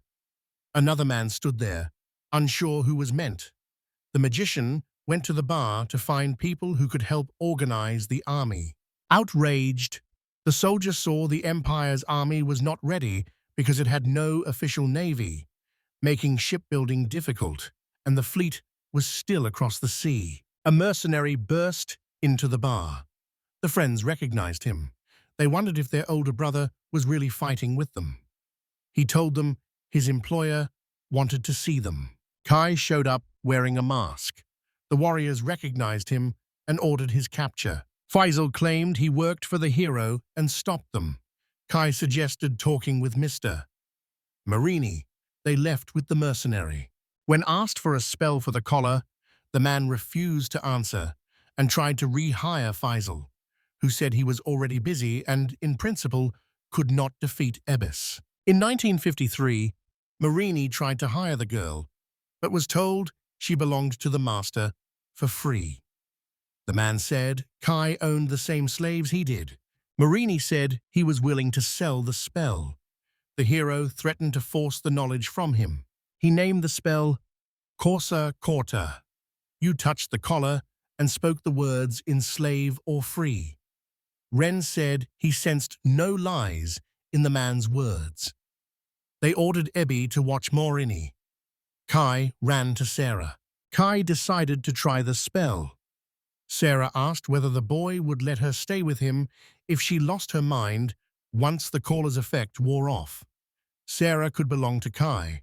Kai said it was terrible. The hero reassured Sarah, saying he was ready to undo all the terrible things no matter how long it took, and Kai promised to take care of everything. The boy cast a spell. It worked. The hero said Sarah can now live in peace. The girl said Kai had been very kind to her. She asked him if he liked her. He answered yes, but immediately corrected himself, saying she was like the other girls. Sarah then confessed she had feelings for him. She told him she was truly in love with him. She didn't care how Kai chose to show his feelings for her. Faisal said they escaped safely and wondered if the two of them were staying together. In 1965, Marini asked the protagonist if he was happy and asked him to return the collar. He refused, saying it was too dangerous to give it to such a person. Faisal grinned and said it was upsetting, but worse things happen in life, so he'd better take care of himself. Later, he and the girls moved through the city, and he said it was scary, refusing even to think about the three magicians among them. Ring said discontentedly that she was here too, and he was surprised that she was the same. Kai smiled and said she was the strongest of them. Faisal said the man was the most terrifying because his mysterious blessings gave him power equal to a country.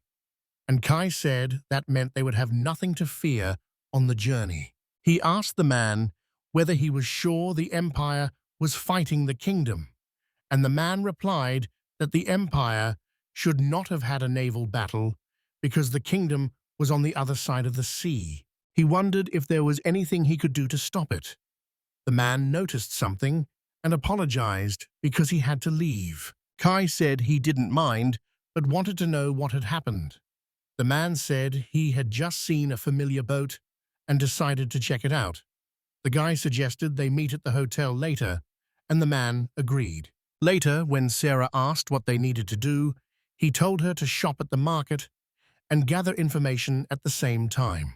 The store clerk said he knew nothing, but he had heard that both sides in the war were still recruiting soldiers. Sarah wondered how many people they had.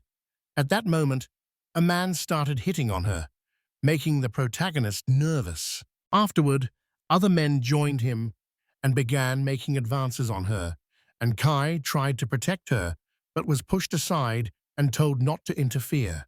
He replied irritably that he was the one telling them to stop right now, could tell from their clothes they were active soldiers of the empire, and admitted he had been noisy and that all the women were with him. They approached the man and said they would deal with him first, then take all the girls and turn them into decent people. He could not speak anymore, and an enraged Sarah struck him in the face with her magical devices, sending him flying to the side. She called them too brazen and said they should have behaved better. The protagonist tried to calm her, but the woman called it unforgivable and decided to deal with them while the soldier wanted to fight her back. The girl handled them deftly when a man from the crowd approached and said they had received a report that some imperial soldiers were bothering citizens. He wondered if they had handled them. One man said it was self-defense. Another man apologized and said the troop deployment this time had been unexpected. Many soldiers were poorly trained. He went to the soldiers, told them not to stand and to stop slandering the general, and informed the boy that the war was being led by the famous imperial mage, General Edward Enfield. Ren remembered that Cade had the same last name, wondered whether it was a coincidence, and added that her father worked in the castle. 12 years earlier, the mages fought one another. One could not believe he had taken part. The other said he had the makings of a genius, but for now, he was like an uncut diamond, so he would work on cutting it. Edward said he should go have half his wounds treated by a blessed man. Someone replied that he did not want to and would never lose again. The scar would serve as a reminder. At that moment, Edward was called. Told by his wife that his daughter had a cold, he shouted that he would return immediately and prepare thousands of elixirs. In 1988, Faisal smiled at the memory. Someone had said he would not fight until his daughter grew up. Faisal approached the man, who asked why he was there. Faisal said he had business to attend to.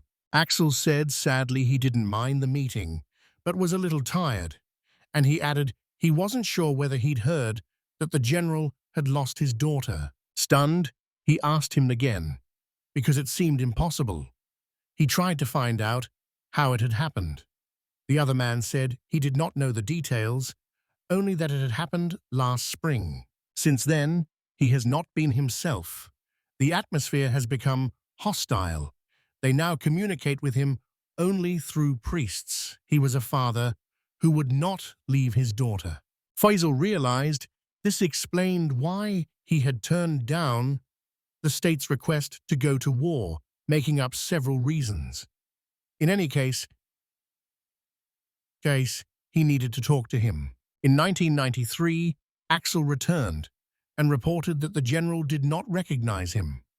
He found this impossible and thought he was going crazy, but he could do nothing about it. Later at the hotel, the protagonist asked if he was finished with his business, and Faisal said he was not yet.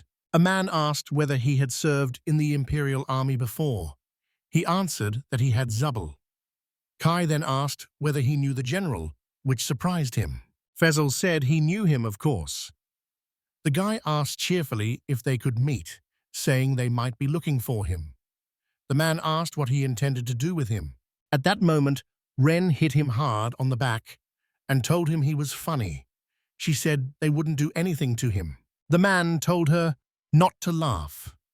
They wandered across the empire, searching for the general so persistently it looked like they were up to something. The man replied that he only wanted to be sure he wasn't the ward's father. The other man asked him again wearily. Kai asked whether he had met her. Faisal said he had just heard that Kai Age was no longer there. When they heard the name, they knew they were right. The man asked him to wait a moment. Ren asked him if he was happy. He told her to call him differently and asked what she meant. At that moment, they heard someone say they knew him. When she was little, he often visited their house. He can be rude, but is kind at heart. Soon after, a joyful Cade rushed into his arms, saying they had not seen each other for a long time. The man stood stunned. He could not believe a real girl was standing in front of him. Tears filled his eyes as he asked why she was with them. Kai replied that they were in danger now. Everyone pretends they're gone, not letting anyone know they are okay. He plans to meet her father in secret. He added that the girl was part of his large family. He asked whether the man would help them. The man said it was obvious. He was sure he would come to his senses if he found out his daughter was alive. He told Edward to wait. The girl suggested the protagonist write a secret letter to her father. If it's him, he will recognize her handwriting. In 2008, she will come running when he learns she is okay. A man said she was a genius. They will stick to that plan. That night, they were unsure how to deliver the letter. He believed the priests would find fault with any letter he tried to deliver. They did not want the temple to find out about it. Kyra said he still did not know his name, but everything was under control no matter where he went because they had people who could find him and deliver the letter, and Faisal was curious about who he was. He said he promised not to meddle in other people's business, but was curious. Cade replied that if he lived with them, they would tell him. It gave him pause. The protagonist realized she liked to annoy older people. Later, while writing the letter, she hid it when a man tried to read it, and the protagonist teleported with an assistant. He brought a young warrior to the general's mansion, where the warrior delivered a letter and the general read it. When he finished, he crumpled the paper. The children gathered together to wait for the general. The girl thought she had been forgotten. The boy said that could not be, and that something had probably happened. Then he asked Labelle where the general was. She replied that, like yesterday, he had not left the building at all. Ren hugged Kaede and promised she would always be with her. Ren was sure Milord would do something and that everything would be fine. Faisal watched him. Later, he entered the castle, where other knights tried to stop him, claiming he was causing trouble, and replied angrily that he needed to talk to him. A priest came to see what was happening. Someone replied that there were too many attendants to meet a single person. The priest said that made sense because Edward would be a general in the coming war. Faisal said they did not have enough regular troops for this and asked if Edward knew the army's condition. Edward replied they had enough mages and were ready for war. They would sail in a few days, so he had to leave. Later, the man explained to the protagonist everything he had learned. The other man said it hadn't worked and that approaching him that way was pointless. They had to find a way to meet him directly. One girl said he could count on her, that she'd follow him anywhere and wouldn't lose to anyone. The other girls supported her and waited for his instructions. Kai asked the soldier if he had any objections. The soldier asked why Kai was bringing it up now.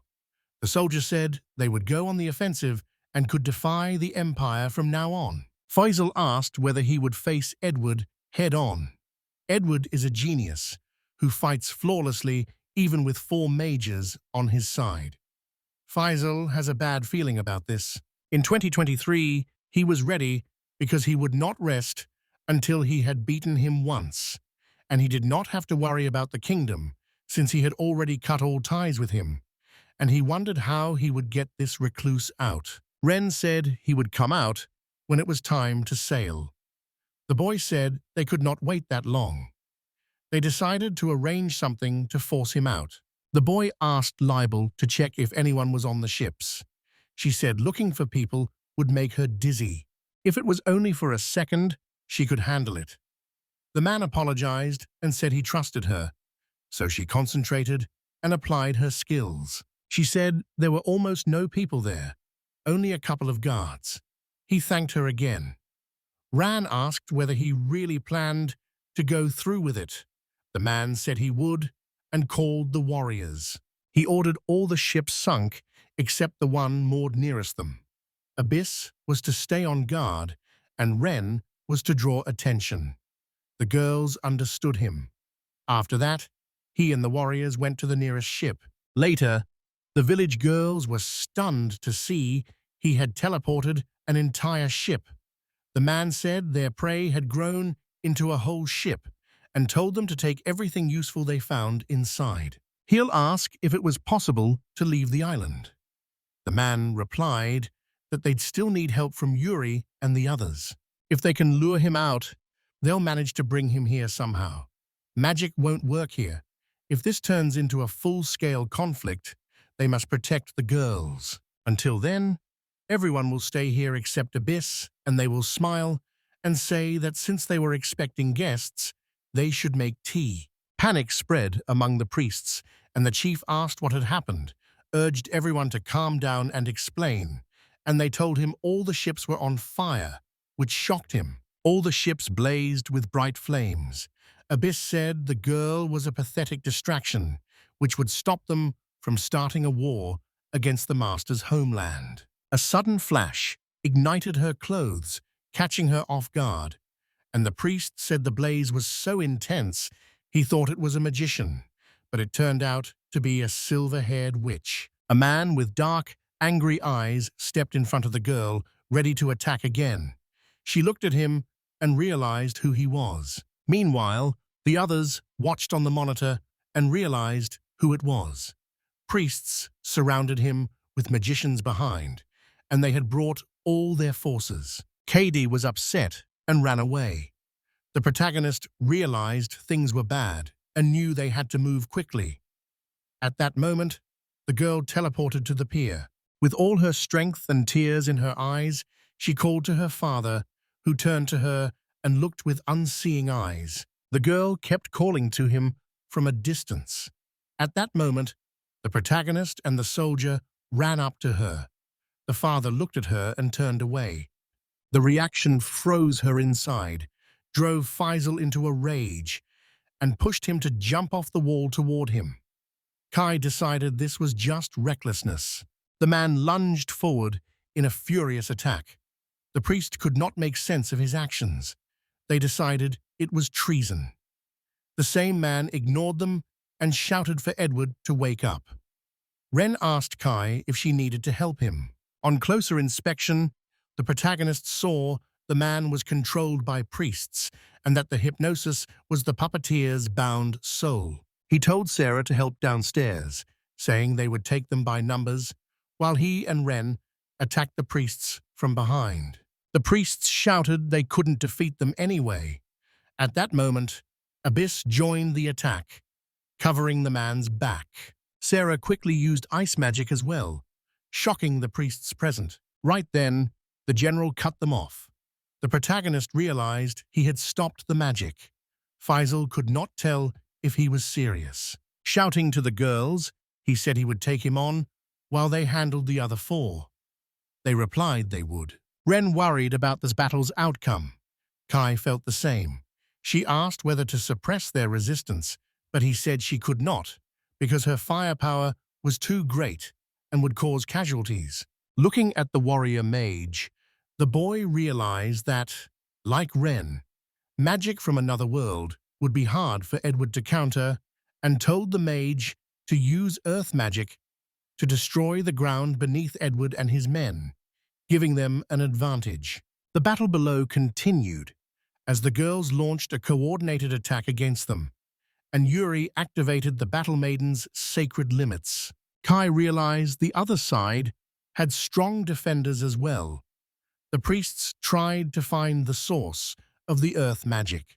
Edward found it and attacked the building. Ren grabbed the guy and jumped out without taking any damage, and Edward immediately attacked them. Faisal stepped forward and took the blows himself. His face twisted in pain from each strike, and they couldn't understand why he did it. The priest decided now was the time to end everything, and struck the girls with a powerful attack. One blow flew straight at Cade, but she was protected in time. Kai warned they'd lose if this continued, so Ren had to buy time to restore Faisal. But she couldn't use much magic without risking harm, so she asked Kai to trust her. Then she created a wall of fire around them. The man wondered what to do next. Even if they retreated, there would be no way to move everyone. At that moment, the girl asked Kita if she was hurt. She said she was fine, but her face darkened. Angry that he had used magic against her friends and hurt Faisal, she screamed that she just couldn't believe how stupid her father was. Then she raised her hands and declared she would destroy everyone with a single blow, using the magic of fleeting life. A giant creature with round, glowing eyes appeared before them. Everyone's mouths fell open in surprise. Made of stone, it struck Edward without regard for anyone. Glowering at the others, she watched them declare it impossible and run away because they could not win. The protagonist told K-Ade to cancel the ability, saying they would take her father and leave. K-Ade agreed. Meanwhile, the man lay unconscious on the broken pavement, his arms outstretched. His daughter seemed to be calling him, so he laughed and decided he was still asleep and did not want to wake, since at least in a dream they could be together. A small hand tapped his head to wake him, saying this was not a dream. He opened his eyes and looked at her. Sadness in his eyes made him decide he was already in another world. She struck him again, insisting that wasn't true and that she had come back, then suggested he meet his mother. Faisal smirked and said it was too luxurious, the magic was asleep, and his daughter woke him up. Kai said it was just that way. Edward asked who he was, and the boy said his name was Kai, and this was the pioneer village. The girl believed she knew everything about her older brother. At 10, she received a blessing, the idea, the goddess of truth. She secretly used that power on him. They were foundlings like him, and her brother remembered him from childhood. He wasn't like ordinary people. He was special. She wanted to know more about him. 12 years later, the blessing ceremony. The priest called Rukia in. She assumed he had gone ahead to the ceremony, but he had not returned, so she looked for him. The man told her to take off the holy cloth. She revealed a sign showing an eye on her body. The man shouted that it couldn't be true. One of them rushed up to her, shouting that the day had come. The priest asked if two of them could come in a row. The other replied that he should keep silent. The god inside her was nothing like the others, and remarkably, she also had 3 pillars in her body. The Inquisitor thanked her for meeting him that day. She and the gods embodied the idea, eternity, and diet. She should try to call them by their names. She thought she had already received a blessing before. She should not show it. When she spoke the words, the symbol lit up. The priest was surprised she named them so quickly. The Inquisitor said everything was fine. She likely realized this was better, since it would spare her from having to say the gods' names later. She asked where her brother was. He was supposed to perform the ceremony right in front of her, but he never returned. He told her to forget him, but she did not understand why. He looked at her again with wild eyes and told her to forget it. Priests crowded around, saying she had a bright future and should not worry, but she did not understand why. There was no reason for her to forget it, since they would surely never see each other again, and she did not understand what it was when the Inquisitor called her. She grabbed his hand and used the eyes of truth. They shone. The man did not understand what she was doing. Apologizing, she said she heard the voice of God and decided to try. She said everything was so confusing, she understood nothing. He replied that it was normal, and that with practice, he would learn to use the blessing correctly. The priest said not to waste one's strength. She vowed she would not, and then saw the essence. The god who blessed her brother was evil, and the church had exiled that evil god far away, right in the body. At that time, another special inquisitor was in the room and dragged the brother away, leaving this man with no more information. For some reason, they were afraid to destroy the blessed. The inquisitor told her she would now live as a nun for 2 years and study with a priest. Smiling, the girl said she would try. A child like her couldn't compete with the church even by making a fuss, and it would be impossible for an ordinary father. So she began studying to become a priest and searched for clues. She began searching for the special inquisitor. Finding him will reveal her brother's location, and she is ready to search every crack. She knew only she could save her brother. The protagonist woke up and realized he had not dreamed about that time in a long while, and he wondered if Rukia was all right. Abyss asked if Rukia was the master's younger sister and how she had sneaked in again. And she replied that he had told her it was getting cold lately. Faisal came in and apologized for interrupting them. Seeing the girl, he asked if they were having fun so early in the morning. The man said it was all wrong and that he didn't know what he'd been thinking. The man said it was good they were awake. Chi replied irritably that he was coming to wake him up, if only he could get some sleep. He did not want to come in at a critical moment. The girl also comes to him on purpose to sleep as an adult, and it would be awkward if they were misunderstood. Nearly 3 years have passed since the 12th birthday blessing ceremony, and in this world, 15 is the age when a person is considered an adult. The man said that Edward's people had summoned him. After the disturbance in Nomel, Kaid, her parents, and Faisal began living on a desert island. Edward and his family are building a house. Edward asked the worker what the flat plate-like piece was for, and the worker said it was a tile. It was needed to cover the roof. And the man realized this is what tightly covers house roofs. He had never seen that shape before, and Kai smiled, saying that where he used to live, there was a lot of it, and it was called roofing tiles. He said to take her because she is from the village. The man thought it was a wonderful blessing. Though they come from the same god, Kaidi's blessing is completely different in nature. Kaid replied they are special, but they still turn to an evil god. Edward wondered about the good and evil gods, but the boy did not understand him and said that no priest had ever met God personally. A holy seal forms on the left chest, granting the person new abilities. They are given a brief explanation, though there is a real difference between good and evil gods, and once there was only one god. He thought about it, and since he had been reborn into another world, there must be gods here. So he stopped digging deeper and said this was new information for him. There may be people who seriously doubt the existence of gods, the man replied, but no one doubts their abilities, and in any case, no one thinks this happened by chance. No one hunted evil gods outside the church, and his daughter could not receive a blessing from an evil god. He realized that in the end, their parents' bad judgment had won. Faisal told them to stop chatting and start helping, adding that they planned to have many rooms.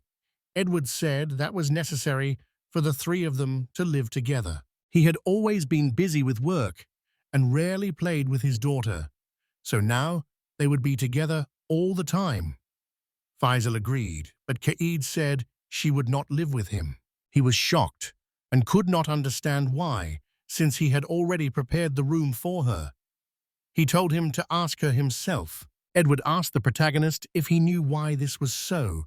The protagonist said he hadn't heard anything either. He said the royal guards were cleaning the bathroom now, so he could ask them.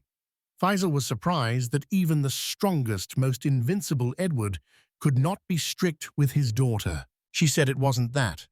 Once she followed him everywhere and called him dad, but lately she seemed strangely mature, as if island life had made her much smarter. He decided to ask the protagonist why she did not want to live together. Surprised, he agreed. Faisal said it might be because she hated her dad. The protagonist walked up to the girl, who asked what happened. He told her he and Edward were building a house, but she refused to live in it. She replied that she would continue living in the mansion as before. The man said she had finally met her parents. Living with them would let her feel free. She asked whether he was refusing because she was a girl. That did not mean she would simply agree to go back. He thought this might be the moment she began to rebel against her father. Kai warned Edward would be upset because Kai seemed to expect they would live together. She replied they saw each other every day and she was no longer a child who needed to live with them. The man noticed she was sleeping with Ren, but she said that was different. She said she would live there. The man thought Edward had said that, but she still seemed like a child. Now, reunited with his family and living on a desert island, he feels better than before. It's good that all she could think about was growing up quickly. Edward should be told that she is only pretending to be strong and able to live on her own. The protagonist went to Kuromo and asked her again for help getting winter coats. She asked how much she needed and wanted him to bring people to take measurements. He gave the names Edward, his wife, and Fazel, then asked how much time she would need. She said 3 days. The man was surprised at how fast it was and thanked her. Ella said someone had come. She saw it on TV. They all watched it together. Edward said this place would be suitable. Yuri replied they had gone far and that it was unlikely anyone would come here. He added he had heard about her situation from the protagonist and that any contact would come from her. The girl couldn't understand why.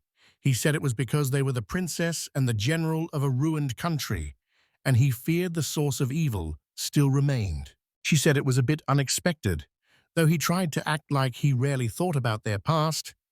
He said he was a smart guy beyond his years. She said she agreed, because the main anomaly was not the blessed ability, but him.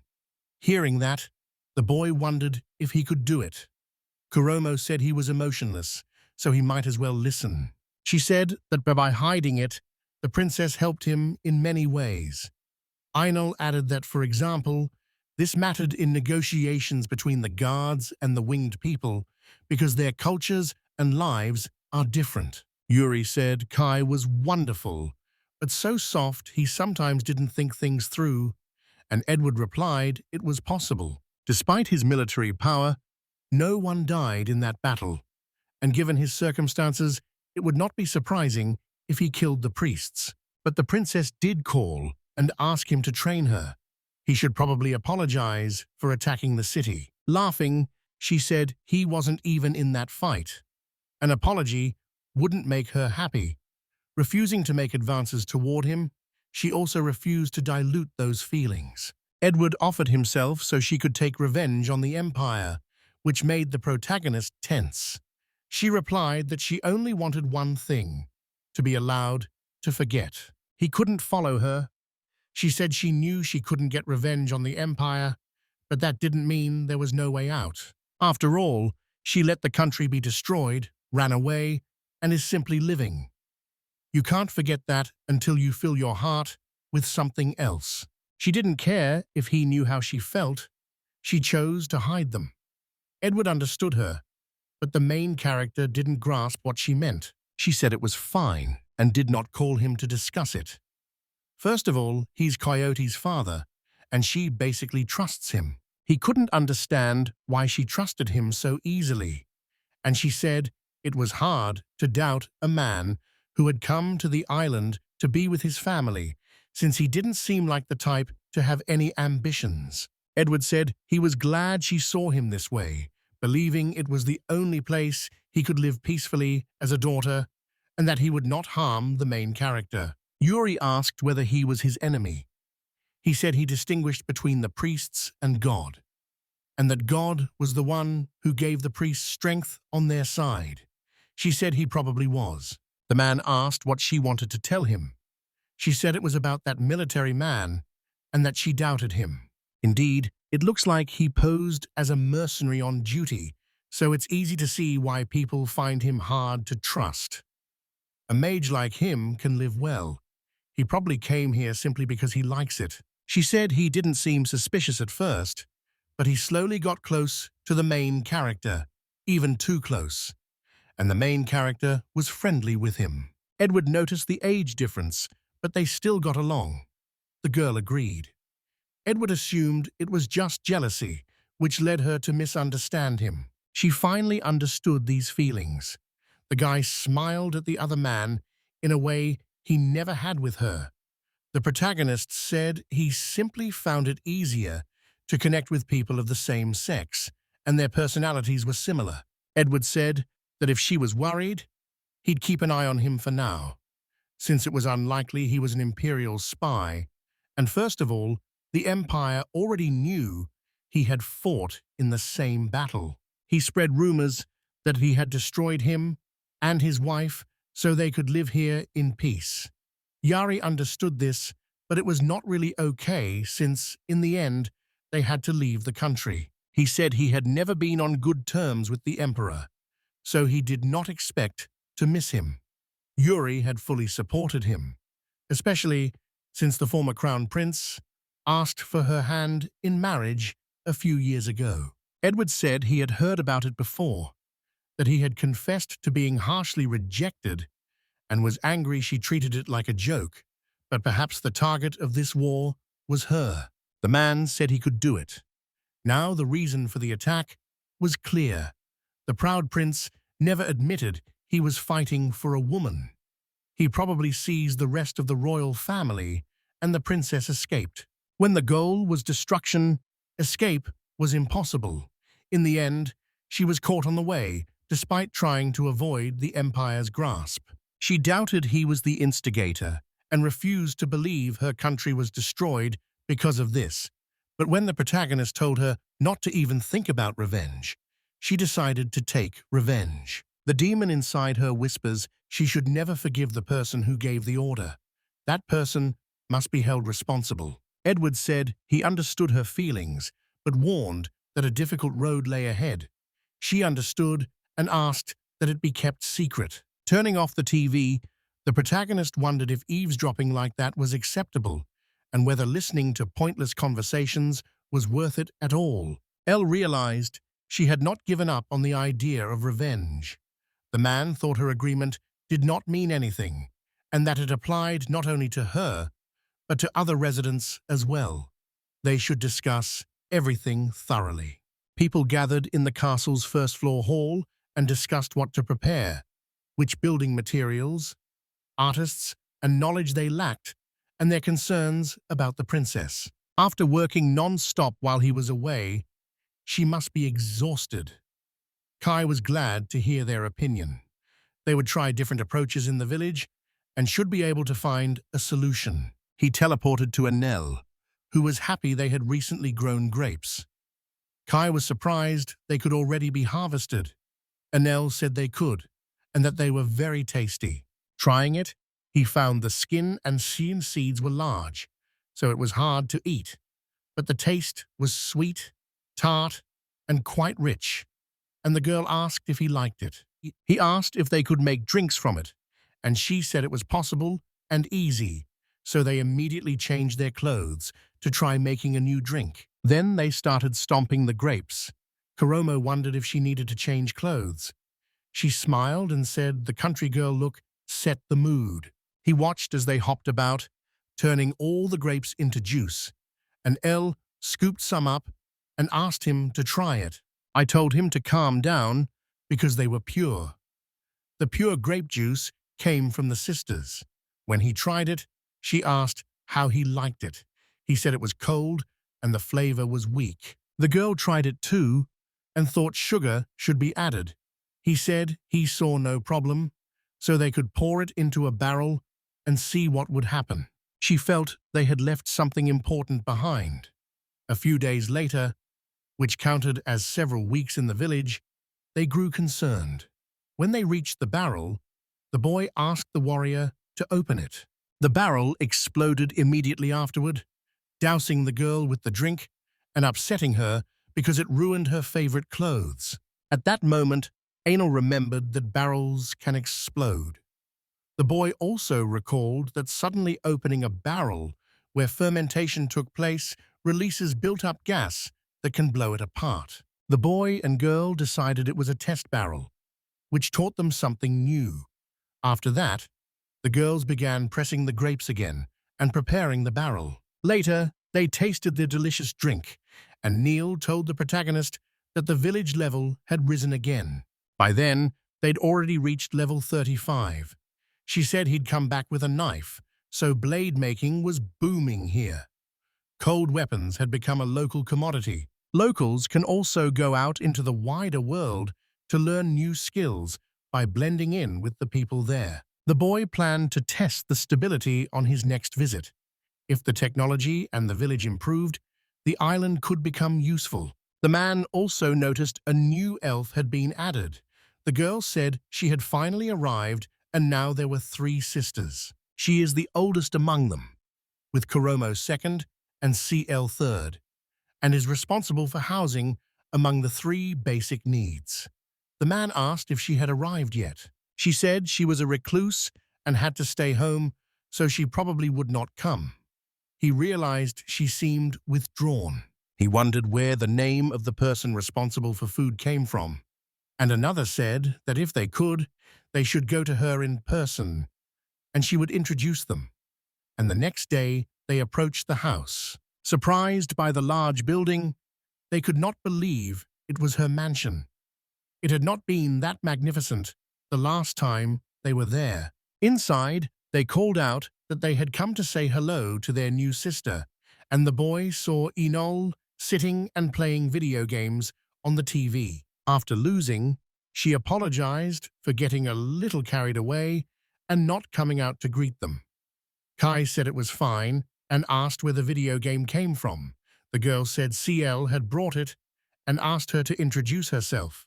A girl said she was the housing assistant, asked them to look after her, thanked them for caring for her sisters, and the man introduced himself and the princess. He asked if the house had grown so big because of her ability.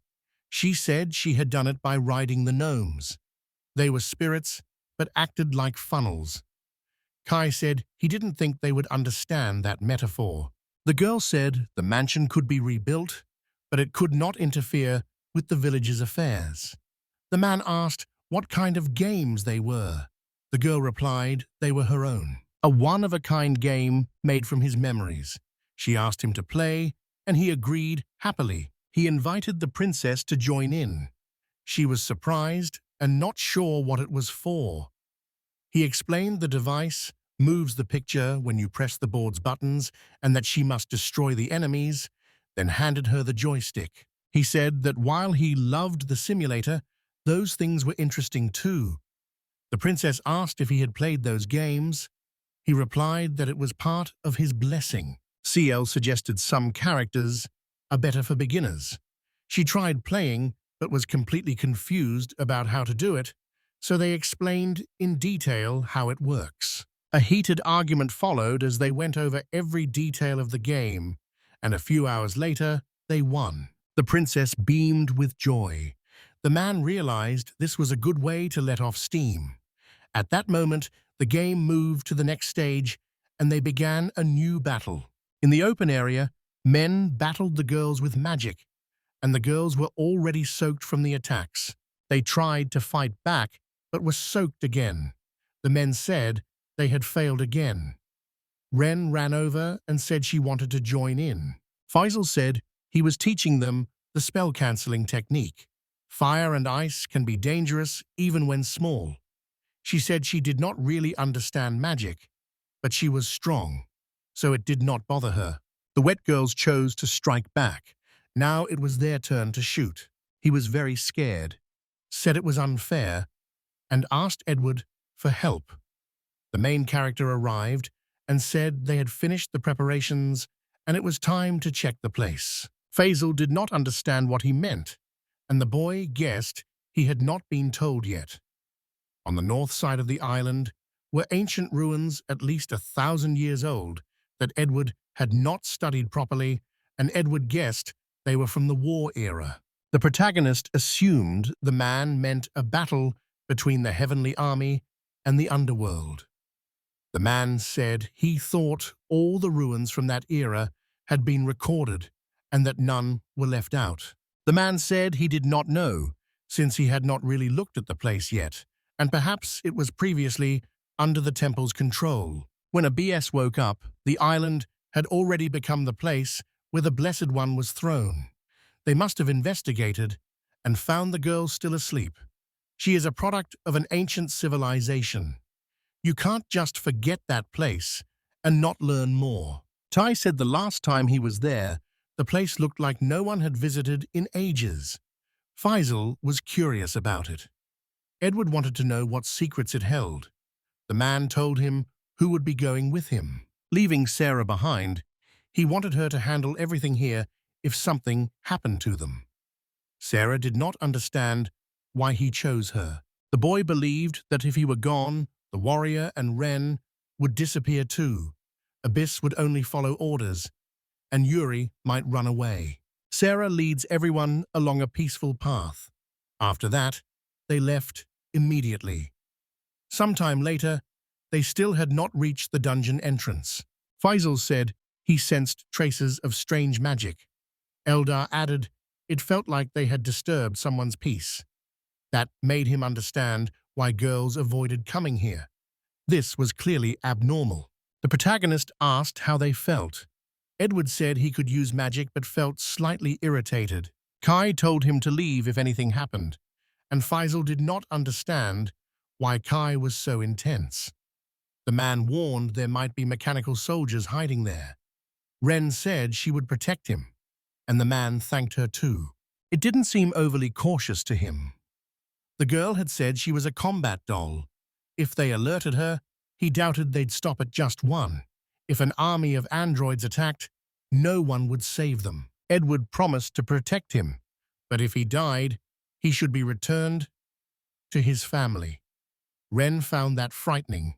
The man decided he needed to state his wishes, just in case. Entering, they found the air normal. The fire had died down, so the air was thin. If the torch had flared, it would have meant danger in the cave. Kai guessed the air here differed from his world. If wind came from the cave, there had to be an air duct nearby, and Ren called out that a room lay ahead. They entered a dark room filled with mechanical structures. One of them realized it was an experimental installation. It did not look like a weapon, and no guard robots were in sight. They were curious about what material it was made of. A man said it looked like vinyl, a waterproof material. This site is in the mountains, but thanks to it, the ruins have stayed dry for 1,000 years. They used very advanced technology. He lit the cases. Faisal said they couldn't get through here. Everything was buried under earth and sand. Even if they cleared the rubble, a new pile would form immediately. The main character warned it could be dangerous and told everyone not to touch anything unless necessary. At that moment, someone appeared. Everyone froze and shouted at him to look behind him. Returning, he found a girl who looked very much like Abyss. They wondered who she was. She didn't smell alive. He teleported her to the village, and NL ran over to ask who she was. He said they had found her in the cave and thought it safer to bring her here, away from the ruins Mana, if she was an android, then tried to figure out how to wake her. The girl said it was a doll, just an empty shell. The man couldn't see how she knew. She explained that every living thing gives off energy, even androids, and this little girl gives off none. The guy said she might have just run out of energy and gone into sleep mode. The girl said she would understand. She holds every living thing in the palm of her hand and misses no one. The man was amazed by her confidence, and she said that no matter what, she would take it for herself. He agreed and said he would see what else they could bring from the ruins. Inside, they studied instruments they had never seen before, but though it was a lab, there were no records. Maybe it had been closed and all the documentation taken, and Kai wondered whether they had used digital media. They didn't know what to do with the cases. The man was curious about their contents, but too afraid to open them himself. Ren said she felt no danger from them and would open them herself. Inside it, they saw clothes just like the ones ABS was wearing, and surprised, wondered if they were spare clothes. When she pulled another out, she noticed it was on the doll. They opened the other drawers and found clothes in each. The man did not understand why. Faisal said the young father always wore the same clothes. Kai guessed it was because some strange technology kept his clothes from getting dirty. The man added that they could now say with certainty that she was somehow connected to the ruins, and he asked who she was. The other man replied that she did not remember anything. Faisal smiled, thinking the people of that era might have sealed away her memory. Edward pictured the 1,000-year sleep and would not be surprised if that era's technology still worked after so long dormant. Besides that, the ruins still worked, and he felt many mysteries on this island remained unsolved. After exploring the ruins for a while, winter finally arrived and spring was approaching, so they kept themselves entertained as best they could. He wondered if they'd see a ship that year. The best answer was that sometimes none came for years, and sometimes they sent several here at once. If another child showed up, would he want to find a family like Katie did? The boy reassured her he would leave if that happened, because that's what he wanted. The girl asked if he wanted to see his family. He said, "It's been here for 3 years. Most people have probably accepted that it's gone. If the ship appears this year or next, it won't change the facts." He was no longer in a hurry. The girl took his hand and told him he was lying. Not very good at this, she still understood him. He replied that it wasn't exactly a lie, more like a half-truth, saying if there was a new child, his wish would be more important. He still wants to see his family. The girl said if there are no new ones this year, she will search for the master's family. He said he would ask the others where Laverda was because he wanted his family to meet her, and she wanted that too. Smiling, the girl said it was a promise. The boy imagined his father and Rukia would be surprised when they saw how much their family had grown. A few days later, high in the sky, LaBelle spotted something approaching from afar. She flew to the protagonist and alerted them that a ship had arrived. 268. From their hiding place, they saw it was an adult, not a child. Nothing made sense. No adults had been left here in 60 years. When asked, Kai said they would stay for now and move closer as soon as the ship sailed. Rena warned that any strange action could cause an explosion, and the man disagreed with her. Approaching the tied-up girl, they said everything was fine, that they would untie her and told her not to attack, while one of the men began to remove her gag and blindfold. The tool was magical and could not be removed easily, and she asked me to tell her whether this was the forbidden island where the witches were imprisoned and who they were. The man didn't understand and asked the woman to check her symbol. She began shouting in confusion, calling it very rude. Ren said the symbol was different from his and asked what her blessing was and the name of her god. The boy heard of him for the first time and could not understand why an adult who was not even marked by an evil god had been brought to the island. She said she had spent many years at the temple with no time for herself. 3 years ago, they finally found a successor, and once that woman was trained, she decided to claim her freedom. Sent here by them, she dedicated her whole life to the temple, obeying orders again and again, even when she wanted to howl and despair. Crying loudly, she shouted that she had worked tirelessly for 500 years, shocking everyone present. Fed up, she shouted that she'd had enough and didn't understand what this was all about. The man asked Ran what she thought, and she said she wasn't lying. The woman said she first thought they were taking her to a resort, so she boarded the ship without suspecting anything. The man said it was not that bad. There was a village where people lived which surprised her. She said she had heard living here was impossible and wondered whether they were really people, and Kai asked her to explain what she meant about the witch. She said she'd answer everything since she was already finished anyway. Ren found that somehow unpleasant, and the man said that's what 500 years of overtime does to a person. She asked if they'd heard the legend about witches. The man asked if that was the same as demons. She said it first appeared about 700 years ago. Its powerful blessings caused chaos across the world. The man asked her to be more specific. Able to share their powers and bless anyone who asked, they sought to become like gods, so the temple used every means to capture and seal them. Kai explained why they were sealing. They dumped many children here, including him. It was clear they did not need them alive, but instead of handling it themselves, they left them here. And Kai wondered why the temple did not deal with such blessings personally. She said they were afraid of God's answer. The man asked again, and she began to explain, surprised he knew so little. When a blessed one is destroyed, their grudge leaves their body as the power of a god.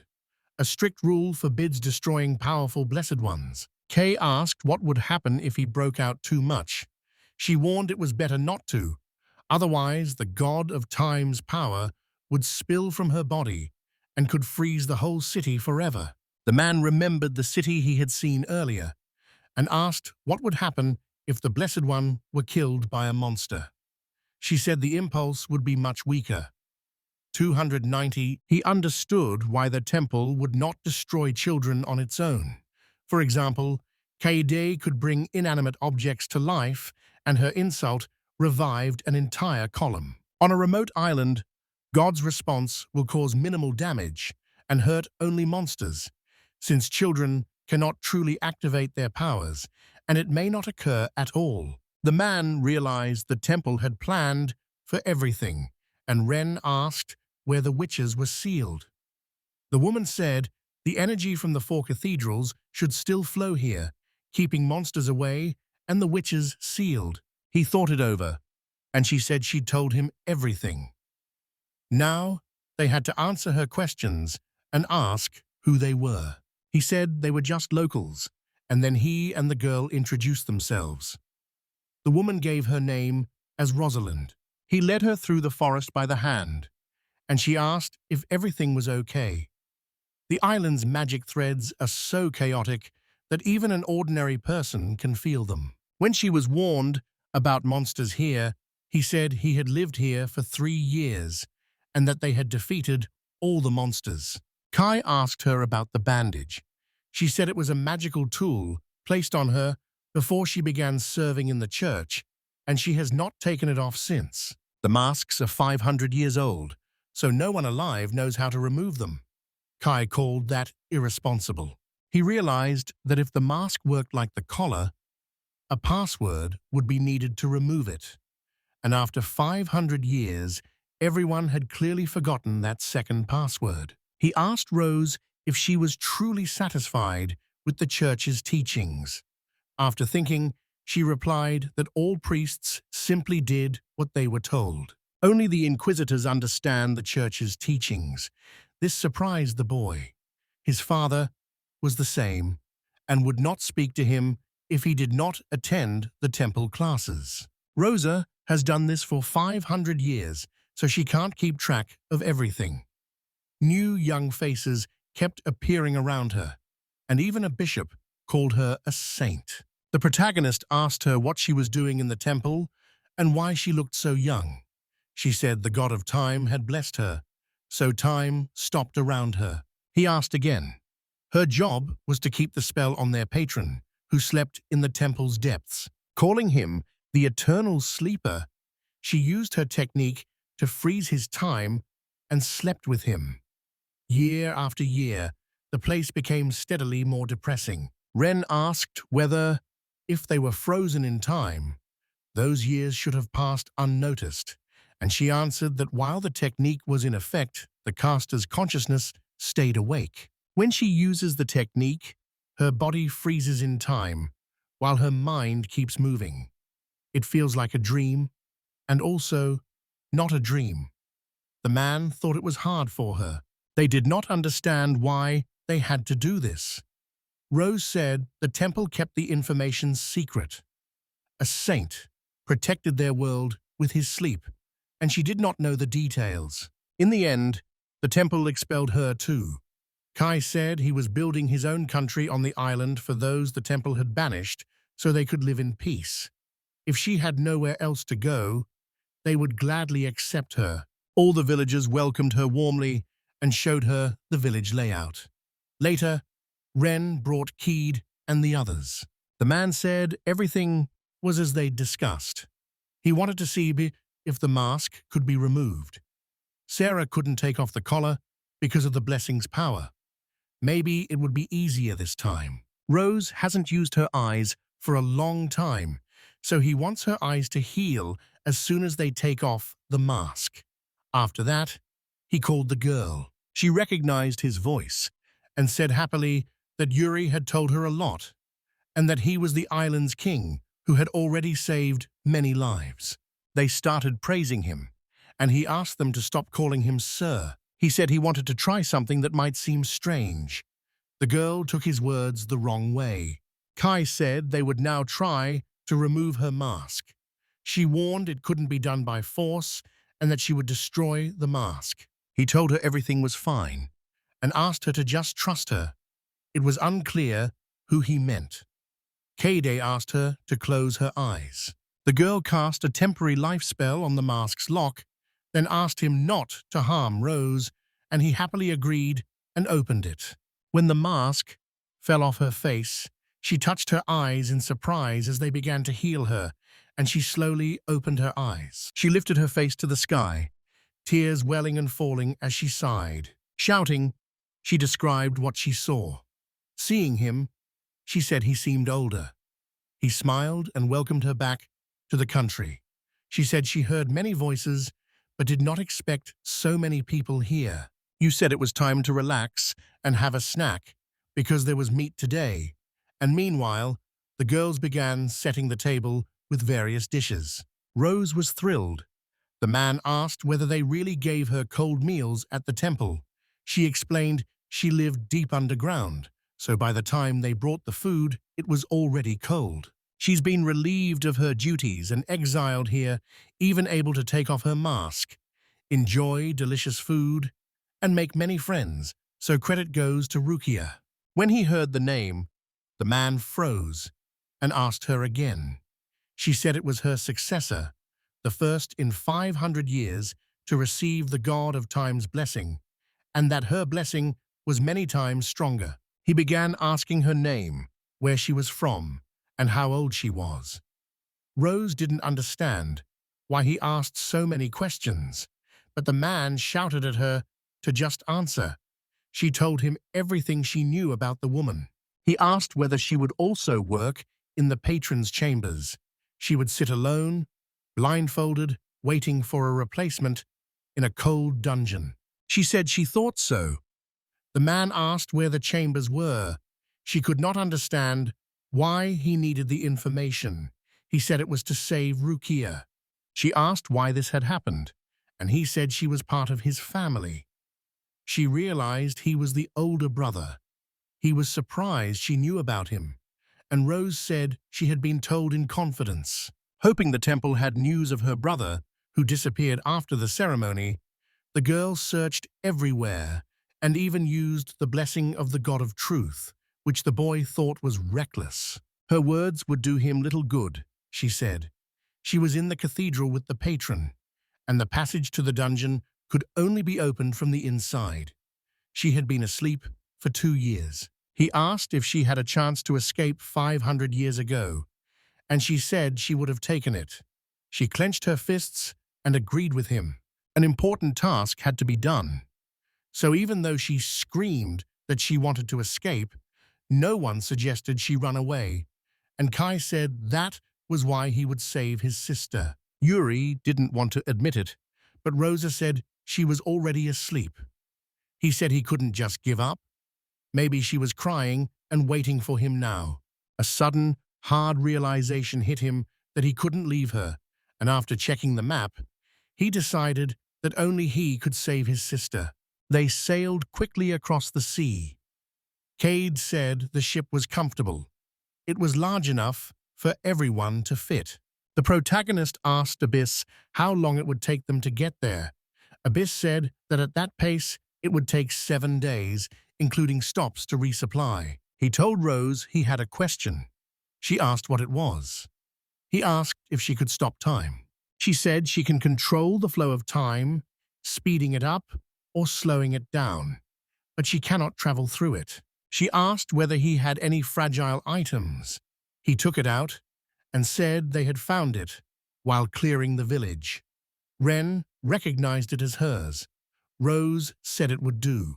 Applying the principle of eternity to the figurine, she surprised the man by turning it gold and then froze its time so it cannot be destroyed.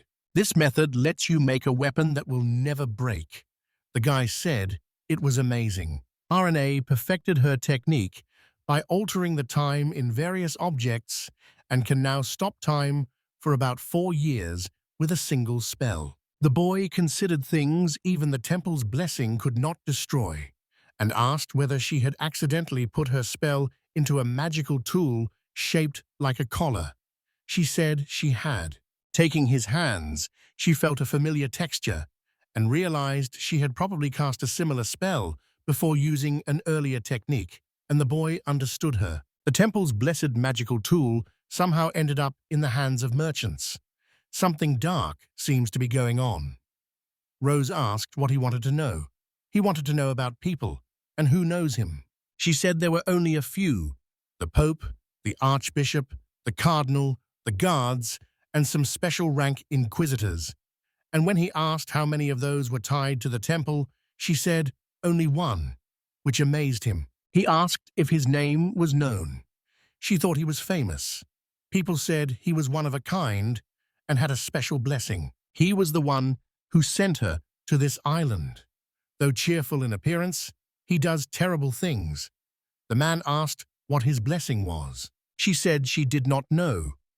High-ranking people called him a blessed child who read the stars. Kai assumed he was an astrologer and asked if he was in the city.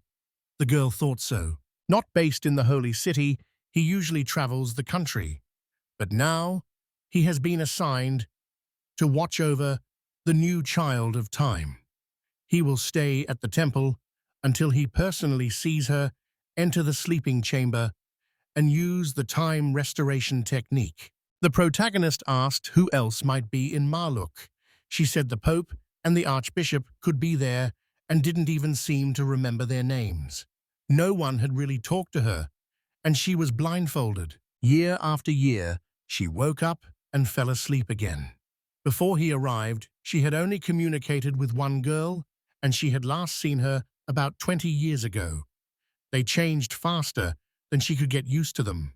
He apologized for asking, but she said not to worry because she had already accepted it. He thought some situations couldn't be handled alone and that it would be better to give up and go with the flow. He won't get involved. In this life, he won't think only of himself. When someone needs help, he helps.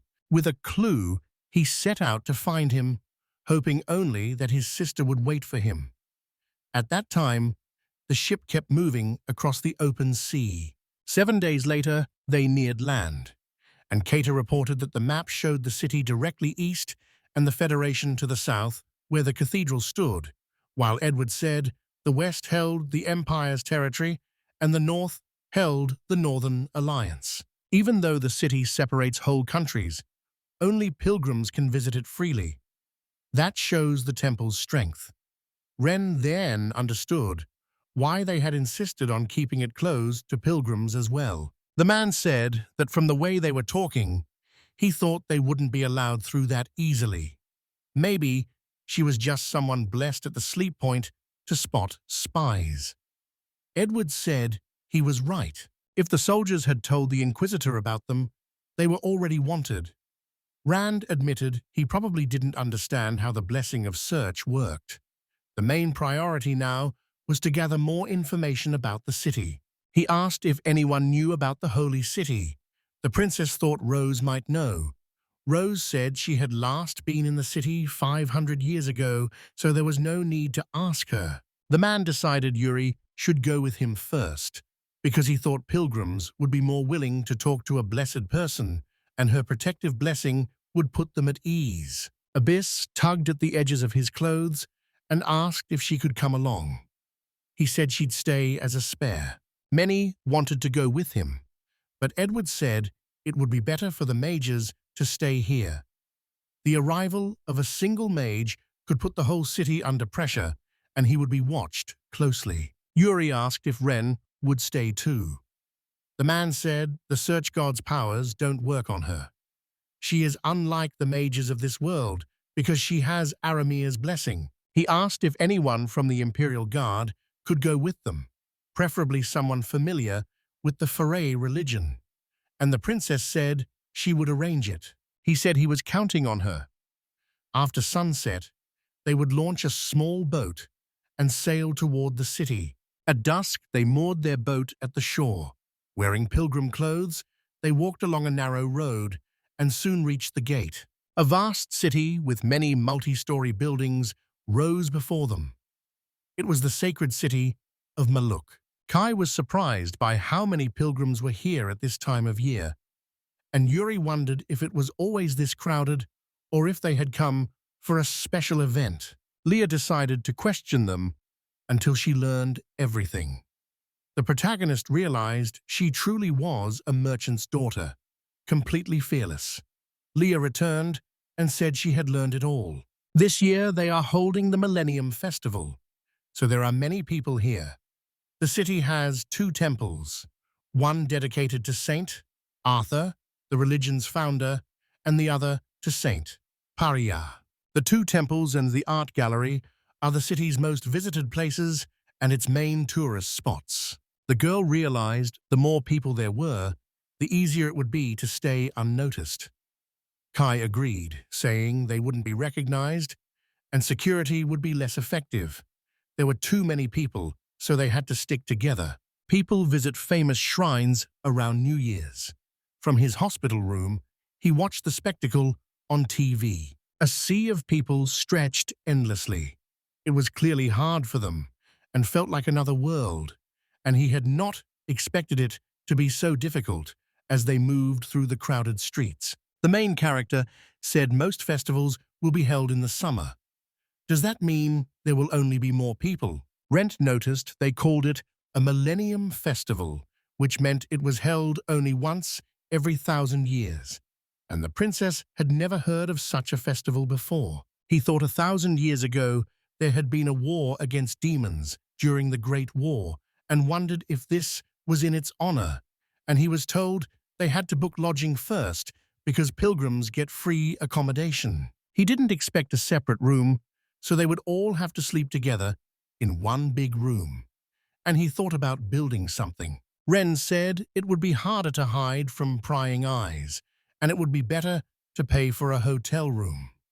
The princess began checking for available rooms, and they started looking for a place to stay. They picked a hotel and decided it would be their base. After they rested, he and the princess would visit the temple. In the meantime, they could do as they pleased. Everyone was pleased. Kai handed them a purse of money, told them to buy something, and to listen to what the locals were saying. They realized he had thought of everything. The princess angrily told them to stop, insisting they were not playing games. A man scolded her and said everything was fine. They were excitedly talking about what they'd seen. The guy thought they'd stayed off the island too long, so everyone wanted to rest a little. Meanwhile, the princess told them not to get involved in anything dangerous and not to talk too much. Everyone agreed with her. They left the building and headed to the temple. They joined the pilgrims, and the protagonist noticed the princess. "Tell me what you are thinking." She said it was her first time walking like that, and he was surprised she was thinking about it, so she confirmed it again. She said that when she was away, only Sarah got all the cream. The man blushed and said she might have misunderstood. She warned him not to underestimate her powers of observation. Sarah would act soon, and the woman already knew what Sarah was planning. Ren said Abyss would throw up, and the princess screamed back at her. The protagonist said he didn't know what she meant, but had nothing to hide, and was truly grateful for her help with the collar. Blushing, the girl said Sarah was like a sister, and that she was glad when her collar was removed. He said she had to leave quickly because there were too many people here. Chibushka said she felt cheated. Ren asked whether Milord had a soft spot for Yuri. He told her not to blab. He was about to say she was a member of the royal family, but she cut him off, grabbed his arm, and asked if he really wanted everyone nearby to know who she was. He said no. Seeing the crowd, the protagonist realized the road led to the Temple of Saint Parier and was curious how it differed from other temples. It serves the same functions as the Temple of Lucia and sends energy to sealed witches. Legend says Saint Parier and Saint Lucia sacrificed themselves to create the witch's seal, but that is not important now. They care about the Temple of Saint Arthur, the religion's founder. It was magnificent. The Templaries had told her it was a must-visit, and the place was truly stunning. The protagonist stared at the sculpture as if it were a god, imagining how many children they had killed while hiding behind the purity of faith and their authority. Everyone in this world will pay in full for the suffering of their world. The main character looked at the smiling priests. Ren suddenly approached him, her eyes vacant, and took his hand. He was surprised and called her name. Her eyes sparkled as she said that if he wished, she could turn this garden into a blazing hell in a minute. The princess's and the protagonist's faces darkened. He told her she didn't have to do anything. He still hated them, but killing them wouldn't bring back the lives they'd taken. And if she made the first move, their small country would be targeted. They only want to live in peace on their island, so he asks that they not be noticed. He asked God if he could hear him. A year ago, a carriage arrived in the holy city, and the children marveled at its size. One girl asked another to behave properly. Eve asked Claire if she had been here. Claire said that when she was little, they lived in a nearby town. Claire remembered their famous dango was very tasty, and Eve said he wanted to try it too. Claire asked Rukia if she was okay.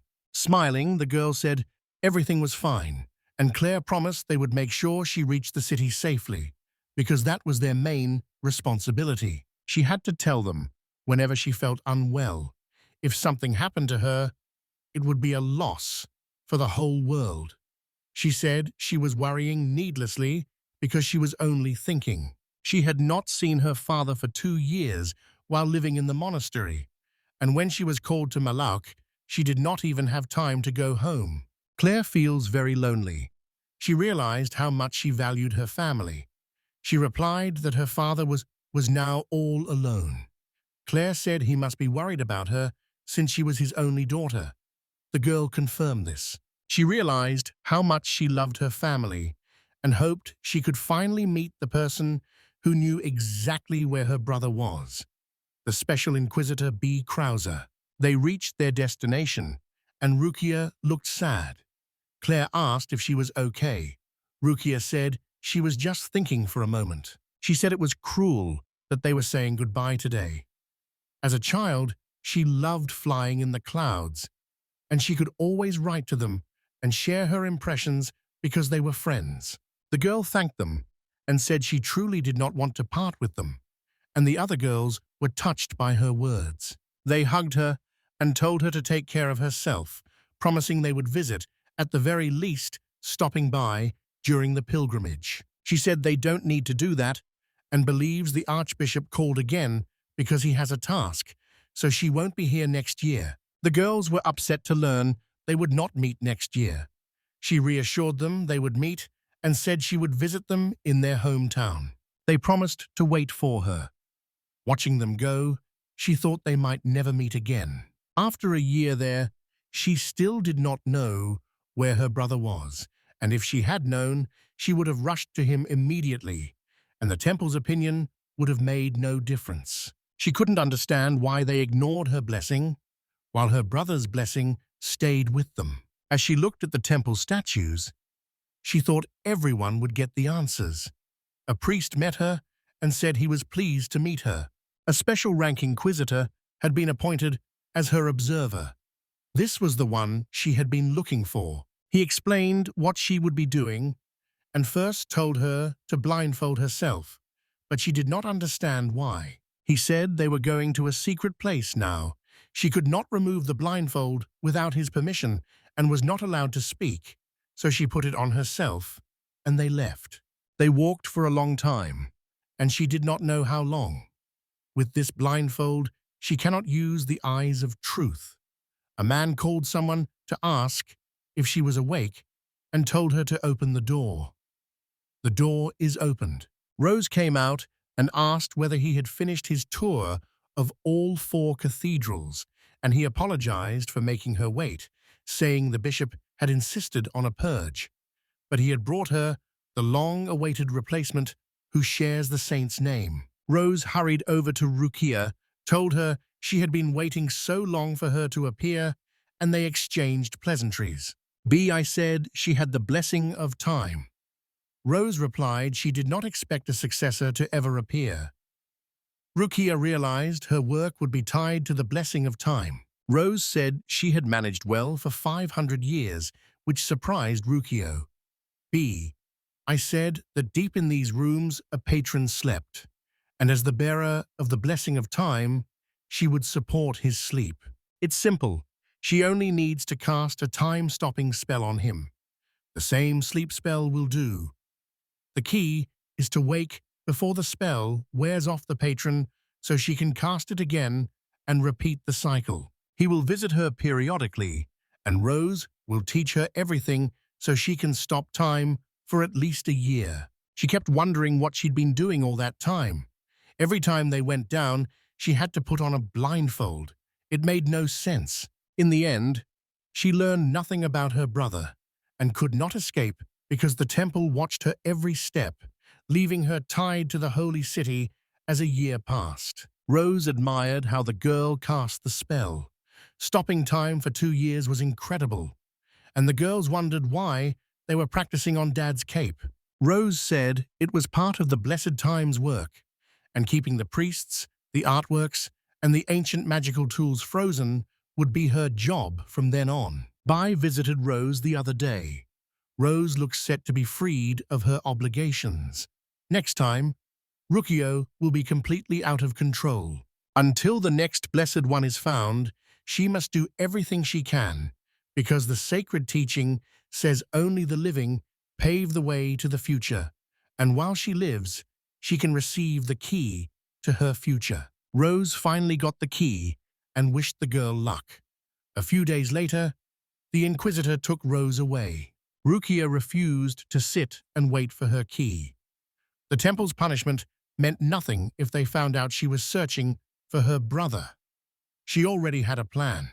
Bai handed the girl a pen and paper and told her to write her father a letter saying the temple had given her an important mission, that she would not return home, and that he should forget about her. The girl took his hand and used the eyes of truth to see everything happening to her brother, who had been tied up and left on the island. She was stunned by it. The Inquisitor saw what she saw and understood it. This surprised him coming from her. The girl could not understand why it all happened. Bio discovered she could see many memories with a single touch, a special talent. 3 years ago, they removed the evil god's blessing, and her brother is gone. His blessing could cause disaster. To protect the world, they could not leave it as it was. Rose also knew too much. She called him terrible.